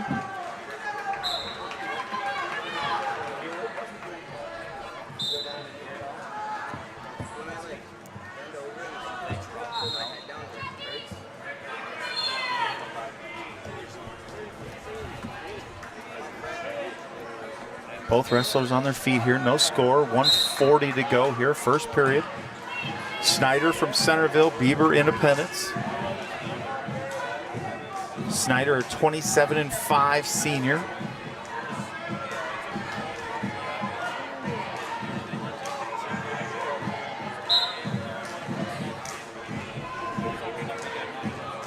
Both wrestlers kind of ear to ear here, looking for hand control. Bieber with a little underhook off the right side.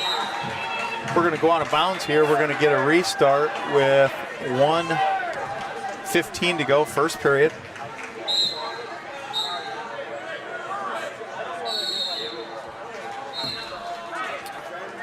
Bieber looking double underhook here right on the edge of the mat.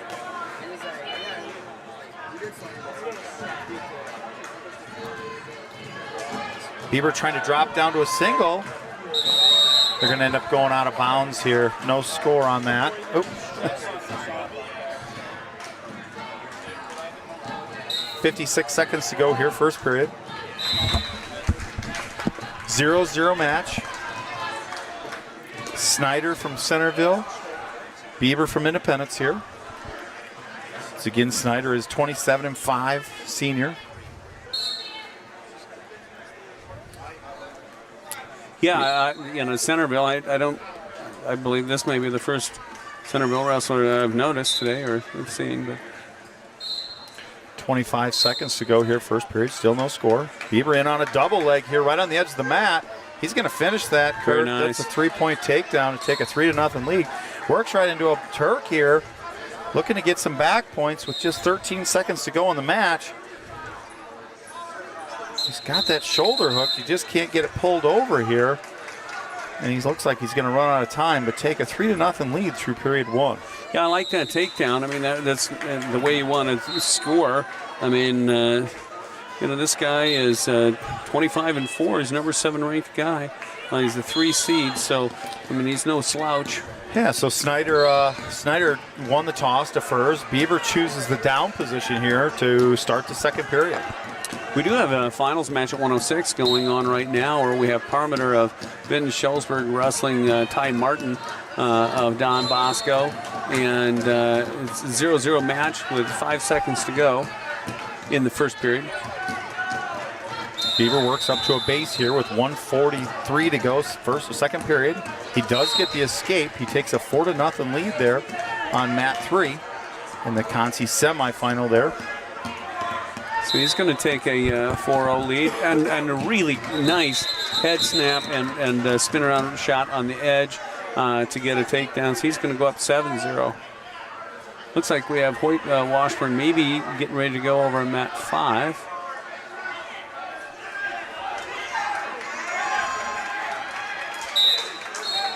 Yes, Washburn is on deck on mat 5.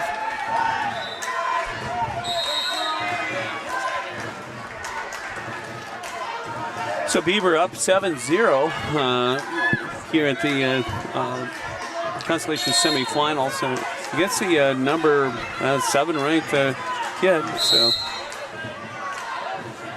out of Centerville, 1A.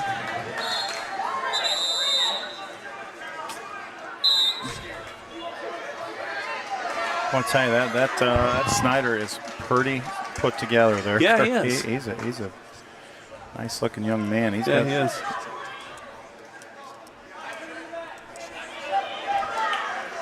So we get a restart here with 1 minute here in the second period.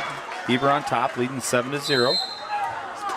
Ty Martin Don Bosco takes a 4-0 lead after an escape and takedown of Parmenter, Vinton, and Snyder does get the escape over there on mat 3 to get his 1-point escape. It's 7-1 Bieber favor. Looks like we have Carter Eddy over on mat 2 as well. And he's the 0-0 match, and he is wrestling Williamsburg. Wes Stoner from Williamsburg. Okay. And Wes Stoner is 10-9 as a junior. And Bieber in on a nice single there again. He's got him in trouble here. He's got the 3 takedown, which takes a 10-1 advantage. He's looking for some back points there. Yeah, he did a really nice job of trapping that the opponent's arm between his legs and kind of hold him there to get some near fall points. So he's kind of opened it up here in this match. And we do have Hoyt Washburn going. Carter Eddy did get a takedown, so he's leading 3-0 in that match. 42 seconds to go first period.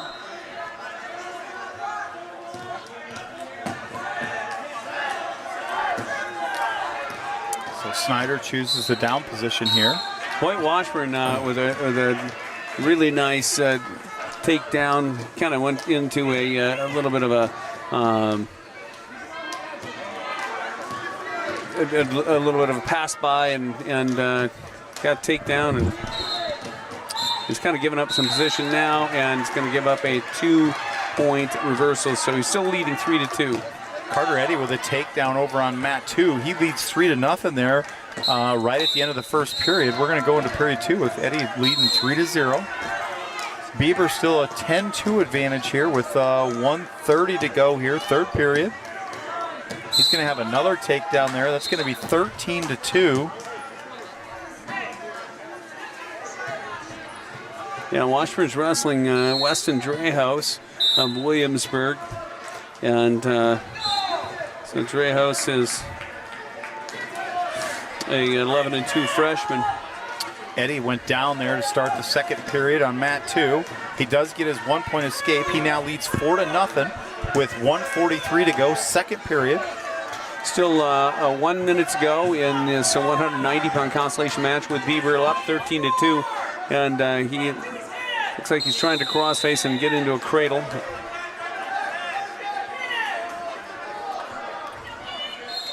Finals match, we still have Ty Martin, Bosco leading 4-0 over Parmenter of Vinton Schellsburg, third period.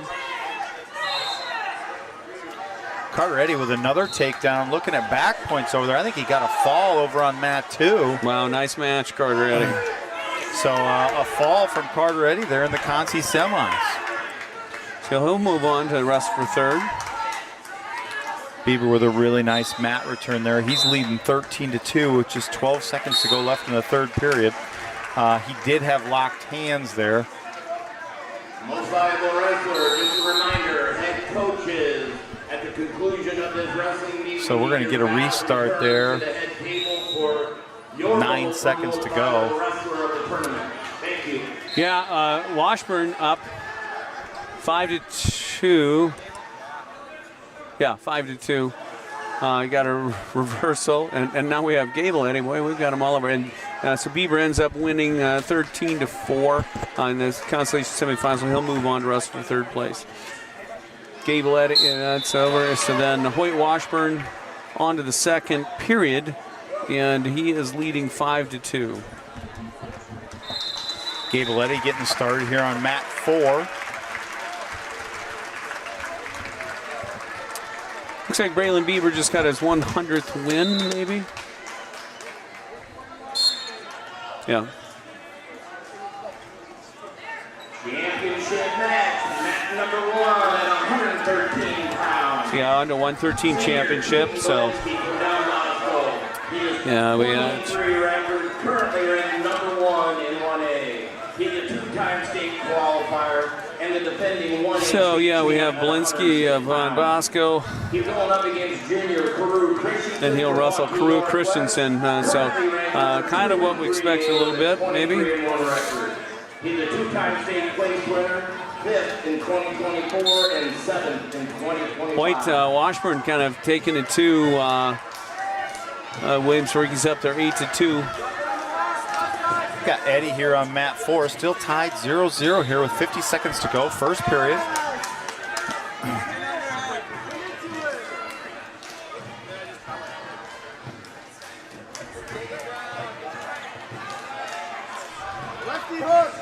Yeah, Hoyt Washburn really having a good day. I thought it really has come out and he's wrestled, super hard.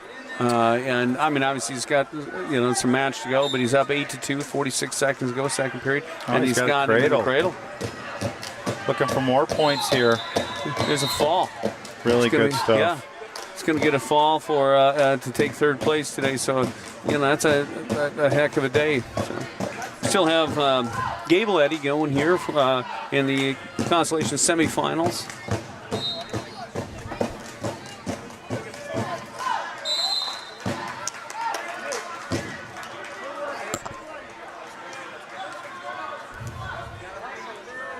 I think that was for 5th, wasn't it?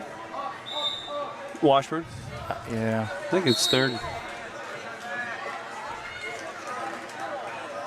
Because he lost in the semifinals to Parmenter. He's only had 1 loss on the day.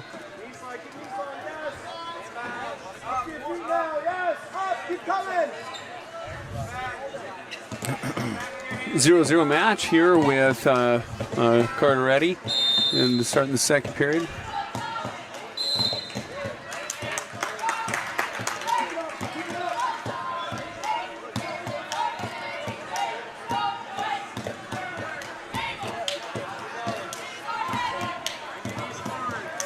Yeah, that gets him in. That gets Washburn into the third place In match. the third place match? Okay. Yep.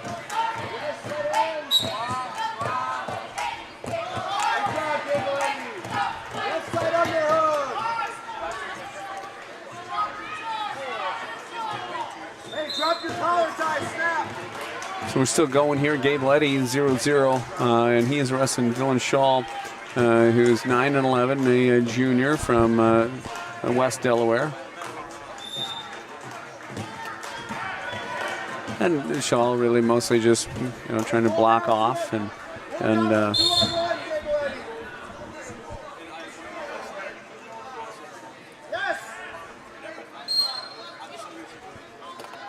55 seconds to go here. Eddy is leading 1-0.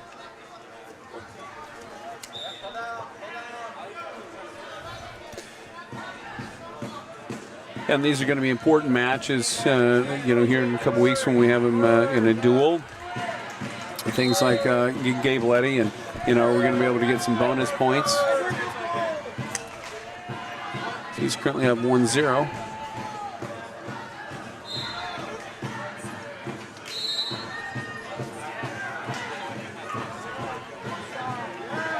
A couple attempts at a leg here, not quite able to get there, but now he's working an underhook off that left side, trying to work the double unders here. Gable definitely the aggressor, kind of moving forward, and West Delaware, circling, standing in the middle, but but kind of blocking off. Gable kind of getting irritated a little bit there, so. Shaw's going to go down here to start the third period. Eddy is leading 1-0 here.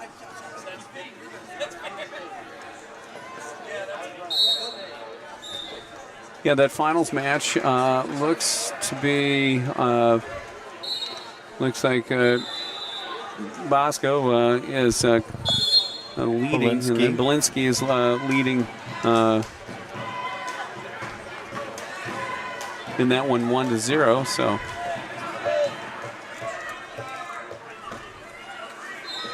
And Christian, Crew Christian is again accomplished 3A. Gabe Letty digging an arm out here. Yep.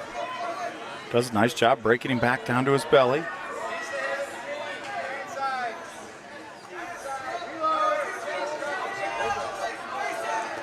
And we're going to get, Gable got that arm out, just not quite able to He's got a get cradle. it. No, he's got a cradle. Yeah, there you go. Move one to the next, getting power half.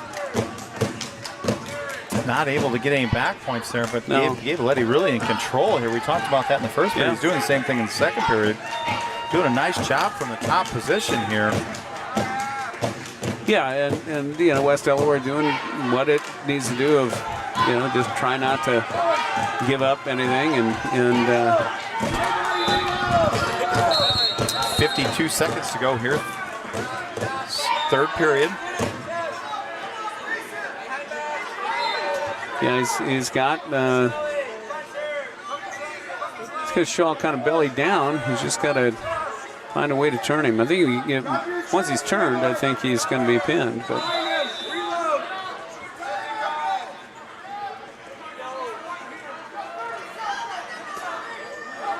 Shaw bellied down, and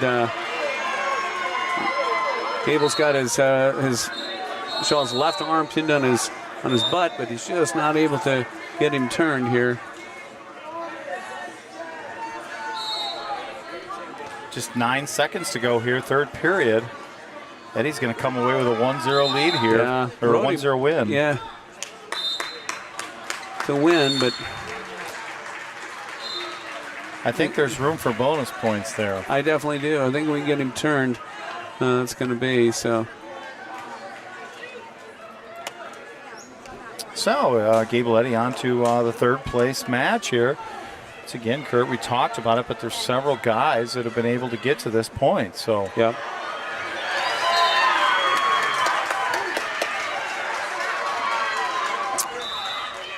Belinsky getting some back points there on mat 1.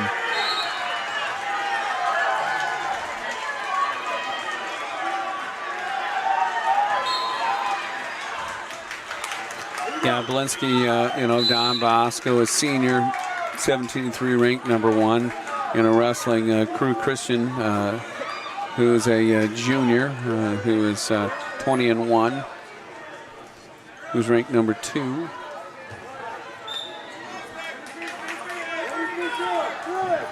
That's what you envision, a 1-2 matchup. Doesn't matter the class. No. For the finals, it doesn't get much better than that. No, really good stuff. So we do have Benny Anderson up here next on mat 3. Yeah, we're going to have a really good finals match coming up here at 120, where we're going to have Hendrik Schwab wrestling Coy Mailer of Union.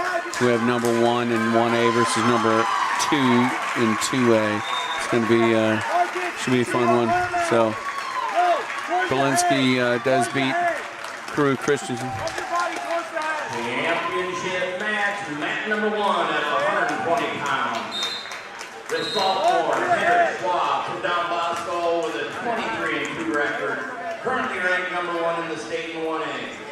He is a returning state champ at 113 pounds. He's going up against junior Coy Mailer from Union, ranked number 1 in 2A with a 24-1 record. He's a 2-time state place winner. Yeah, so it looks like Ben Anderson's going to have Owen Swenson of Vinton Schellsburg, 12-5 as a sophomore. So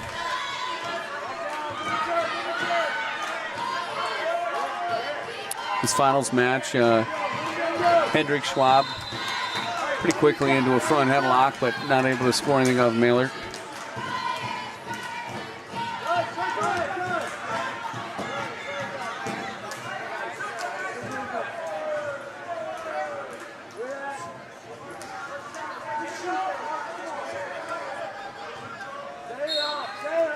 Well, both wrestlers, Mailer's got a wizard in there. Yeah. Oh, nice. Hendricks, Mailer kind of stood up, and Hendricks hit him with a little body lock and got a 3-point takedown. Really nice transition into that. Kept his hips up and stayed on top.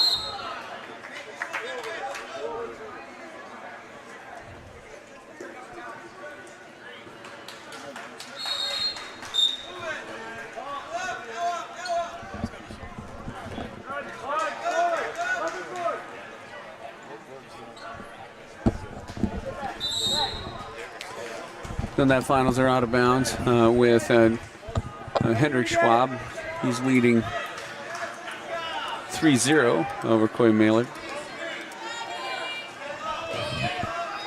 Again, we're in the second period down there on mat 3. We will have Benny Anderson up there next.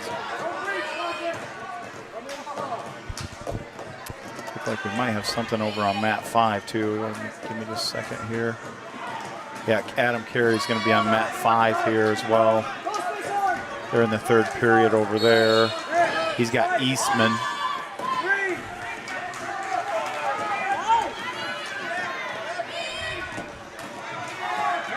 Yeah, Jason Eastman is Benton Community 10-7. Eastman did upset Genobana, who was previously undefeated in Centerville. So.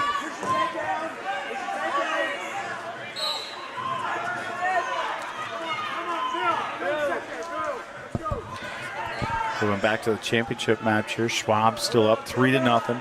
10 seconds to go there, first period. Yeah, Schwab's kind of controlled him here since that takedown. Not able to garner any near-fall points, but he's had great control. It's the end of that first period, and we're going to move on to the second.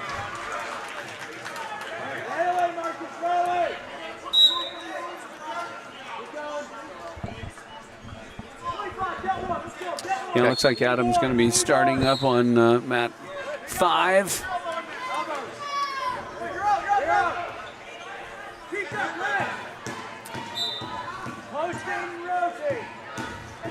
So Adam Carey versus Eastman here.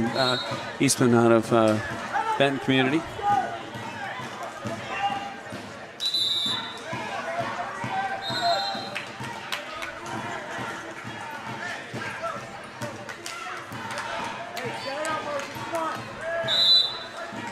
Adam kind of just again forehead to forehead, working a lot of snap, push, pulls. He's got an underhook. They're kind of near the out of bounds. He's going to step out of bounds, not able to do much with that. So we get a restart.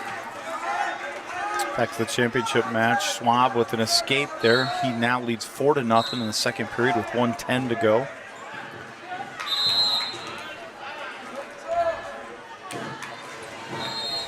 Carey with a nice single leg and finish takedown there over on mat 5. He now leads 3-0. 1:14 to go, first period. Yeah, I didn't really set up really well. He had a 2-on-1, kind of did a snap down and tried to do a little leg sweep. And when he stepped back, he just dropped it and snapped the single. Now he cuts him. He's up 3-1 in that match. He just got... Yeah, he got thrown, but he didn't. He gave up the 3-point takedown, but he was an over-under and really went to his back when he got out there, but quickly got up and got out. It's now tied up. I think that got his attention. I think that got his attention. Yeah. Got my attention. Mine too. Looked like it hurt from here. Yeah.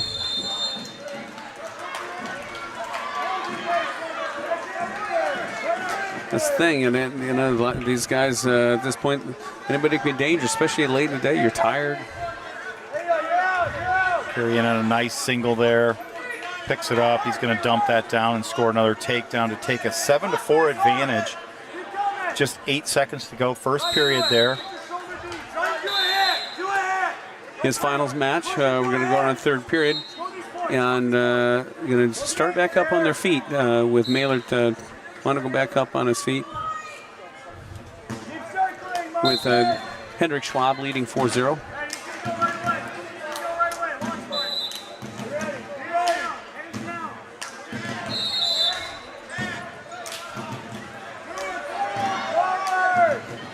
Kind of a soft pass by their attempt and kind of got Maylard in trouble there. Carey, 1:45 to go there, second period. He's leading 7-4.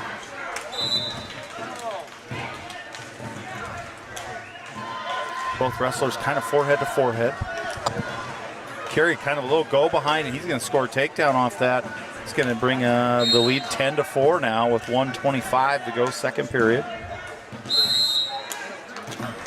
Yeah, he's got that far elbow. He's looking to hook up cradle. But Eastman, you know, battling. He's not going to give that up. Carey back in on it now. Looks like we're locked up, and it did take him over. I can't see it. Looks like he kind of rolled through it. Did he? No back points there. Yeah, he does have a 10-4 lead. Again, Benny Anderson getting ready to come out here in the next 7 seconds for us on mat 3.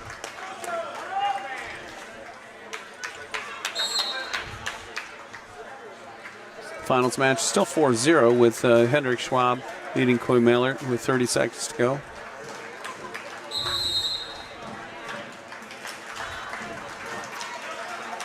Looks like we'll go back to the middle neutral there on the championship match. Carey, just 17 seconds to go there, second period. He's still in the top position, leading 10-4. Benny Anderson getting ready to go here and ready to take off. Fixing some mat things.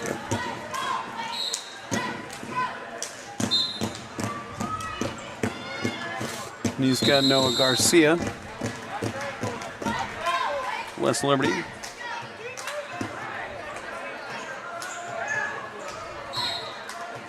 Looks like Carey's going to take the down position here to start the third period.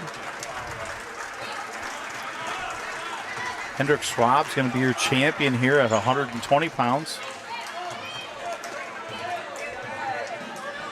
Benny Anderson had the elbow. He had a really nice carry. Took Garcia down. Goes right into trying to hook up cradle. Number 1 in 1A. He is the 2025 defending state champ at 120 pounds. He was the state runner-up in 2024 at 106. He is committed to wrestle at UNI for his dad. Ben Anderson has a cradle hooked up. And he's going to take Garcia over. Looks like he's pretty flat. There he goes. Ben Anderson gets a fall. Adam Carey does get his escape over on mat 5. He now leads 14-5 with 1:07 to go their third period. Finals match, we have Hayden Schwab, and he's wrestling Cahill of Waukee Northwest.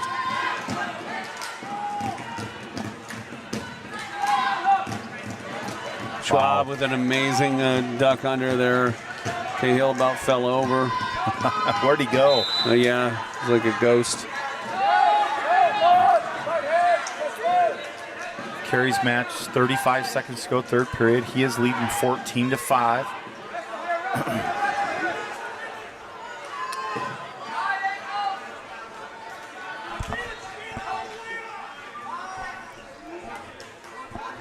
Like to see another takedown here, Kurt. Finish your match. Yeah.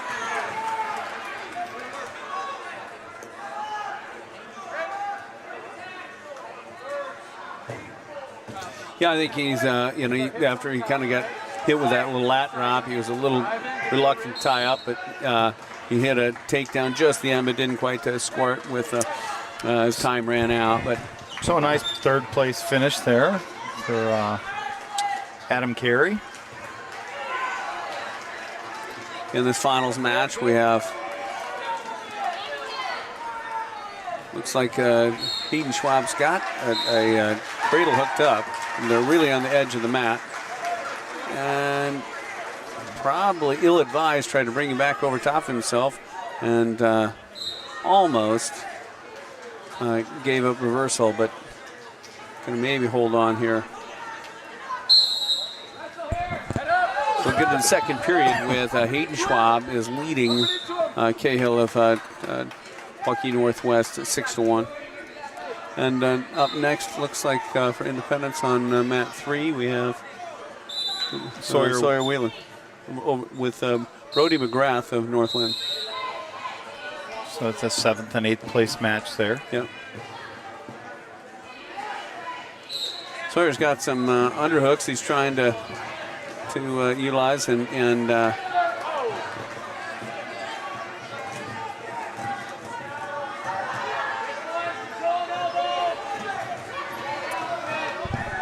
Whelan kind of backing out of there and getting back onto his knees and trying to get that elbow control. And he's got that underhook again. Looks like we'll have Carver up there right after that match. He'll continue right in on mat 3.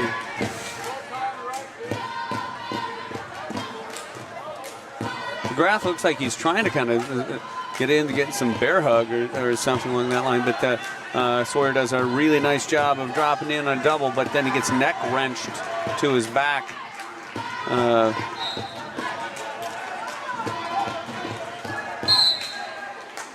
So he does give up a 3 and 4-point near fall.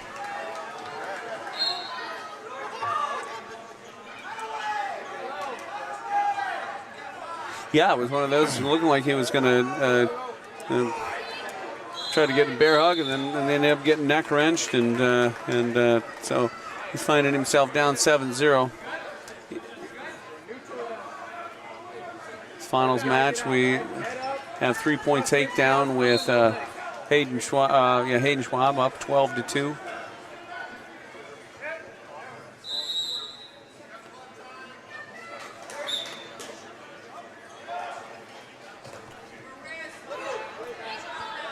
blood timeout with Whelan as his opponent has a little scratch on his face. So they're going to get a restart there. I believe it was one.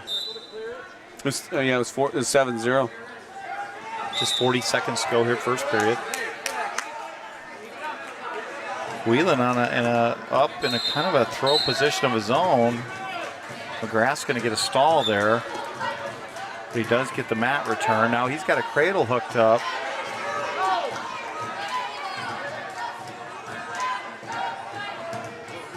He's got Whelan over here. Inside shoulder's way up, Kurt, but he's going to get the 4 near fall. Yeah. Just 7 seconds to go, first period. Yeah, another 4-point. He gives up another 4-point near fall. And he's going to give up. That's probably going to be it. It's 2 at the end of it. So he's in the hole now. He's down 13-0.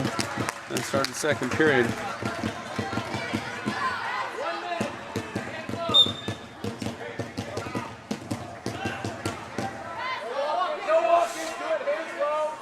And I think this, you talk about this a lot, Kurt. This is a smart decision here.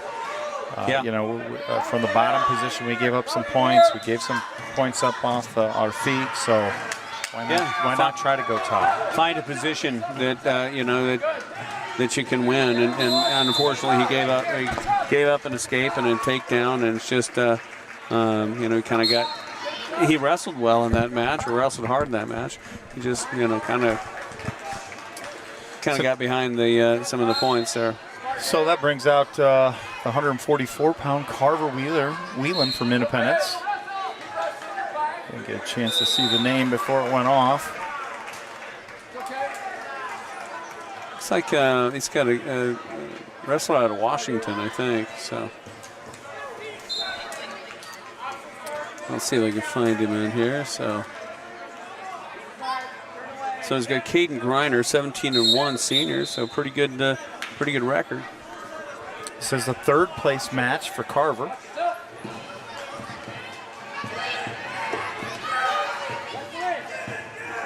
Carver, I thought, has wrestled really well. Has wrestled really hard all day, and looks like Griner here is kind of a long guy as well. So again, just kind of figure it out and get working on it. Griner is showing 20-2 senior here. Championship match at number 1 at 132 pounds.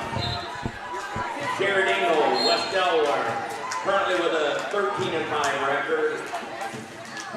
He's a junior ranked number 8 at 138 pounds. He's a 2-time state qualifier going up against Grayson Manning of Waukee Northwest, a junior with a 17-7 record. It's one of the finals there at a 2025 state qualifier. At 132. And wrestler from Waukee Northwest and West Delaware going to get after it. Whelan still 0-0. He hits a really nice little duck under into a double leg and is not able to. There it is. He does get it to the edge, so drug his feet, so did a nice job there.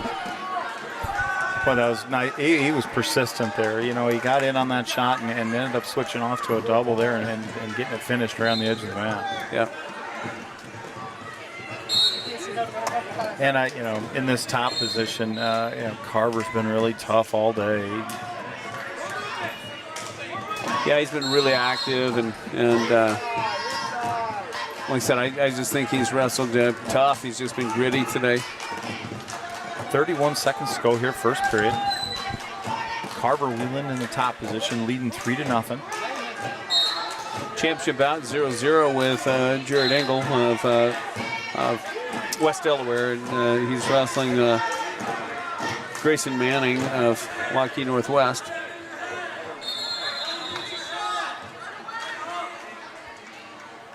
Kind of in an awkward position here. Yeah. They do call potentially dangerous.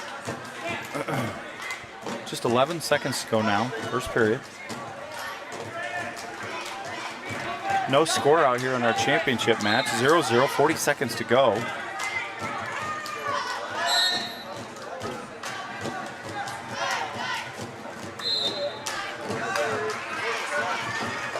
Engelau's a pretty gritty kid, just kind of does everything pretty well. Doesn't really dominate in any one position, but he does.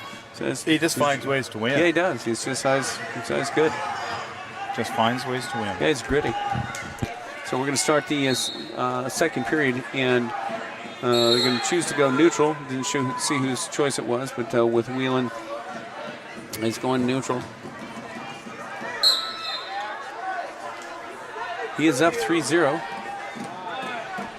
And hits another beautiful little duck into a double, and he's still on the edge of the mat. He's going to get 3. Did a great job dragging those feet, and gets 3. So Kurt, pretty impressive because he kind of stopped mid-takedown there because he couldn't drive through. He's going to go out of bounds, and just tied the legs up and got his composure to finish it. Yeah, great mat awareness. It was. He's up 6-0. He's got it locked up. He was trying to hit a tilt, but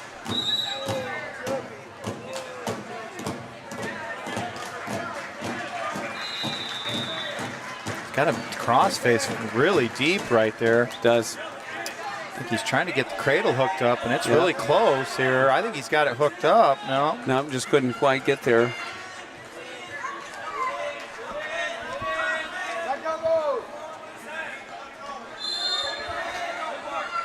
Yeah, again, just active on top. He's got the cradle locked up now.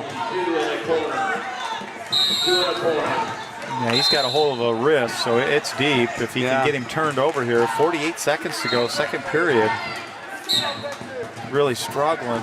Yeah. The Washington guy is just long, so he's got that leg out there pretty far. It's just kind of tough, so kind of gives that up and nice kind of reset. He's got the cradle again. He's going to try to reset.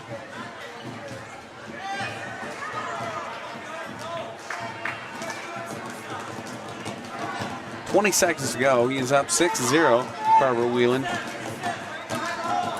Now got to be careful here because does not have the arm hook. No, he doesn't have the arm. The inside arm is up, so you got to hold on here and try to get to 3 seconds here. That's it. So we'll get to third period, and Whelan's choice. He's going to choose down.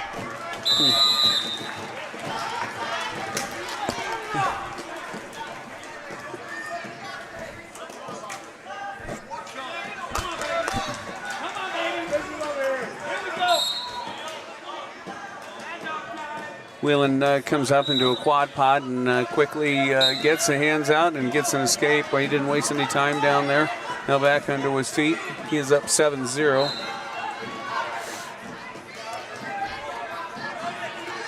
Attempts that little duck again. Not able to finish it, but boy, it looked really good again. There. He's had some success there. So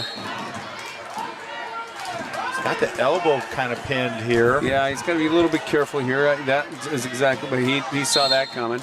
The kid was going to try to get him in a cement mixer and flop to his back and he covered and got a takedown. He's up 10-0. Really dominant performance here in a third place match, Kurt. Yep. I don't know what you could ask for the young man to do any better than that. Yeah, he's wrestled really well today. Again, this is a quality opponent that he's going against. This kid has a really good record. He's 17-1 coming in, and he's going to walk out of here today with hopefully a couple of losses. He's got 55 seconds to go, so you got to finish it. But he is up. Carver's up 10-0 here. We talk a lot about the competition, and this is no different here. Yeah. Carver's really shown that he belongs today. He does. And it gets back that you got a kid coming in. He is 17-1. That's a lot of matches. He's done well, but they most certainly don't wrestle the same competition. He's not 17-1 wrestling the competition that we do. So Even right there, I thought Carver showed a lot of heart. It was a pretty physical moment there. Yeah. And he took his time, and he's going to score another takedown there to go ahead 13-0 or 13-1 with just 10 seconds left to go in the third period here. It's a great finish for Carver. Yeah, absolutely. And his one loss in the day is to Youngblood, who's I mean, yeah. So what a great day for just sophomore Carver Wheeland. Sophomore Carver Wheeland. We're going to say that name a lot more in the next 2 years. Yeah, for sure. Heading back to the championship match here, seeing where we're at. Looks like tied up here, 3-3. Engel is. I thought he was going to. Well, he kind of had a neck wrench, and I thought he was going to get a takedown, but not quite able to cover. But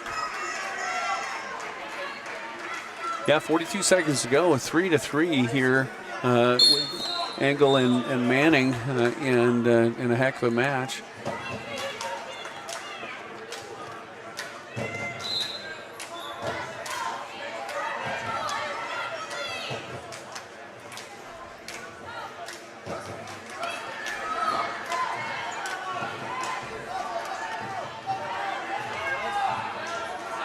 So looking out here, what do we got coming up? We're going to have Kramer won't be until the championship. Right. Meyer won't be until championship here. So we're going to have a little brief delay in the action. Probably flip over here to the championship mat. Yeah. Once again, that's still 3-3. 12 seconds to go here, third period. Yeah, 132-pound bout. Manning from Waukee Northwest. Jarrett Engel from Manchester, West Delaware. Engel in on a shot here. Well, they're going to converse. It was right at the end, and it's just whether or not they thought that was a takedown. I got to be honest, that looked pretty good to me. Boy, he had the legs tied up. I got to think. Oh, they waved that off. That's tough. That's tough. I agree. I think Manning pretty lucky there. So we go to overtime here.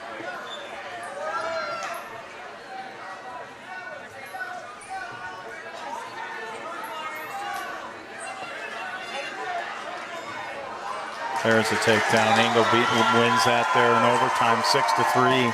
Yeah, Manning took a shot, and Engel just spun around, reshot, and takedown. Good match. Once again, we did talk about Engel. Just finds ways to win, right? Not flashy, nothing crazy, but just finds ways to win. Yeah, which is hard to beat. Dallas Center Grimes, a senior with a 22-4 record, currently ranked number 9 in 3A. He's a 3-time state qualifier. Going up against Cooper Law, a junior from West Delaware with a 16-6 record. State qualifier. Yeah, I mean, this is one of the things that's kind of scary. You've got in the finals, right? We've got, Forsyth did 138. We said it wasn't all that strong, but you got Forsyth of Dallas Center Grimes, who's ranked number 9. But, you have Cooper Waugh, who's 13-6 out of West Delaware, makes the finals. Now, mind you, he didn't have anybody. There's no ranked wrestlers on that side, but nonetheless, as we meet up with him in a duel, in the next few weeks, this is, definitely the things you're looking at for sure. Yeah.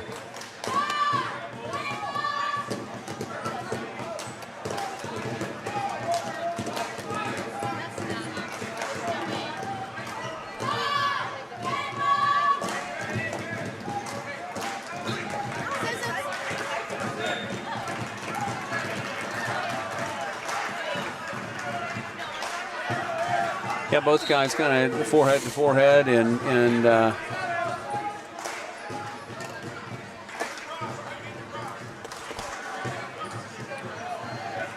yeah, it seems like both wrestlers really feeling each other out here. Yeah. Nobody really wanting to take much of a risk here.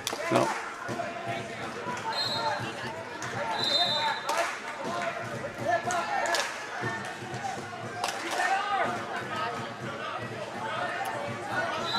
Going to get a restart there with 55 seconds to go. First period, still tied up 0-0 here. championship match at 1:38 here. Blake Forrester from Dallas Center, Grimes, Cooper Rout from Manchester, West Delaware. Yeah, Forrester in on a shot, and they're kind of in that waterfall position, and he's, but Watt did a pretty good job of trying to get it on those ankles, but Forrester able to get that takedown. So Blake Forrester goes up 3-0.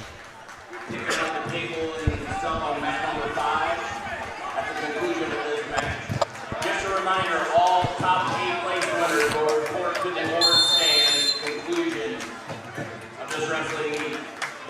So that's going to do it for the end of the first period here. Forster takes a 3-0 lead through 1.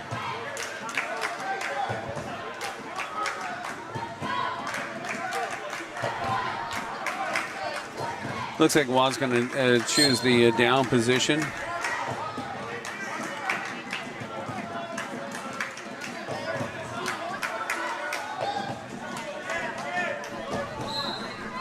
Yeah, and that's going to be an interesting matchup, as I said at some point. Probably have Sawyer Whelan, wrestling Cooper Waugh. And,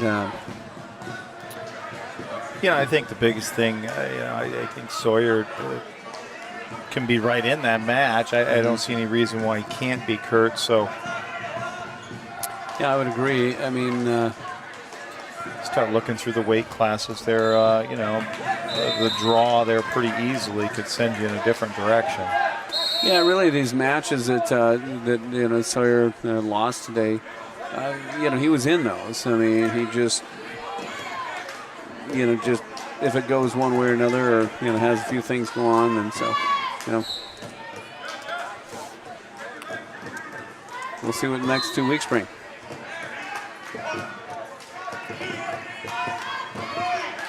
Forster's just going to cut him here. He takes an advantage now, 3-1, 1:15 to go, second period. Forster in on another single leg here. Wall back in here. He's going to end up getting the takedown right on the edge there. Yeah. He's going to take a 6-1 advantage with 1:05 to go in the second period.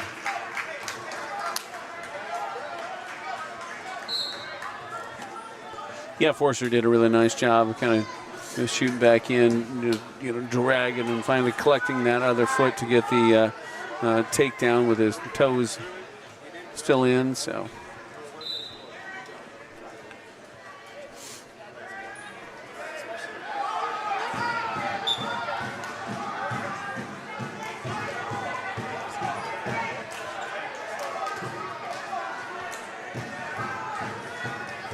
Forster up 6-1 here, second period in this finals match versus Cooper Waugh of West Delaware. A lot of forward pressure on.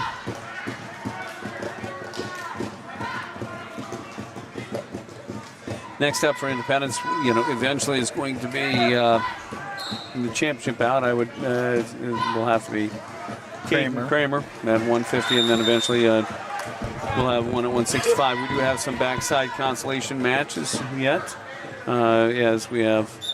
We'll have it at 190, 215 in heavyweight.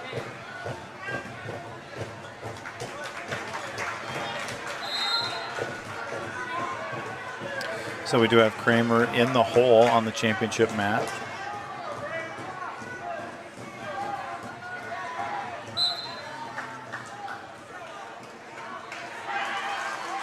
So they have shut down mat 5 now. Okay. So we are just wrestling on 4 mats.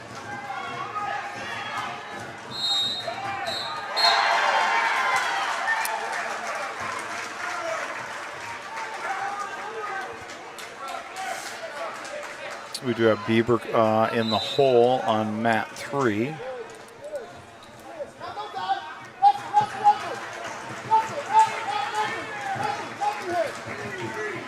Yeah, who does he wrestle? Beaver's got Merck. Keep him down, Ty. Short time. All right. Hunter Merrick, number 10 ranked from West Waukee Northwest, 18-3.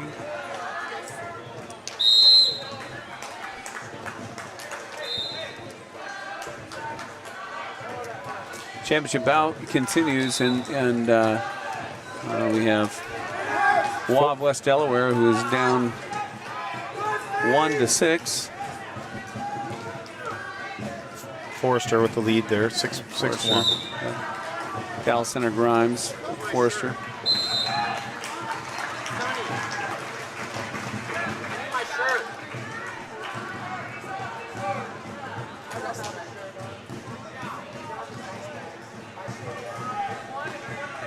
Just 55 seconds to go in that championship match in the third period. They're going to get a restart with 51 seconds.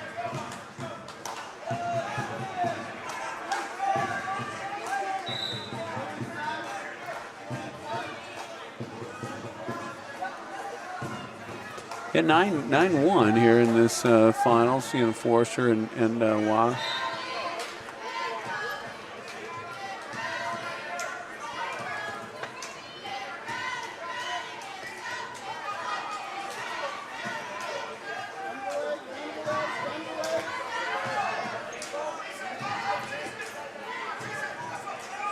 Waugh does get the escape there. So he's still down 9-2 versus Forrester. Just 25 seconds to go there.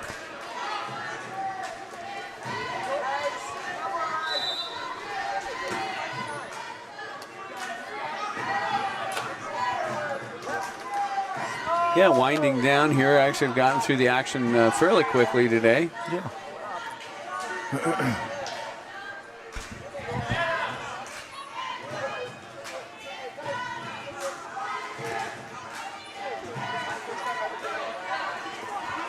That's going to do it on the championship match. Blake Forrester is going to be your 138-pound champ here from Benton Community. He's from Dallas Center Grimes. Yeah. It's a good match. On 144-pound championship bout. And, yeah, we're going to have Dawson Youngblood, who's ranked number 1 at 144 for Don Bosco. And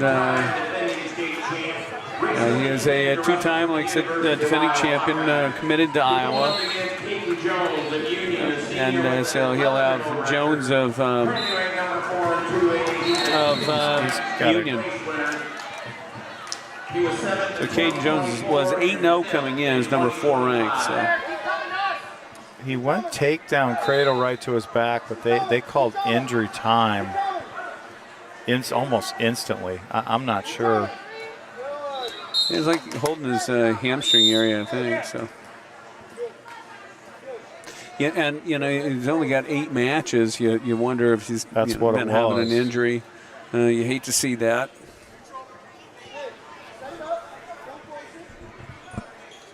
Yeah, instantly off the whistle there. He had some issues.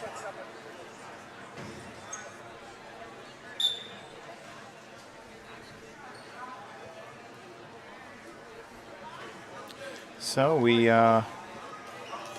will have Cam Kramer here next at 150 pounds on the championship match.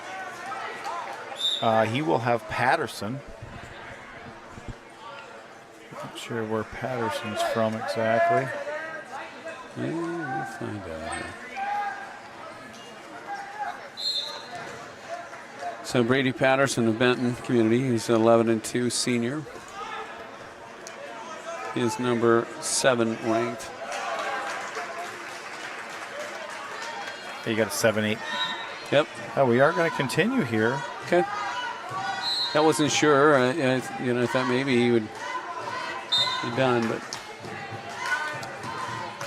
Youngblood is kind of all over him here. He's got that far elbow, and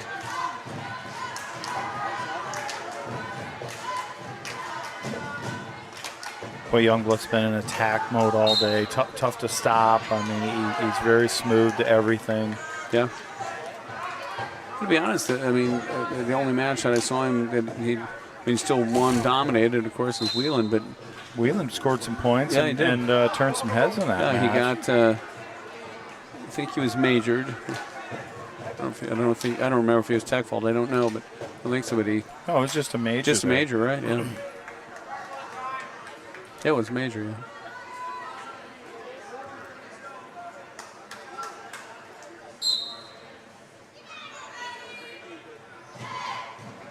Yeah, Youngblood, you know, working pretty hard. He's got the cross face and yeah, they're gonna warn Patterson, not Patterson, but Jones.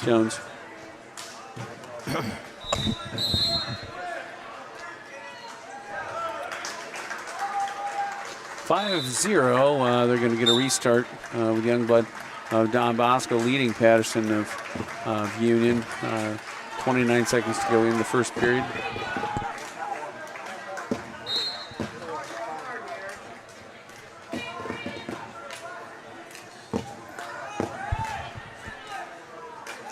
So there's 20 seconds.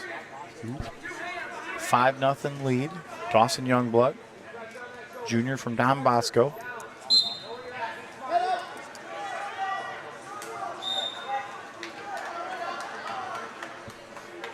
I need you all off the mat, please. Nobody on the mat. Get back. Everybody off. Thank you. Going to start here the second period. And going to choose up on their feet. So Jones and Youngblood going to start second period with Youngblood in on a quick shot. We're not able to finish that shot.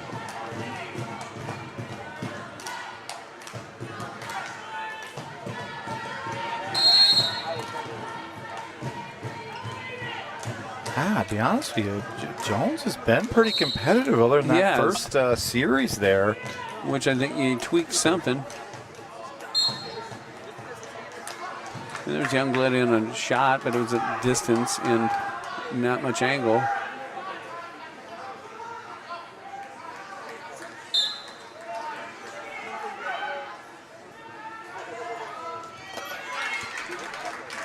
Looks like they're going to go out of bounds there with 1:21 to go, second period. Youngblood leading 5-0 over Jones of LaPorte City Union.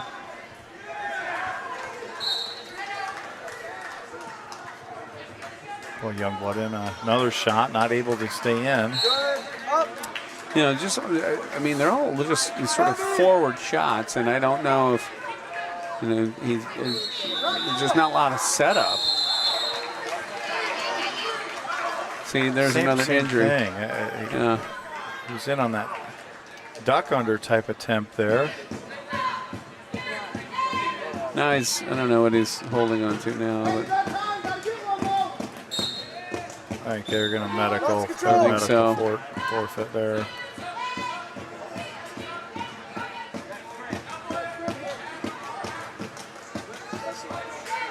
yeah, unfortunately, Jones, looks like he's really hobbling pretty bad on what looks like maybe a hamstring. I think is where he's kind of holding that at. So yeah, he's heavily got a knee brace on the other side, but I believe it's his good knee that's or like you say, hamstring on the other side that's bothering him.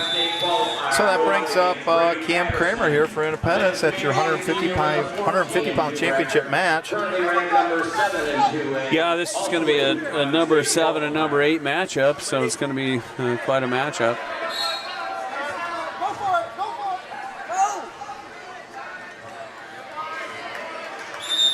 So Patterson quickly in on a takedown.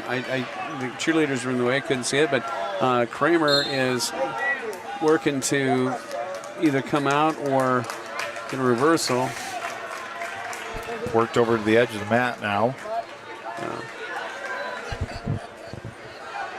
They're going to go out of bounds, so conversation to see if there's any loss of control. Yep, they're going to give Kramer a 1-point escape. So he's down 3-1, Patterson of Benton Community.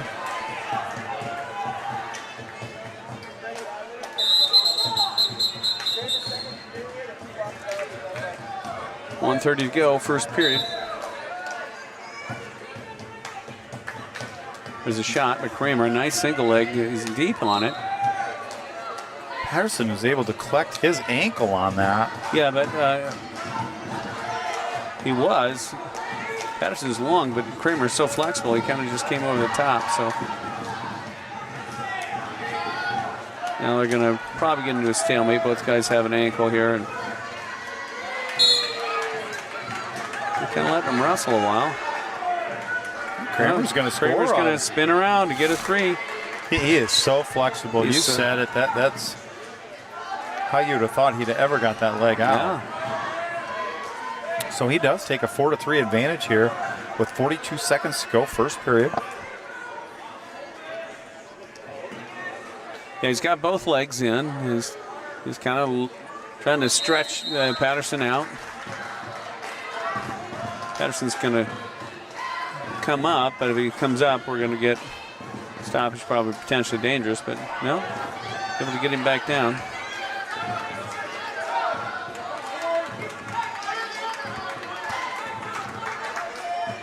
Kramer's got a, let's say, he had a figure 4 on the body, but nobody saw it, so there is potentially dangerous. So restart that. Oh, he did give him 1 on that.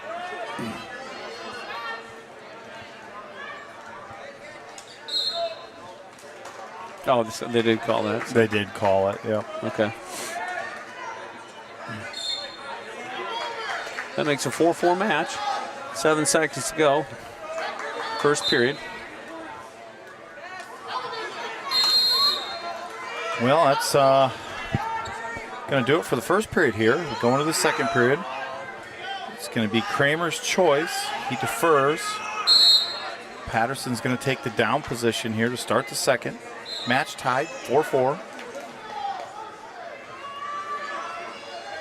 Well, they get up on their feet, so.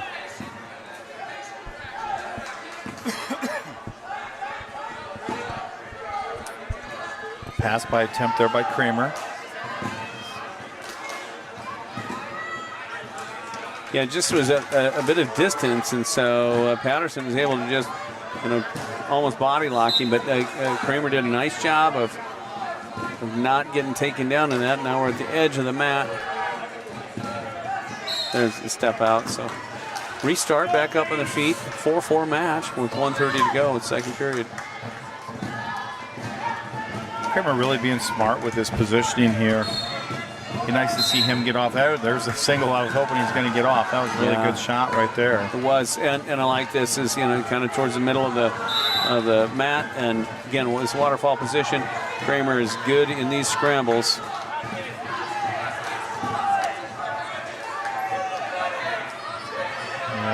He is not afraid to wrestle there, Kurt. No.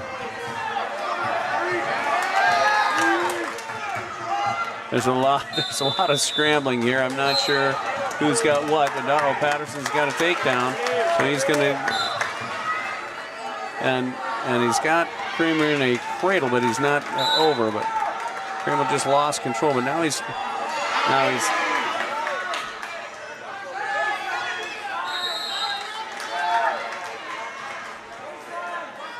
Kramer just looks calm and collected in this position. I got a feeling this kid's going to end up on his back out of this. Yeah, Kramer's going to get a 2-point reversal, so it tightens that back up 6-7. Just 18 seconds to go here, second period. Patterson leading 7-6 here. Back and forth match for sure. There's a stall on Patterson. He is certainly belly down here, head down at the end of the second period there. It's going to be Kramer's choice. Oh, I thought it was Kramer's choice. Yeah, it is. He's going to choose down. Yeah, fun match with what you'd expect on 8-7 or whatever these ranks are. Yeah. I really like the position we're in here. going to go. Patterson's trying to hook the cradle up again. Kramer's got his arm over the top, though. It's going to be trouble for Patterson. Yeah, if he can break the grip, he's in a Merkle position, and he's got it. No, just the escape, but that's going to tie it up 7-7 here. Third period, 1:40 to go. There's another shot by Kramer. A single leg. In on a really nice single there. Goes to his hip. Yeah, he tries to just kind of slide over and hook it with a leg and gets the hip down. I wish he'd just get a little tighter with that. Smartly come back to his feet, but he kind of gave an ankle up here, and then now they're in a scramble position. We do have a Bieber up on 3. I just see that starting. Yeah, I see that too.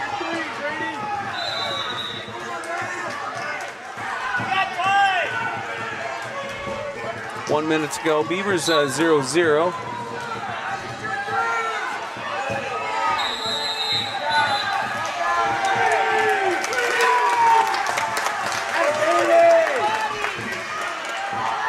Yeah, so Kramer gives up a takedown there. He's down 10-7, 45 seconds to go.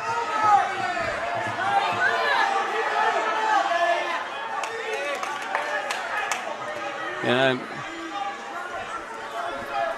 Kramer trying to roll through something, make something happen. Does have an ankle, but gonna have to get to work. 17 seconds to go. You can scramble, get those hips up, but I don't know. It's got some weird stuff going on. He's gonna win 10-7 there. A good match. Yeah.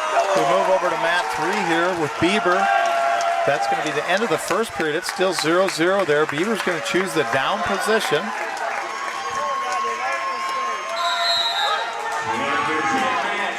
Number 1 at 157 pounds, Hudson Stratton, senior from Anamosa, with a 20-2 record, currently ranked number 3 in 2A. So Bieber has, who is he wrestling? Qualifier, 2-time state place winner, third in 2024. Hunter Merckx, that's right, Waukee Northwest. Going up against Cole Henningsen, a senior from Dallas Center Grind. 21-5 record, currently ranked number 8 in 3A. He is a state qualifier from 2025.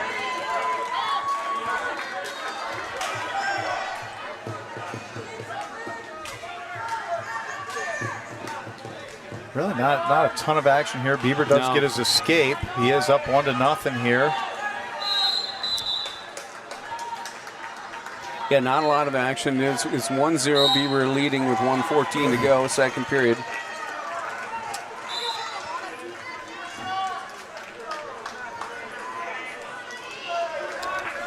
Merckx is in on a low single.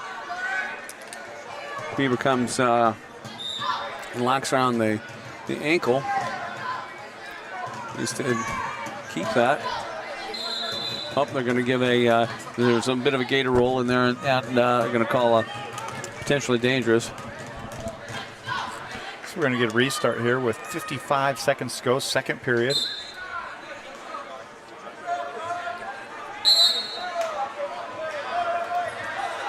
And a shot attempt by Merck and a reshot by Bieber, and a nice high single that they didn't give it to him. No, he didn't cover that ankle. He just keep going here, and now he's got a 3-point takedown. And looking for back here. Yeah, he's getting it. Yeah, he's getting some near fall points, so he's got a 4-0 lead.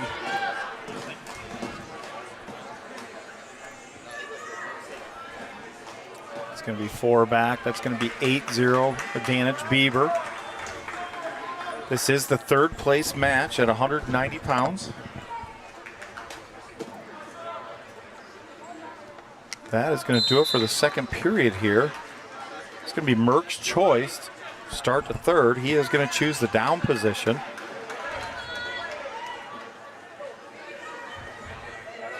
Yeah, 8-0. So productive second period there for Braylon.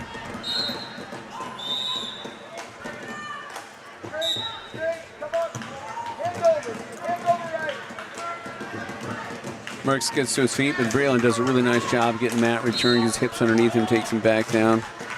Really nice mat return, Yeah. Kurt. That's exactly what you want to see your 190-pounder do in that situation. A lot of forward pressure here. We were really probably going to have to choose a side here. Yeah, he's trying to. He's there. He is. He was working his to figure 4 that thigh, and now he had him over. I got to be honest. I think the official was very slow getting over there to get any of those near fall points, but probably should have been 2, maybe 3. Gonna get a restart off to stalemate. Braylon Bieber up 8-0 over Merckx of Waukee Northwest. 190-pound third place match. Bieber again, working that turn, but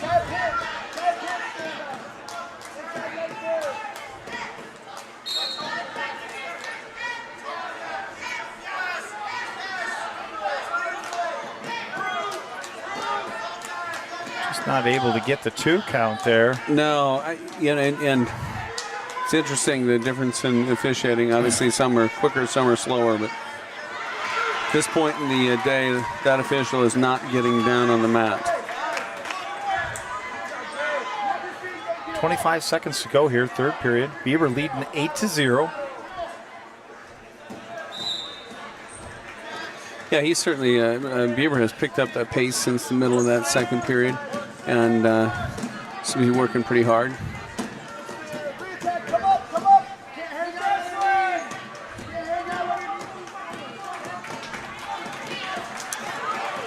So we do have Christopher Meyer up next on mat 1 here. We'll have Carter Eddy, Gable Eddy back-to-back here on mat 3. So we'll stay live right here on mat 3 and move right into the 215-pound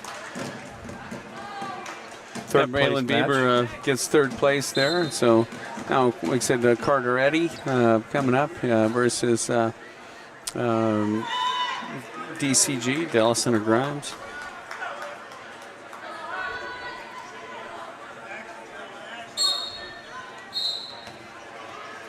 Stolpe here, Connor Stolpe.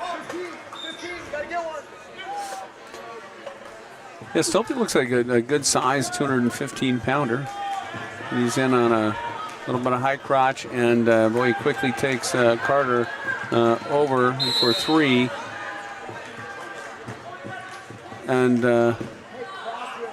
didn't get any near points either. I thought maybe we'll take that.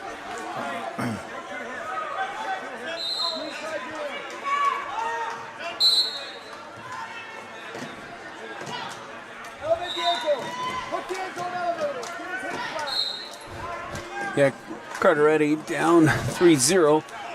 Stolpe has that half in, and he's turning him tight. Yeah, Stolpe big and strong looking, and he's got Carter in deep weeds in the half, and does get the fall. So Carter Eddy gives up the fall in the third place match, so he'll walk out of here with 4th place.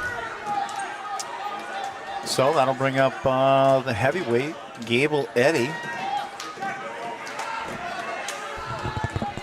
It looks like he's got another wrestler out of Dallas Center Grimes.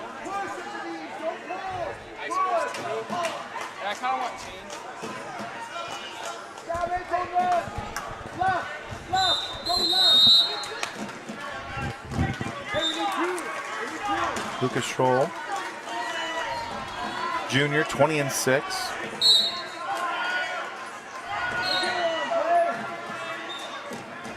Got a 2-on-1 working here on the edge. They're going to go out of bounds. We're going to get a restart with 1:44 to go here, first period. In the finals, we still have Scranton of Anamosa leading 5-1 with 20 seconds to go in third period.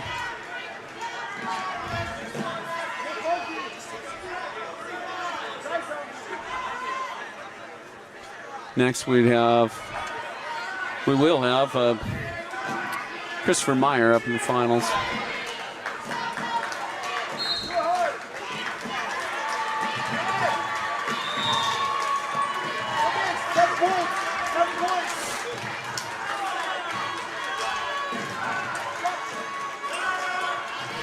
Yeah, Scranton of Hudson Scranton of Anamosa, senior, ranked number 3, ends up winning. Match number 1 at 165 pounds. Now, Meyer, senior from Independence, with a 26-5 record, currently ranked number 6 in the state. He's a 2025 state place winner, placing 7th at 165 pounds last year. He's going up against Briggs Collins, the junior from West Liberty, with a 22-2 record. Currently ranked number 7 at 2A. He's a 2-time state qualifier. So Christopher Meyer getting underway here. He's got Briggs Collins from West Liberty, 22-2.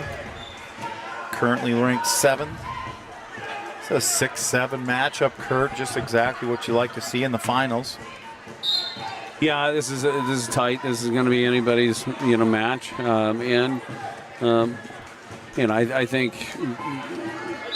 Christopher gets the 1 seed because he was a place winner last year. They're both a couple-time state qualifier.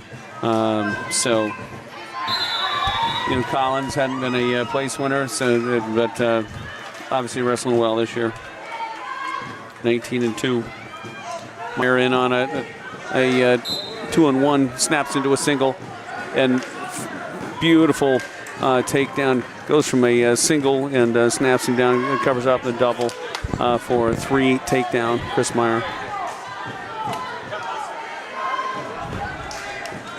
Eddie working to get his escape here, not quite able to do it.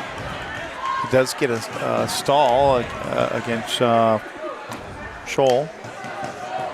Still 0-0. Meyer gets reversed there by Collins. Brings that to a 3-2 match with 27 seconds to go here. First period. Yeah, Gable, Eddie, that's still 0-0 match. 1:27 to go in the second period.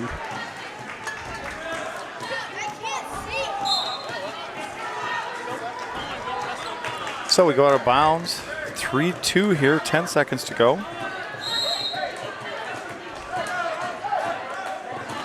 Hey, Gable Eddy, 0-0 with 1:13 to go. He's in the bottom position. Just can't quite get that control and get out.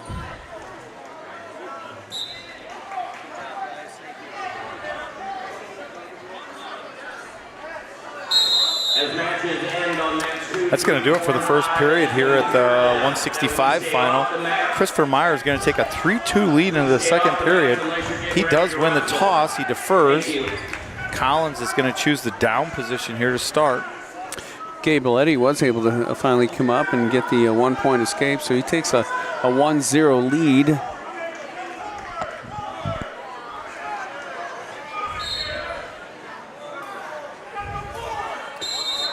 Gable Eddy is wrestling Lucas Scholl of Dallas Center Grimes. 36 seconds go second period. Collins does get his escape here to start the second period. That ties it up 3-3. Meyer of Independence, Collins, West Liberty, 3-3.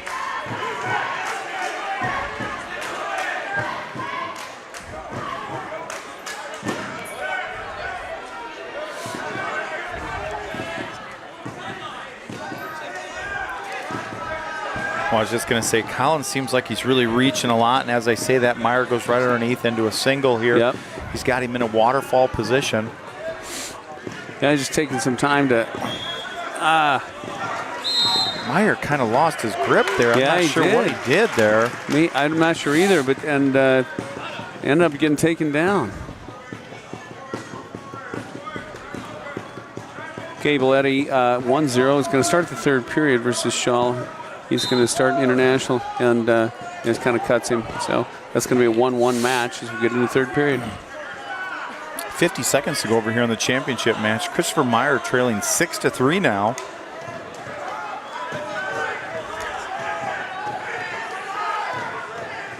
Well, I tell you, Gable Eddy gets somebody in deep water like this, I like our chances. Absolutely. Chris Myers going to get a reversal here. Oh, they just gave him the 1-point escape, so it's going to be 6-4 here. 30 seconds to go, second period. Myers had some nice shots. He's had a takedown. Some great opportunity with 30 seconds to go to get that takedown. Gable Eddy, again, also 1-1 with 1:10 to go.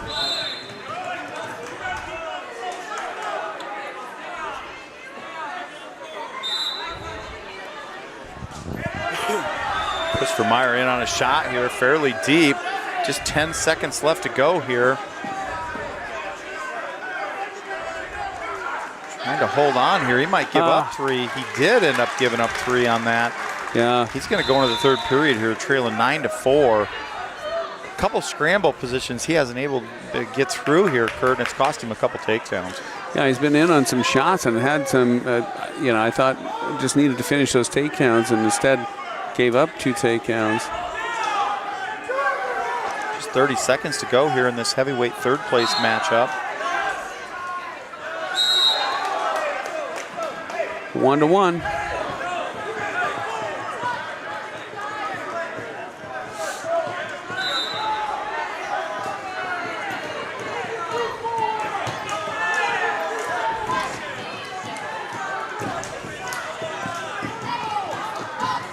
A lot of pushing and pulling in this heavyweight bout, but nobody able to get any angle, nobody able to do it, and nobody willing to take any risks, understandably.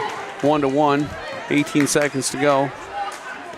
Christopher Myers going to get a restart at 1:31 to go, third period. He's in the down position, trailing 9-4.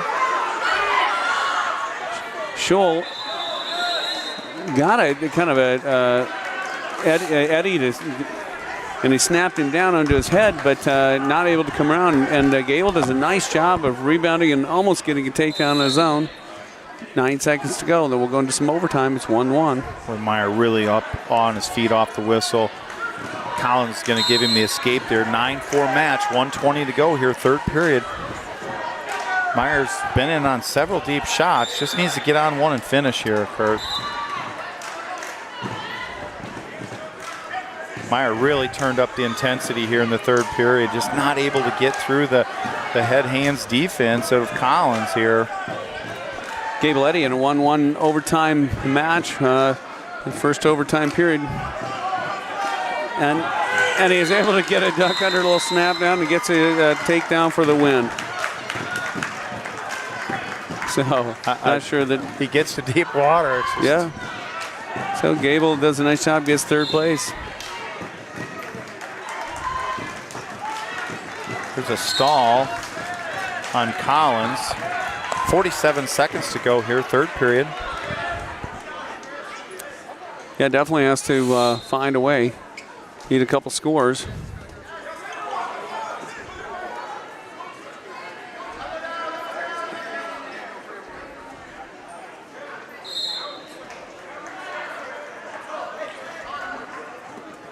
I think Christopher's going to have to go out of his comfort zone here just a little bit if he wants to try to win this match. There's a great shot. Well, he was in deep on that double. He was. That's another shot that he's been in, but he, just kind of sits there for a second, and he's just not been able to quite finish it. It's going to be a stalemate called there with 12 seconds to go. Meyer trailing 9-5.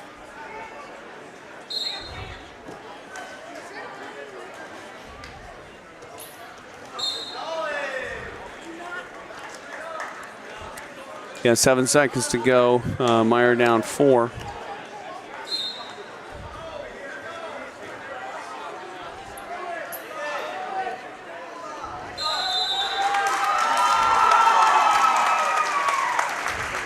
And that's going to do it for the 165-pound final. Briggs Collins 9, Christopher Meyer 5, as we move into the 175-pound bout here. Yeah, and we're done with everything but the finals. 75 pounds. Ethan Christopher, a junior from Don Bosco. So with a Easton 21 Christopher degree record, from currently Don Bosco. ranked number 1 in the state in 1A. He's a 2-time state place winner, 3rd in 2024, state runner-up last year in 2025. He's going up against Ty Nelson, a sophomore from Dallas Center Grimes. Undefeated, 23-0 record, currently ranked number 3. Take Ty Nelson here. Sophomore, undefeated at 20-0. Set up to be a really nice final here. Yeah, absolutely.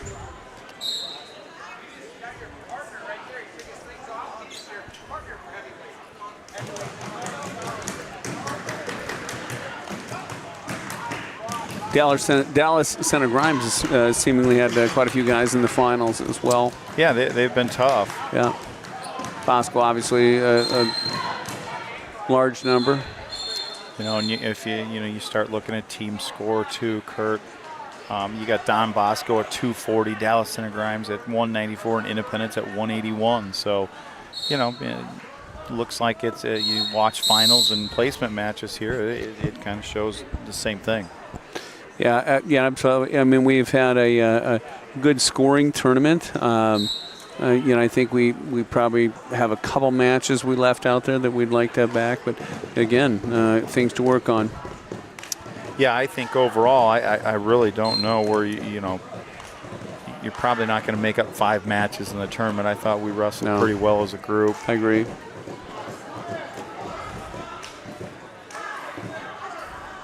Yeah, coming up, of course, this week we said on Thursday is a duel of South Tama and maybe Vinton. I think that's what it was. And then we move on to the Osage duels next weekend, Kurt. So, you know, no break here. Osage duels obviously very competitive. Always fun to kind of follow and watch. Yeah, absolutely. Yeah, that's a barn burner, and so yeah, it'll be a lot of fun to kind of get the whole team back together a little bit and see where we're at. A lot of wrestling to be done over the next month. No, sure. In essence. Introduce all 8 place winners in each weight class. So all place winners, top 8, will need to report. Championship bout here is still going, and Christopher has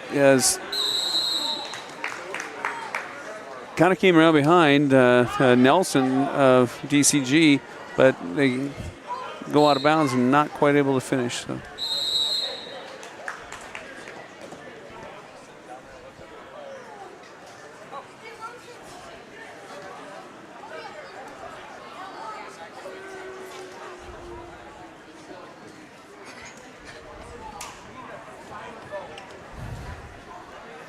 Well, we're going to start second period here, 0-0.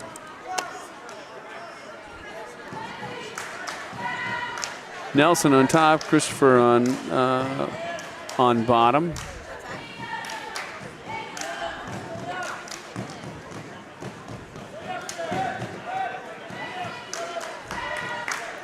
Nelson has not had any losses this year. Christopher has had 3. You know, they of course wrestle the Donnybrook and they wrestle at Battle of Waterloo, so they have some pretty stiff competition they're going to see. Well, that was an explosive double leg there. It really was. Christopher had he'd kind of come up and gotten one escape, and Nelson kind of left his arm there, and Christopher kind of just blasted through in a double, and it's going to take a 4-0 lead. Going to get a restart back in the center here with 1:22 to go. Second period. Christopher with a nice mat return here.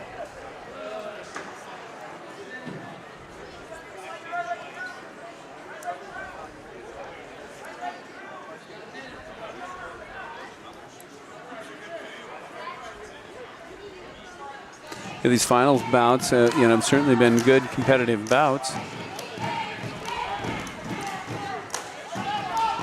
And obviously, we've got a few to go.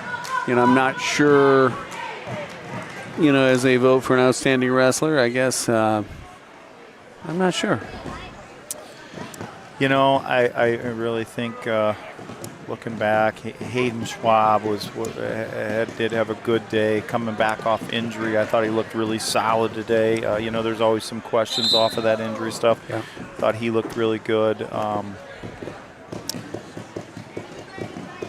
You know, some other kids wrestled really well today, but you know, didn't win championships. So it's tough for me to vote for them for an outstanding wrestler. Yeah, I agree. I thought Blake Engel. It was a Blake, you know, Blake Engel from Manchester. You know, wins a title here today. You know, really done what he needed to do to win. I thought he looked really good today. Adam Carey, I sound him off because his loss was to potentially the best high school wrestler in the state, Kurt. Right. And I thought he hung around. You know, in the third period there, he got an escape. It was a takedown away. I mean, he's a takedown away from being in charge of that match in the third period. So obviously there was a couple takedowns late that changed the outcome of that, what it looked like. But that was a good match. And, you know, I contend, you know, Carver Whelan, you know, not a lot different. His losses to, you know, 144-pound, you know, two-time champion. Yeah, Youngblood there. That's a great day. Yeah, he gets, you know, in a major, but he's not, you know, he was not in danger at any time and wrestled hard. And the rest of the other matches, I just thought he dominated his other matches. Yeah, I today. really thought he wrestled really hard. Hey, you know what? You know, Gabeletti. Gabeletti really kept it together and come out and finish the tournament and had a nice overtime third-place win there. Yeah, absolutely. You're placing third place here. That's a heck of a day. Yeah, I thought, you know, even Braylon Bieber, I know he had a loss today. We don't want to see a loss out of Braylon, but, you know, I think realistically that's a good loss. If you're going to have a loss, this is the time of the year you want to have it. Yeah. You know, let's learn from that and try to be a little more aggressive offensively, I think. Yeah, absolutely. I think that's the thing with Braylon when we occasionally will see him lose, which isn't very often. You know, it's sometimes just not quite getting into the offense, and then when he does, boy, he's really hard to beat. He's hard to beat, Kurt. But, you know, Washburn, I got to tell you, I thought the young freshman done a lot of nice things today. I don't even remember. Did he end up third there? He did, and he's a kid who's salty. I thought he done a really good job too. today. I like watching him. He's fiery. He wrestles hard, and he's fun to watch. Benny Anderson. Benny Anderson just super solid. He's just consistent. Merlett was his only loss, right? Yeah. You know, really good day. I don't know how you do it any better. There's a lot of good things, a lot of positive stuff coming out of the Independence program here, and look forward to, you know, regrouping and you know, making a few adjustments. We could have been right there. That coaching staff, which, you know, we're blessed to have, you know, as good a coaching staff as there is in the state, and they'll make adjustments.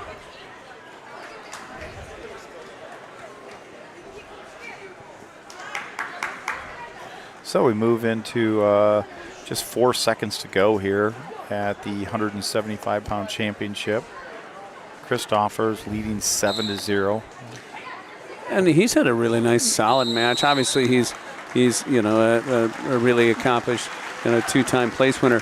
Yeah, but you know, the Nelson is a really solid wrestler as well. But Christopher really kind of separated himself there with a 7-0 lead and win, I should say. So we move into the 190-pound weight class. Yeah, we should have Wegner of Dallas Center Grimes, and he will wrestle Antonelli of Anamosa.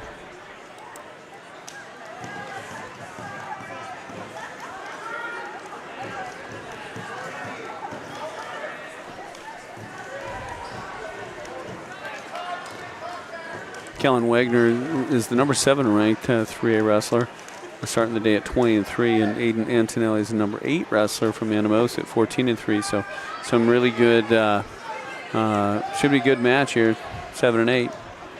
Championship match, match number 1 at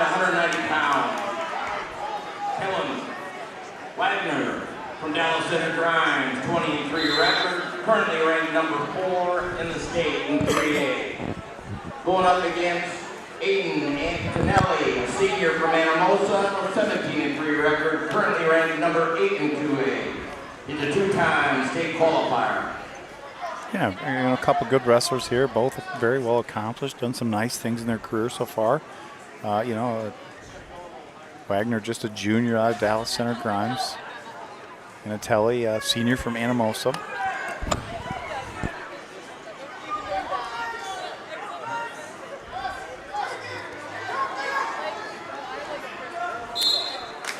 Pretty tight there. Wagner snapped a single and he collected both legs. They're right on the edge, and he tried dragging those toes and he just couldn't keep them down. So you're going to restart back on their feet.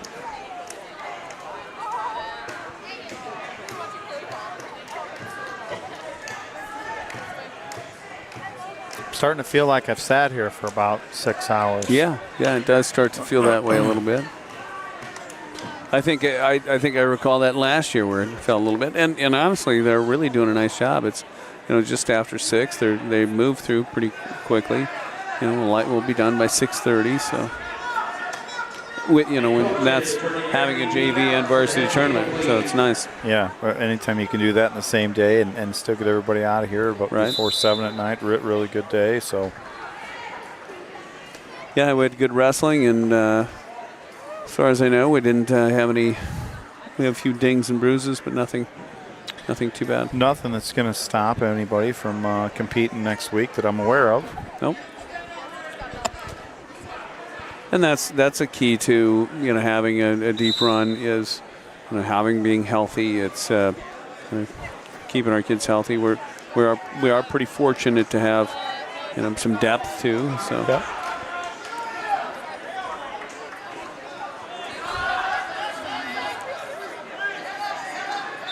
Anatoly does get his escape here in the second period to take the 1-0 lead for Wagner of Dallas Center Grimes.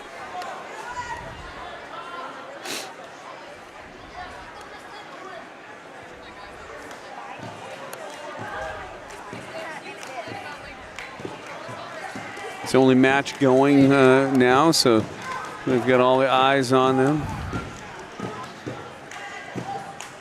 Little pass by attempt by Antonelli.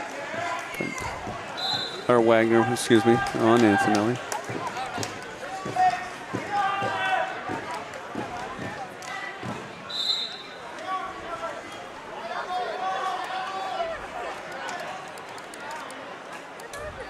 Yeah, both these guys, it's a 1-0 lead with Antonelli after his escape over Wagner. And they're kind of just forehead to forehead.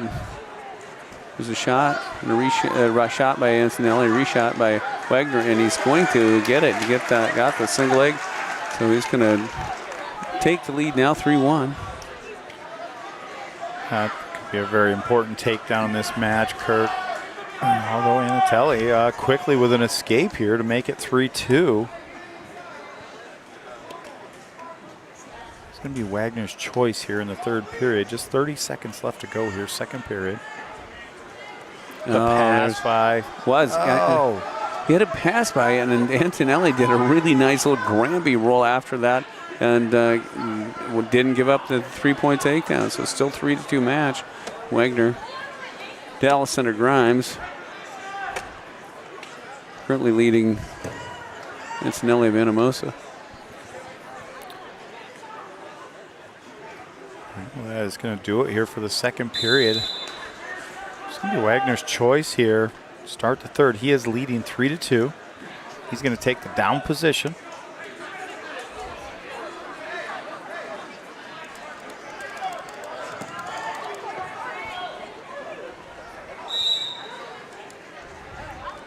Kind of posts up and turns in and just controls those hands and steps on out of that. Wagner now 4-2 advantage.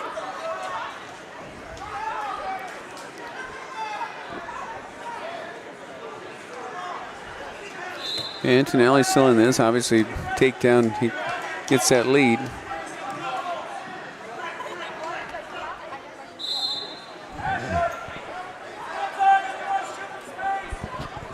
Antonelli in a shot. He kind of shot, and there was a half sprawl, and Antonelli had another shot, a reshot off of his own shot, and just got a 3-point takedown. Yeah, they're going to get him. He was sitting on those ankles for too long, and now they're going to, Antonelli's going to give up the stall, but he does have the lead 5-4.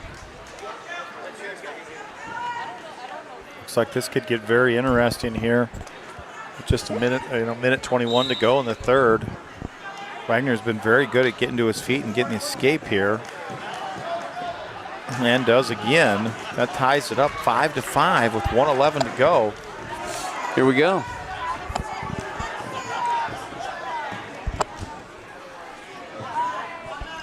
Both wrestlers kind of forehead to forehead here.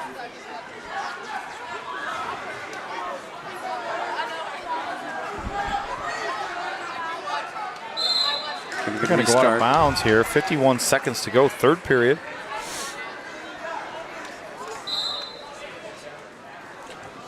The shot by Antonelli, but not a deep shot, and a better reshot by Wagner, and that's going to be, there's a 3. So now Wagner takes that lead 8-5 with 37 seconds to go.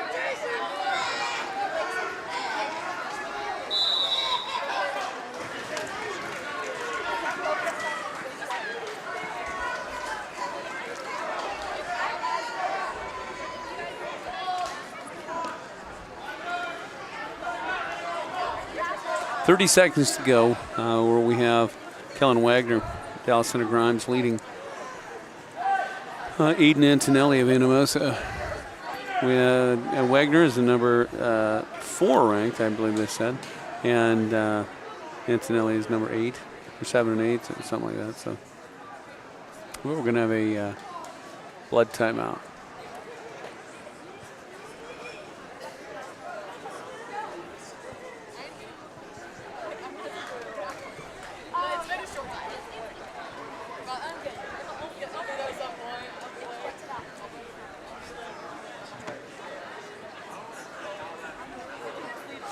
I don't know if it's yeah, I guess it's blood timeout.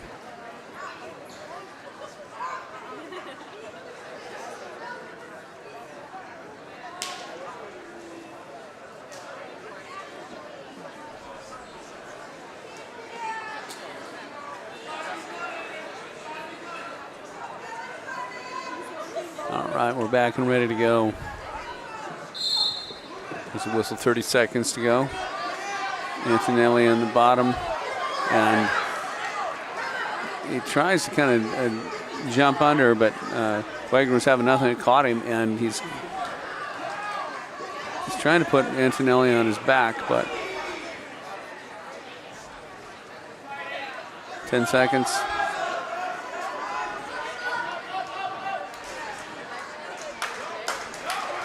Looks like Kellen Wagner is going to be your champion with an 8-5 victory.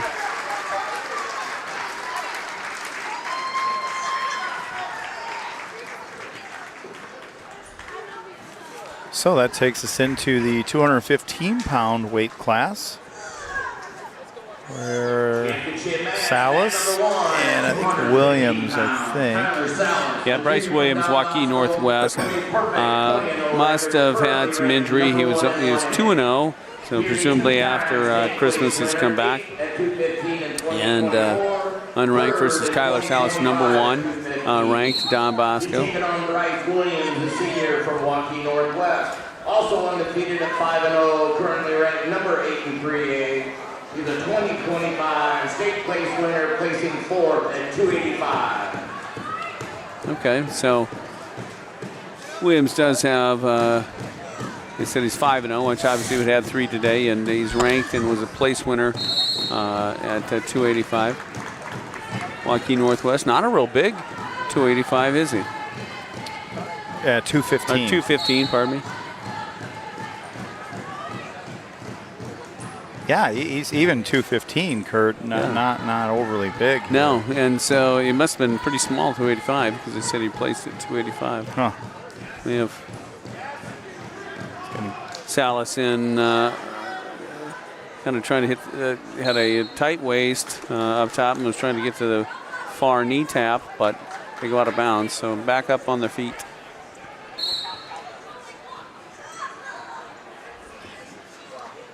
.110 to go here, first period.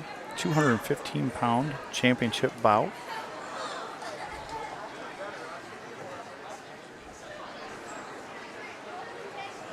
(0-0) with 1 minute to go.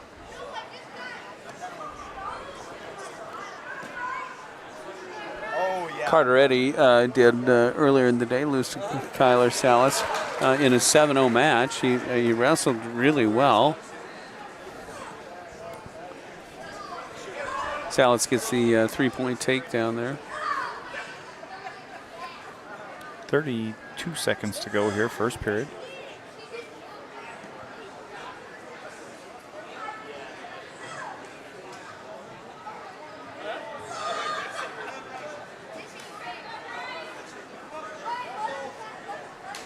I 15 seconds here. Salas is leading 3-0.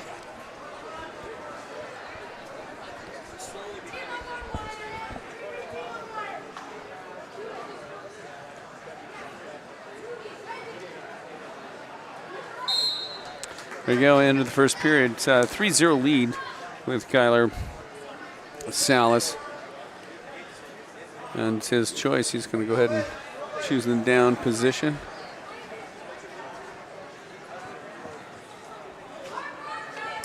I tell you what, still a lot of people here in the stands. Yeah. Kurt, not a lot of people running out of here. Everybody really wanting to stay and watch these last couple finals. Yeah, they're gonna, and they do a nice job. They announce the top 8, so you're gonna get on the podium. So probably a lot of people stick around for that, which is great.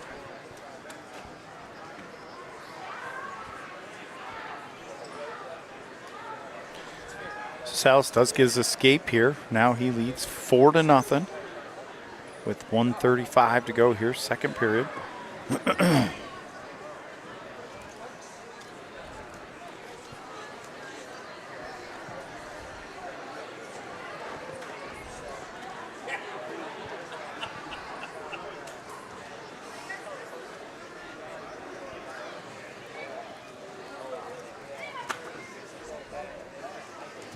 A little bit of a partial shot by Williams. Salas did a nice job getting those hips back.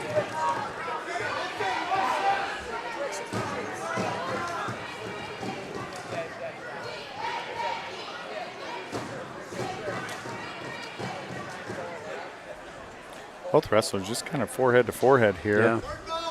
And not a ton of action, and I think Williams not real long. Salas is pretty tall and long. I think Williams not sure maybe how to get in on Salas's legs, and Salas is kind of content to not do too much. Kind of stand in the middle.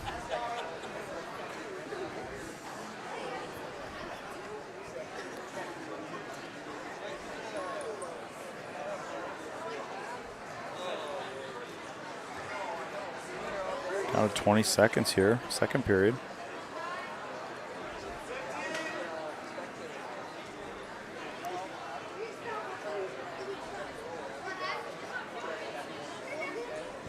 It's going to be Williams' choice here to start the third. He is trailing 4-0 here.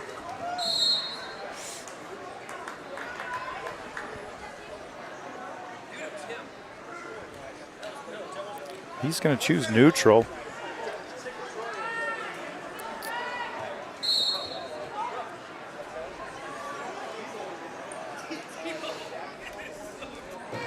Interesting, you go neutral. I mean, there's literally been one. Well, as I say, there's only been one takedown in the whole match, but Salas in on a little low single, and now he's got 3, so he's going to get a 3-point takedown, so he's up 7-0.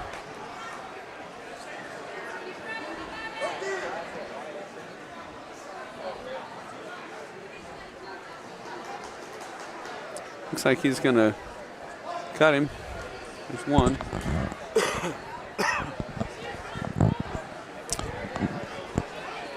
It's now a 7-1 match. 1:12 to go here, third period.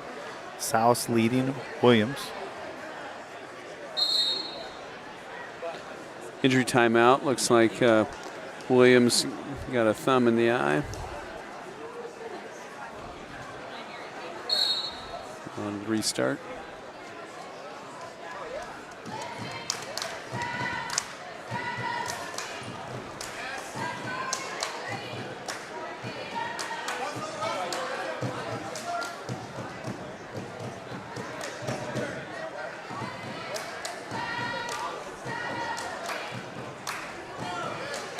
Kind of some partial shot there, and as we sit here, and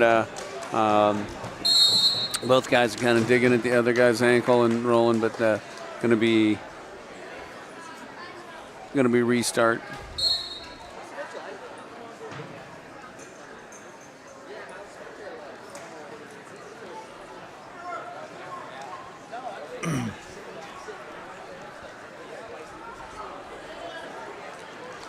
.23 seconds to go. Salas in on another single leg here. Yeah, he's wanting that major.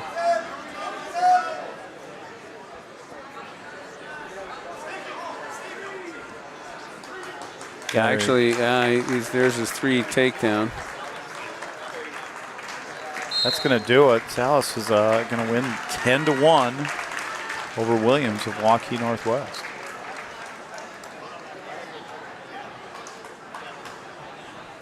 Yeah, win. Now on to the last match of the day here at 285. Henry Moore of Waukee Northwest, number 4 ranked. We'll have Carson Greer of Williamsburg, the number 6. 4 in 3A. The 2025 state place winner, placing 4th at 285. Taking on Carson Greer, senior from Williamsburg. 23-3 record, currently ranked number 6 in 2A. Been to state twice, placed 8th in the state at 215 last year. So a couple time place winners here.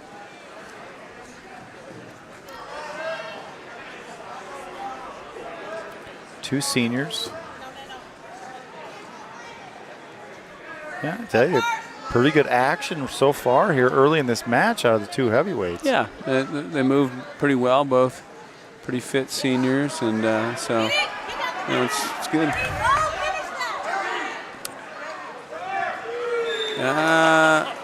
Okay. Greer was in on a deep double leg and lifted him up and not quite able to drag those toes, lifted those feet just before they came out of bounds. They're going to get a restart.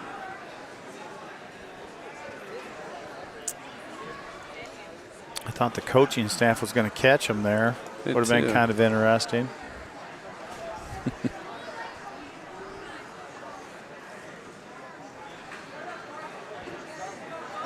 Moore really wants to get in that tie-up and go chest to chest. He's not afraid to be in there for sure. No, he's looking to do for sure, and it looks like Greer is kind of more content to not do that.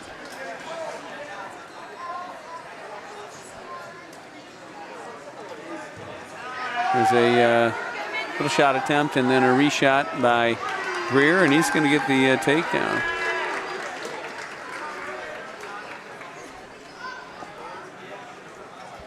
Actually, I take that back. That was Moore who with the reshot and takedown. So.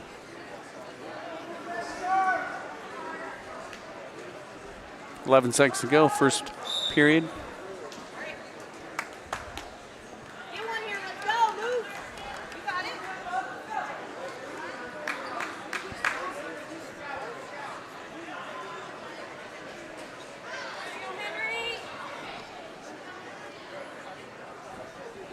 Nine seconds to go, restart. Greer tries crawling forward, just kind of gets jammed down. Moore's going to ride him out for the end of the first period. Well, kind of recapping a little bit, I guess. For our day, we had at 106, we had Wayne Washburn ended up third. He had a great day. He had lost one match to Jackson Parmenter, but otherwise had a really good day. We did not have anybody competing at 113 pounds. 120 pounds, we had Benny Anderson. Ben ends up in third place as well. Had a nice day. 126. Adam Carey, who had a loss to Hayden Schwab in a good match, but he comes back for third place. 132 pounds, we didn't have anyone competing at that weight. 138 pounds, we had Sawyer Wheeland. I don't know if he got 8. Did he get 8th? Okay. So he ends up in 8th place. He wrestled tough all day. 144 pounds was Carver Wheeland, who also wrestled a really good tournament. He lost one match to Dawson Youngblood, but he came back for third place. 150 pounds. Cam Kramer made the finals, did lose in the finals in a tight match, and so he got second place. 157 pounds was Austin Buckman, and he did not place. And at 165 pounds, Christopher Meyer was in the finals, and he lost in the finals, so he was a second place winner. 175 pounds, we didn't have anybody to wrestle. 190 pounds, Braylon Beaver ended up getting third. At 215 pounds, Carter Eddy ended up in fourth place. And then at 285 was Gable Eddy, who ended up in third place. So, yeah, real nice day for Mustangs. You know, a lot of fun to see. We talked about it early on. The semifinal round was kind of the dagger for a lot of the kids. You know, they wrestled. You know, that was the round where we ran into some real roadblocks. And so anyway, you know, that's kind of wrapping up from here, Kurt. There is a match left here, but not the Independence guys. So I think we'll go ahead and close it down here and call it a day. We appreciate anybody that listened in, and we had a great day here and enjoyed watching, and hopefully you enjoyed listening in. So from Benton Community, I'm Danny Johnson with Kurt House. We're going to sign off here and call it a day. So thank you. Thanks.